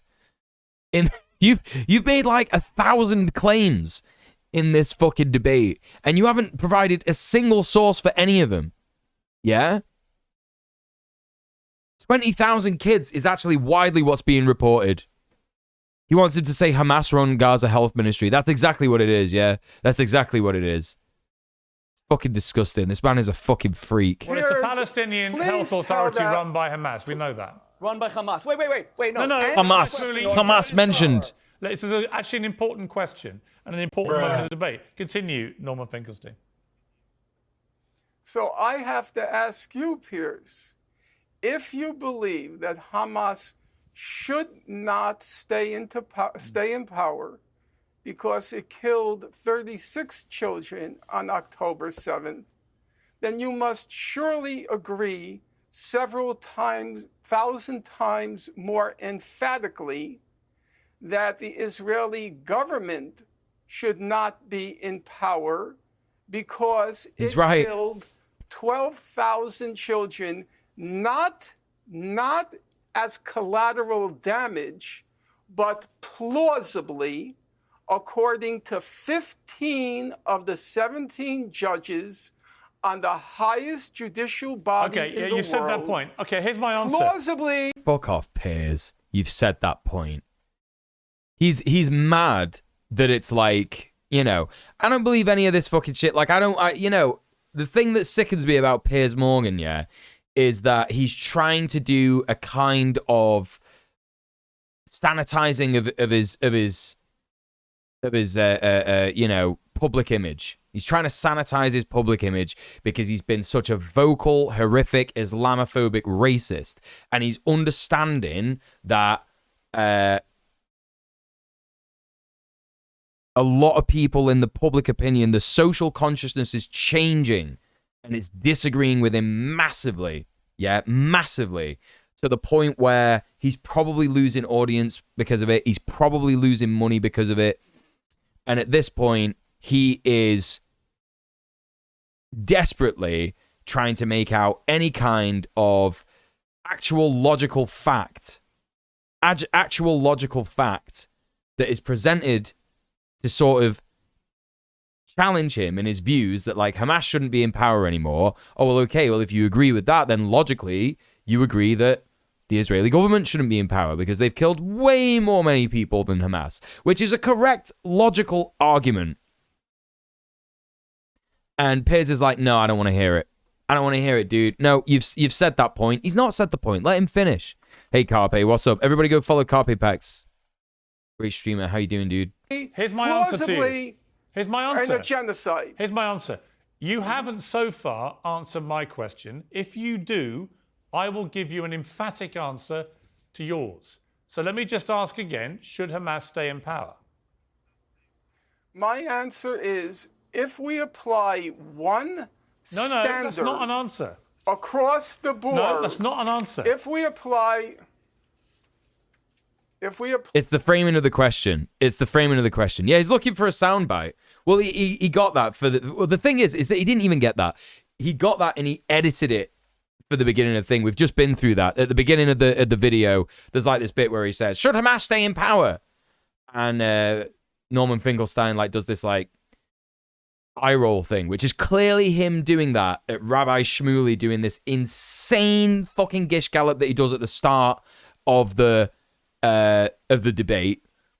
And it's funny to watch him do that, actually. And all that Rabbi Shmuley does in, I guess, you know, opposition to Norm's actual logical takes is he just gets really angry. He starts throwing his brow like this. He's just like, it's fucking incredible. I backfried up a potato and onions with some beans. Let's go, Chloe. Hell yeah. I fucking hate Shmuley. Hey, co-host, what's up? It's important to remind oneself that Piers is constantly trying to get attention and does seem to be on a sanitizing his image vibe. It's easy to forget he's a prick. Yeah, he's done so much manufacturing of consent for the Israeli state. We can't forget that. It's unforgivable. It's unforgivable what he's done. Like, look, you know, I love Bassem Youssef. I love that guy. I think he's great. I think, like, you know, he's a fantastic guy. He's charismatic. He's handsome. Like, I can't say enough good things about him, yeah? I'm not sure of his, like, actual politics. I'm sure if we pressed him on it, he probably isn't a communist. So, you know what I mean? I can't get that fucking... I can't get that stiff for him. But at the same time, you know...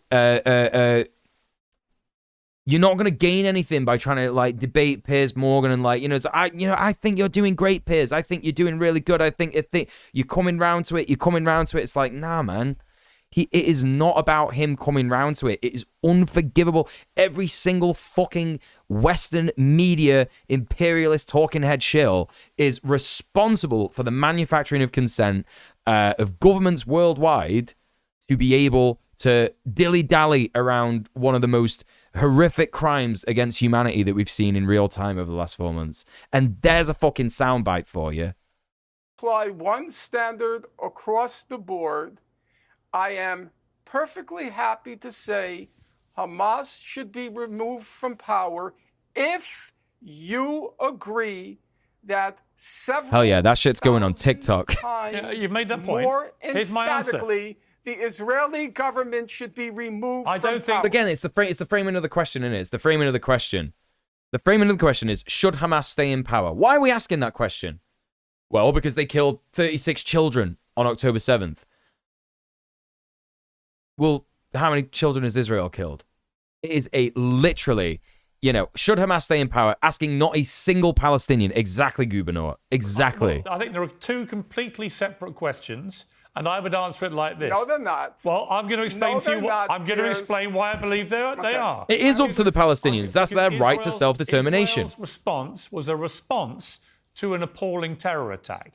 I believed after October the 7th, Hamas rescinded any right to continue having any power over Gaza and should be removed. Right. Well, then so does Israel. Well, so does Israel.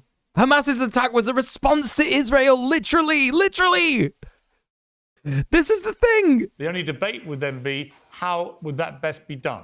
And I have serious question marks about Israel's response. In response to whether current... hang on. Let me finish my sentence, please. I fucking hate this cunt. He's so entitled. He's so entitled. He's happy to let, like, Shmuley talk over Finkelstein.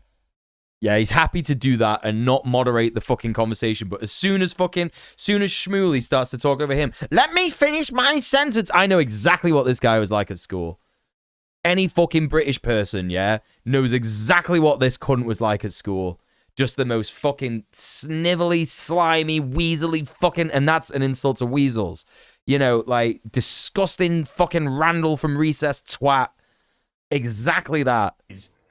And in response to your question, Norma Finkelstein, about Israel's government, no, I do not believe they should continue, actually. I think this... Also an insult to slime. Faith... Oh, hang on a minute. What's going on? What is he saying here? This is interesting. This is interesting that he's saying this. I think this is going to upset Shmuley. And in response to your question, Norma Finkelstein, about Israel's government, no, I do not believe they should continue, actually. I think this government has lost the faith of its people. I think Netanyahu... He stopped himself from saying lost the plot there. He's a fucking slimy shit. For real. A slimy shit. Yes, Piers, there are serious questions to be answered about Hamas actions, but first we have to remove the Israeli government. Right. Yeah. I used to watch Bassem's Arabic program from 2011, 2013, back when the revolution hit Egypt. I think the whole Bassem-Piers thing was mutually beneficial to both. Bassem got a big exposure to a bigger Western audience, and that interview did a lot to rehabilitate Piers' image to a lot of Muslims and Arabs. Yeah, well, that's the thing, because at the end of the day, like, you know, I saw a, I think, I don't know if she's Arab, but like a Pakistani girl that I know, I used to work with her, share one of Piers Morgan's articles about trans people in it, like a transphobic article, yeah? And I messaged her and I said, have you forgotten what this man has said about Muslims? Like, have you forgotten what this fucking man has said about Arabs? Like, how he's fucking, like, do you know what I mean? Like, are you fucking serious, man? Like, come on, like, where's your solidarity? And thankfully, she's changed her tune now, you know what I mean? She's seen us, like, go into the protest and, like, doing fucking quiz for Palestine and shit like that, and she gets it now, but, like, do you know what I mean? Like, everybody forgets what this guy said about Muslims and how this guy spoke. This guy managed The Sun. He was the editor of The Sun. Easily one of the most Islamophobic fucking papers in the history of our country. You know, aside from the fucking Daily Mail. You know. Fucking nuts, man. Fucking nuts. Anyway, look, whatever. Hamas gaining power was a response to the failures of the Palestinian Authority, the meddling of Israel and the US. So Hamas and Hamas's promise of freedom. So it's all responses. That's how the world works. Yeah, exactly. Oh yeah, not forgetting the cell phone snoop shit. Oh my god, like the phone hacking, like dead kids' parents and shit. Like, oh my god, you know, this man is slime. This man is fucking slime. Particular has lost all confidence and popularity with the Israeli people, who blame him for what happened on October the 7th. And so, no, I don't think they should stay in power, actually. I think both countries... I wonder what Shmuley's going to say to this. Governments. That's my answer. Tom's hunting, by the way. Back to you. But hang on. I don't equivocate either with the other. You can divorce the two questions. You can say, after October the 7th, should Hamas stay in power, yes or no? And then you can have a question mark about whether this current Israel government should stay in power because of the way they responded. They're two different questions. But you, Norman Finkelstein, so far... Well, hang on. Wait a second, Rabbi Shmuley. I just want to get one answer out of Norman Finkelstein as to whether you will answer my question about whether Hamas should stay in power. He did! Piers, if you use a single standard across the board, then I accept your conclusion. So long as you're being morally as well as legally consistent, I have personally no problem with that conclusion. However, I would want to say, Piers, and I'm trying to be honest, but also intellectually consistent. Okay, I'm going to kill that fucking fly, chat, because he's going to electrocute himself. Hamas disqualified itself from leadership because of the atrocity that was committed, or atrocities that were committed October 7th. Yes. Now, if you agree with the head of the National Security Council of Israel at the time in 2004 that Hamas is They're not two different questions, no. Not at all. I'm quoting him now. Gaza, you mean? Would you also agree that October 7th was a reaction to confining 1 million children in a concentration camp? Okay, Pierce, he's not answering your question. He never will. But Pierce, I have to be fair. All right, let me bring in Rabbi participate Spoolie, in this because debate, you've been please. waiting patiently. Okay. More patient than you normally do. So off you go. Every time, there's one main reason I wanted to do this debate, and Pierce, thank you for having me. I'll tell you what it is. There were 6 million Jews who were turned into ash and lampshades and shot, and they're in, graves. They have no voice. Turn into lampshades? What? What is that about? Is that some, like, dark shit that I don't know about the fucking, Holocaust?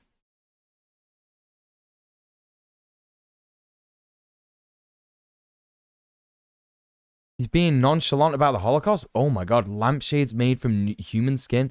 After World War II, it is reported that Nazis have made at least one lampshade from murdered concentration camp inmates. Oh my god.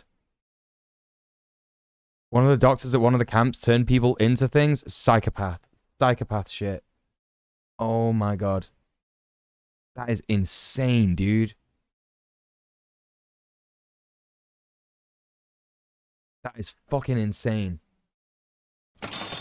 Whoa, what's this? Co-host! It's past my bedtime. Keep up the good work. Co-host, thank you so much for the £10. Oh my god, I've had so many donos today. Thank you so much for supporting the stream. Thank you so much for subbing off Twitch. Really appreciate you, co-host. Sleep well, yeah? Thank you so much for supporting the stream. Anyway, okay. How far is it from the Israelis maintaining a skin bank? Oh, no. I'm not saying, like, I'm not for a minute detracting from what the Israelis have done to the Palestinians. The Palestinians have done extremely, the Israelis have done extremely similar shit to the Palestinians. Like, I'll never forget this one story that I heard, about, it was a guy, and he was talking about his granddad. And he never met his granddad. He only ever met his grandma. And he said that his granddad was arrested for fucking flipping off an Israeli soldier or something like that and put in prison. And she went to go and see him in prison, and he told her that they injected him with something, right? And he was feeling very ill, and she went to see him over the course of, few weeks, few months. And she described him dying in a way that seemed to allude to the idea that he was given an experimental drug that forced his, just like all the moisture in his body to like come out of his, every orifice, essentially. So like bile coming out of his fucking eyes, and like his skin was like drying up and shit, and all this stuff was like coming out of his like nipples and everything. Do you know what I mean? His dick, his ass, like all this stuff. And I don't fucking doubt it for a second. I don't doubt it for a second. Because, you know what I mean? Like, if you're in a position where you're a colonialist power and you're an insane, crazy state, like what Israel is, like constantly talking about going to war with all the other nations around you, and you're researching chemical weapons, and you have a population of people that you are oppressing and genociding, and you've been getting away with it for years, yeah, of course you're going to do fucking Nazi-style experiments on them. Like, I don't doubt that for a minute, for a second, for a nanosecond. Yes, I fucking believe it wholeheartedly. And that's the stuff that it's kind of like, well, we don't have any confirmation of it, but the stuff that we have confirmation of as well, where they're torturing kids in prison who've done nothing wrong. It's horrific. My dumbass chose the experiments as a research project in 8th grade and learned about all the horrific things they did. Yeah, well, I knew that the Nazis did some mad shit, but I didn't know that they were like making soap from dead bodies and shit. Like, I knew about that shit. And of course, Ed Gein was fucking influenced by the story of the Nazis, of course. They learned it from America, yeah. Their only tomb is our memory. Norman Finkelstein. Having the nukes in the backing of the USA makes you feel invincible, David yeah. Irving, the yeah. #1 Holocaust denier on Earth, who Britain despises to their. Oh my God, David Irving, he died the other day. What? Wait, didn't he die the same? When did this come out? 2 days ago? So he died this day. That's fucking well funny. Okay, so now he's like going crazy. He's calling Norma a Holocaust denier. Let's hear this shit. Our memory. Norman Finkelstein is a Holocaust denier. He has said that David Irving, the #1 Holocaust denier on Earth, who Britain despises to their credit, who lost huge against Deborah Lipstadt, he said he's a great historian. Every time he calls Gaza a concentration camp, as if there's gas chambers there, as if there's SS Einsatzgruppen going around shooting Palestinians, he denies the whole. He is a Holocaust. Oh, is he not dead?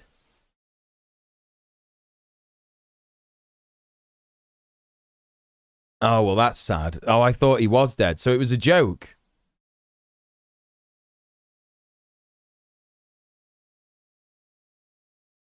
Oh, well, that's upsetting.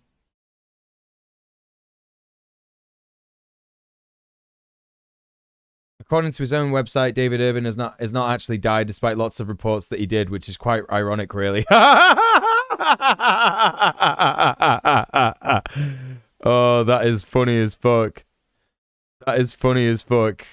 Oh, well, whatever. He's dead to me. That's what matters, right? Okay, anyway, we got really excited the other day and we were like saying, yeah, buzzing, and we're glad that he's dead. Anyway, whatever. He was a real Holocaust denier. Why does this matter? Because why won't Norman Finkelstein answer your simple question? Okay, I've just realized as well, chat, that I gotta feed the boy. This is gonna take 2 minutes. 2 minutes, give me a second. About whether Hamas should stay in power. And don't tell me this is ad hominem. In 2016, he gave an interview where he said that he essentially makes his income through giving speeches. He said that he gave 40 slips to his accountant for speeches against Israel. That doesn't mean he doesn't mean what he says. No, wait 1 second. Hold on. It He doesn't then complained mean he doesn't that it was mean what he reduced to says. 4. No, 1 second. Hold on. If he attacks Hamas, he said that his speeches went from 40 to only 4. He'll be down to 0. Now, here's the point. You're right. It doesn't mean that. But when you pressed him in your first debate, and you did so admirably, Pierce, Shani Luke's parents stayed at my house for the past 10 days. She was the woman who, within an hour or two of the attack, the German-Israeli woman, was put dead, shot in the head, stripped naked. I maintain that she was the most desecrated woman in world history in terms of how many people saw her naked body. As that was happening, Norman. Hey, Next House, how's it going? It warms every fiber of my soul. Bet that boy. About these scenes in Gaza. And Whoa. This guy's going fucking psycho mode. What did he say? Luke's parents stayed what? At my house for the past 10 days. She was the woman who, within an hour or two of the attack, the German-Israeli woman, was put dead, shot in the head, stripped naked. I maintain that she was the most desecrated woman in world history in terms of how many people saw her naked body. As that was happening, Norman Finkelstein wrote, it warms every fiber of my soul about these scenes in Gaza. And glory, hallelujah. Now, to your credit, you pressed him on this in the first interview. And you know what he said? He said, Shani Luke. That was like fucking debunked, right? He's talking about Shani Luke.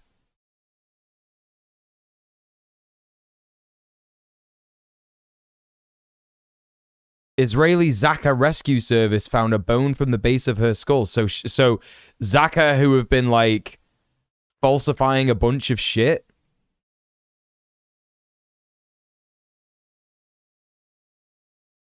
Wasn't this like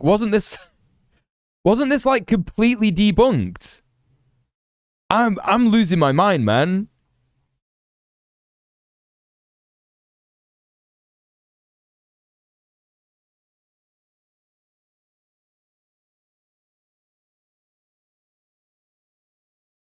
Like, they said that the one that was paraded around, who was naked, was not her.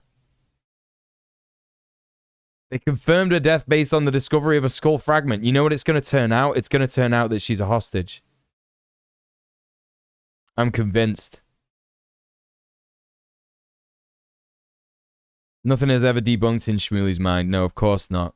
I had no idea. I only thought 50 Jews had died. I didn't know 1,200. So, 2 questions. Number 1, Norman Finkelstein, how many Jews need to die before you are no longer celebrating their death and saying glory, hallelujah? Is it 50? No, he's just like a fucking actor, man. He's a fucking actor. 51? Is it 500? You know, one black man was murdered in Minnesota. His name was George Floyd, and tens of millions of people marched against his murder. Okay. Okay, dude.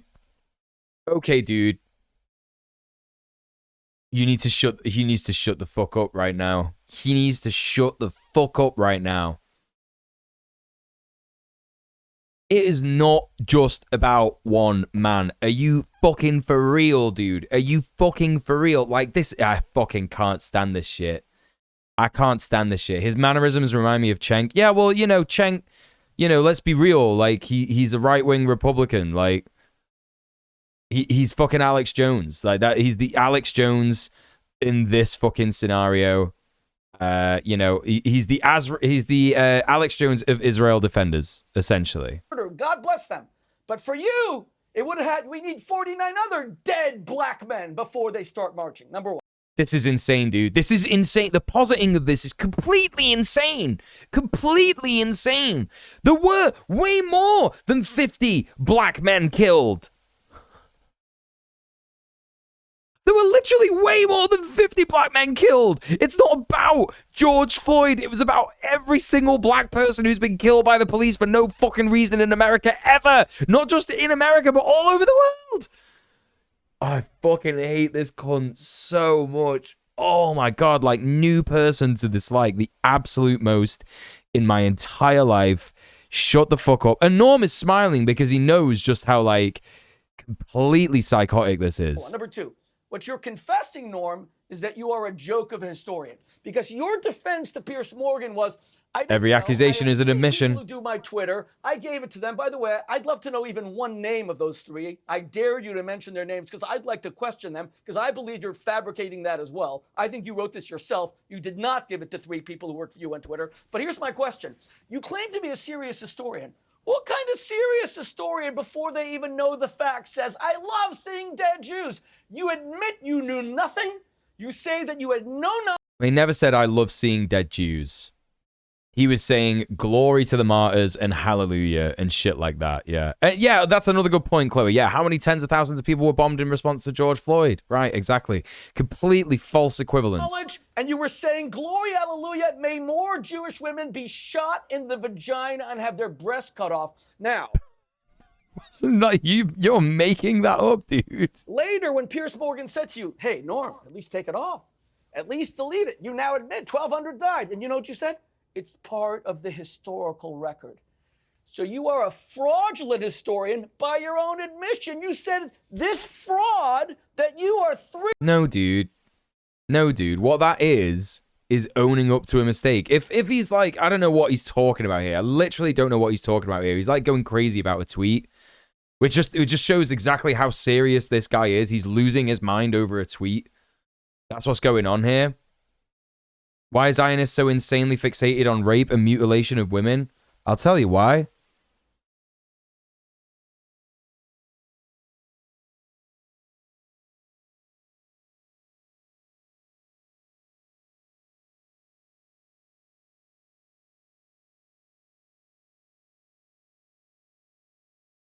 In January 2022,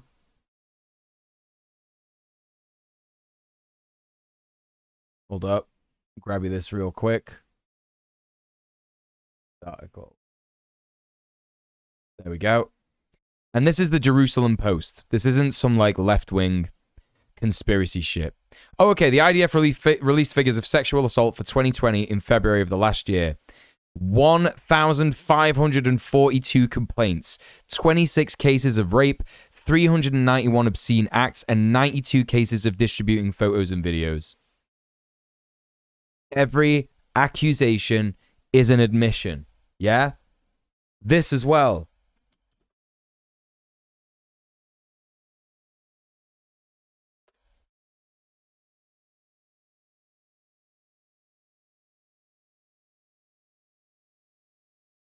Oh, where is it? Where is it?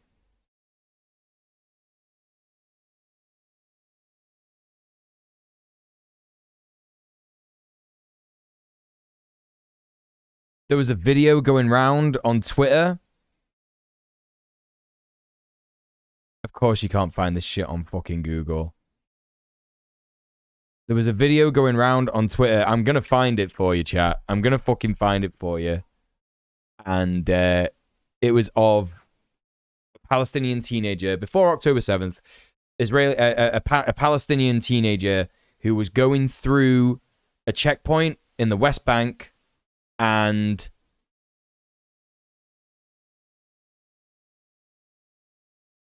he finds out that she's 15, and he starts calling her like a hot bitch and shit like that. It's fucking disgusting. They're all fucking pedophiles. Every single fucking one of them, man. Every single fucking one of them fucking... The Jews were shot in the vagina. Women were gang raped. Is part of him. He's obsessed with it. He's fucking obsessed with it. This guy's not beating the Dershowitz allegations. Yeah, what does he think happens to vaginas and breasts during an airstrike? Yeah, good point. History, but it's a false history. So, to be fair, Pierce, when you tell me ad hominem, come on. The man either has credibility or he has no credibility. Okay. He has no tenure. Yeah. That's the definition of an ad hominem fallacy. It's a fallacy because whether he has credibility or not doesn't mean that you get to attack his character. Right? You're trying to defame his credibility with an ad hominem attack, and then you're saying, do you think he has credibility or not? Like, that's the fallacy of it. You're doing a fallacy, bro. Let me give the final word to Norma Finkelstein. The issue before us is Gaza. It's not me. Now, there is a temptation, obviously, on my part to defend my professional honor and my personal honor, but I am going to forego that. I'm going to withstand that temptation and end on the note that this conversation began and was supposed to continue. And so I would say that if you are indicting me, then you are also indicting the sanity of the 15 judges on the International Court of Justice, including, quite surprising to me, That's right, Mordecai, yeah. including the American judge. The less time Shmuley Now, if spends you thinking about examine breasts and vaginas is better for all closely, parties. which I That's did, true. Each judge had the option of including in their decision what's called a declaration. And the German judge did exercise that option and wrote a 5-page declaration in which he distanced himself from certain of the findings.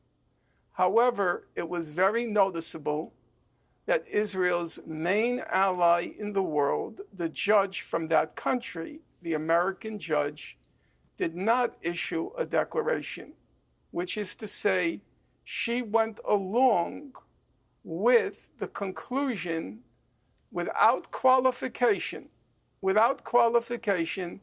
that Israel is plausibly committing genocide. Now, I would want to end on the note, as you know, Piers, genocide is the crime of crimes under international law. To be plausibly guilty of the crime of genocide, it's a very, very high standard, a very high standard. And it seems to me, require a very high degree of dementia to deny that crimes of on a vast scale are occurring in Gaza. Okay. Thank you. We're going to leave it there. That is a blood libel. That is a blood libel. It's a lie. The ICJ never said that. That is A blood libel. You gotta be joking me, dude. Like the way that these fuckers like use words like blood libel and Holocaust denier and all that fucking shit is so shameful. So incredibly shameful. Like, what is fucking going on here, dude? Pure blood libel. Norm, you may as well say that we Jews mix blood into of Christian children into our matzahs, poison the wells of Europe. You are guilty of a blood libel. The ICJ What are you talking about, dude? never said that they ruled in Israel's favor. You, sir, are a liar. Oh, no, yeah, whoa, what's going on? Thanks, Chloe. That was fucking rapid. That was fucking rapid, Cole. Joel, even, sorry. Hold up a hot second right here. Did you hear what he said, chat? Guilty of a blood libel. The ICJ never said that they ruled in Israel's favor. The ICJ never said that they ruled in Israel's favor. He's correct. He's correct. I'm glad he said that. I'm glad he said that because he's admitting it, isn't he, finally? You, sir, are a liar, and you are guilty of a libel against your own Buzzword soundboard. parents. Your parents were not haters. They were victims. They did not hate Germans. The Germans hated them and tried to murder Rabbi them. Shmuley. You owe your parents' memory an apology. We're going to leave it there. Norma Finkelstein, Rabbi Shmuley, thank you both very much. I appreciate it. Thank you. Well, thank you, Pierce.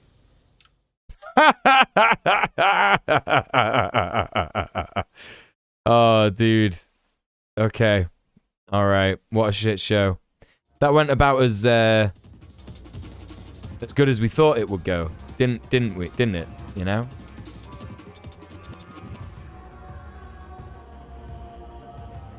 Israeli Hasbro Davo. Yeah. Nuts. Absolutely nuts. Yeah, I got nothing else to say about that, man. You know what I mean? It's like, what are you gonna, you know? His parents didn't hate Germans, they were victims. Like, just absolutely absurd, insane, bizarre framing. Like, I don't even know what point he's trying to make by saying that. So weird. You know what I mean?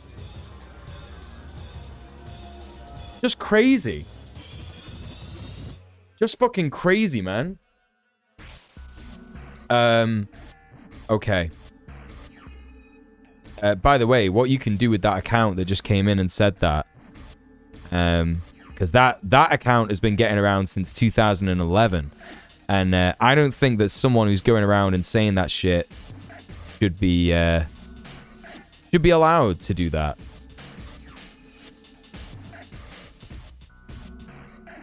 Slurs or symbols, that's what I'm going to report him for.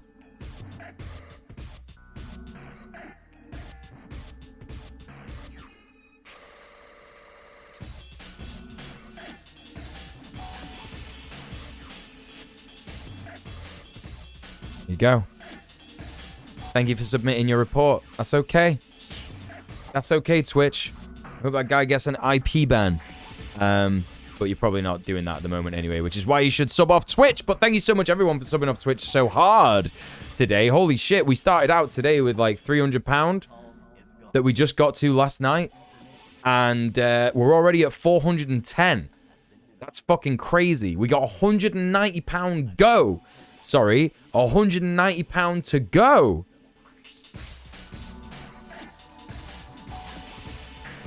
To the end of the month goal. And I'm very, very excited because we're going to be doing an educational game stream as that incentive for that. So just keep that in mind, chat. I'm not asking for any more donos tonight. Don't worry about it. It's all good. It's all good. You did amazing. I'm so proud of you. Thank you so much, everyone. We're going to go ahead and go raid now. And I got to select who to raid. Let's take a little look here. Let's see what we got. Who do we got? Who do we got? Who do we got? Who do we got? I want to raid someone who's maybe doing something chill. What do you reckon, chat? Let's have a little... By the way, Katrina, I'm so sorry I missed you in the chat. How are you doing? Long time no see.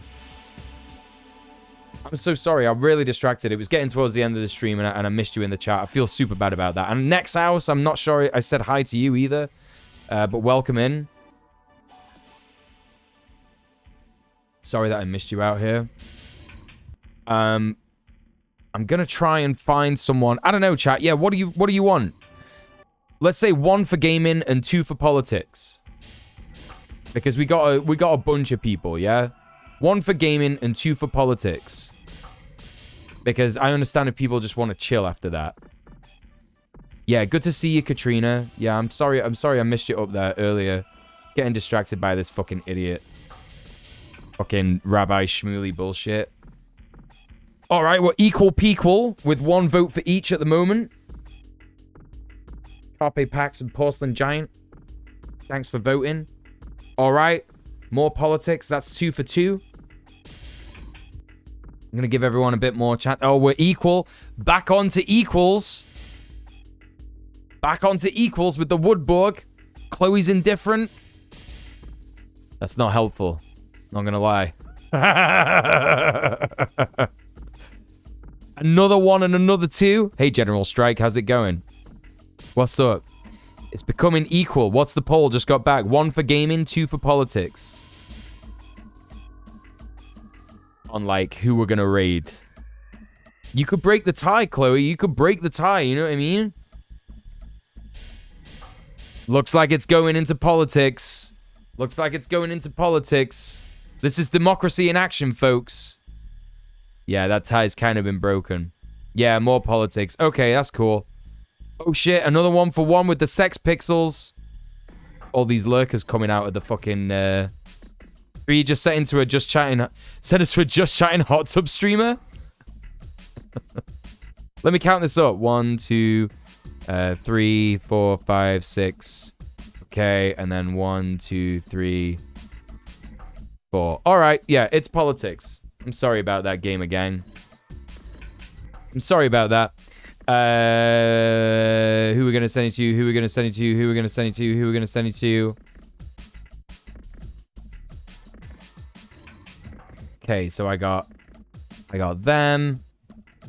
And oh, that's it actually. That's all I got. All right, we're gonna raid No Justice MTG. He's doing daily politics news, UK British politics stuff. All right. You had a feeling? Yeah, you did. Yeah, you did. Hot Tub Streamer Gang also sad. Hey, listen. Listen, one day we'll be back for the Hot Tub Streamer meta. Don't worry about it, gang. Listen, thank you so much for popping in today. It's been really, really cool. Thank you for the stream. No worries, my pleasure. Thank you, everybody, for being here. Thank you for all the donos. Glad I found you. Yep. Thank you so much, Mordecaj. Have a good night. Thank you so much, Mr. Dank. Listen, gang, I'll probably be back tomorrow, and I'm probably going to do some, casual Dark Souls speedruns. So, no pressure to come to the stream tomorrow. Don't worry about it. It's more for me to kind of just, like, chill out and whatever. It's not part of the official streaming schedule, so no stress. In the meantime, copy and paste the raid message. Follow me over to No Justice MTG. Don't forget the socials if you can't stand 24 hours without me. Go ahead and follow me on the socials. The Twitter is not updated correctly. I'm actually at djmuel_ on Twitter. So go ahead and follow that instead. Just going to copy and paste that to the YouTube channel. Thanks for all the follows tonight as well. Thanks for all the donos. Thanks for the subs. Thanks for the chats. Thanks for lurking. And thank you as well and thank you for the raid as well, Rob, with the big raid. And if you're watching this stream on the VOD channel, make sure you like, comment, subscribe. We're going to go raid now. I'll see you in a bit. Peace, peace, peace, peace, peace. Good night, good night, good night.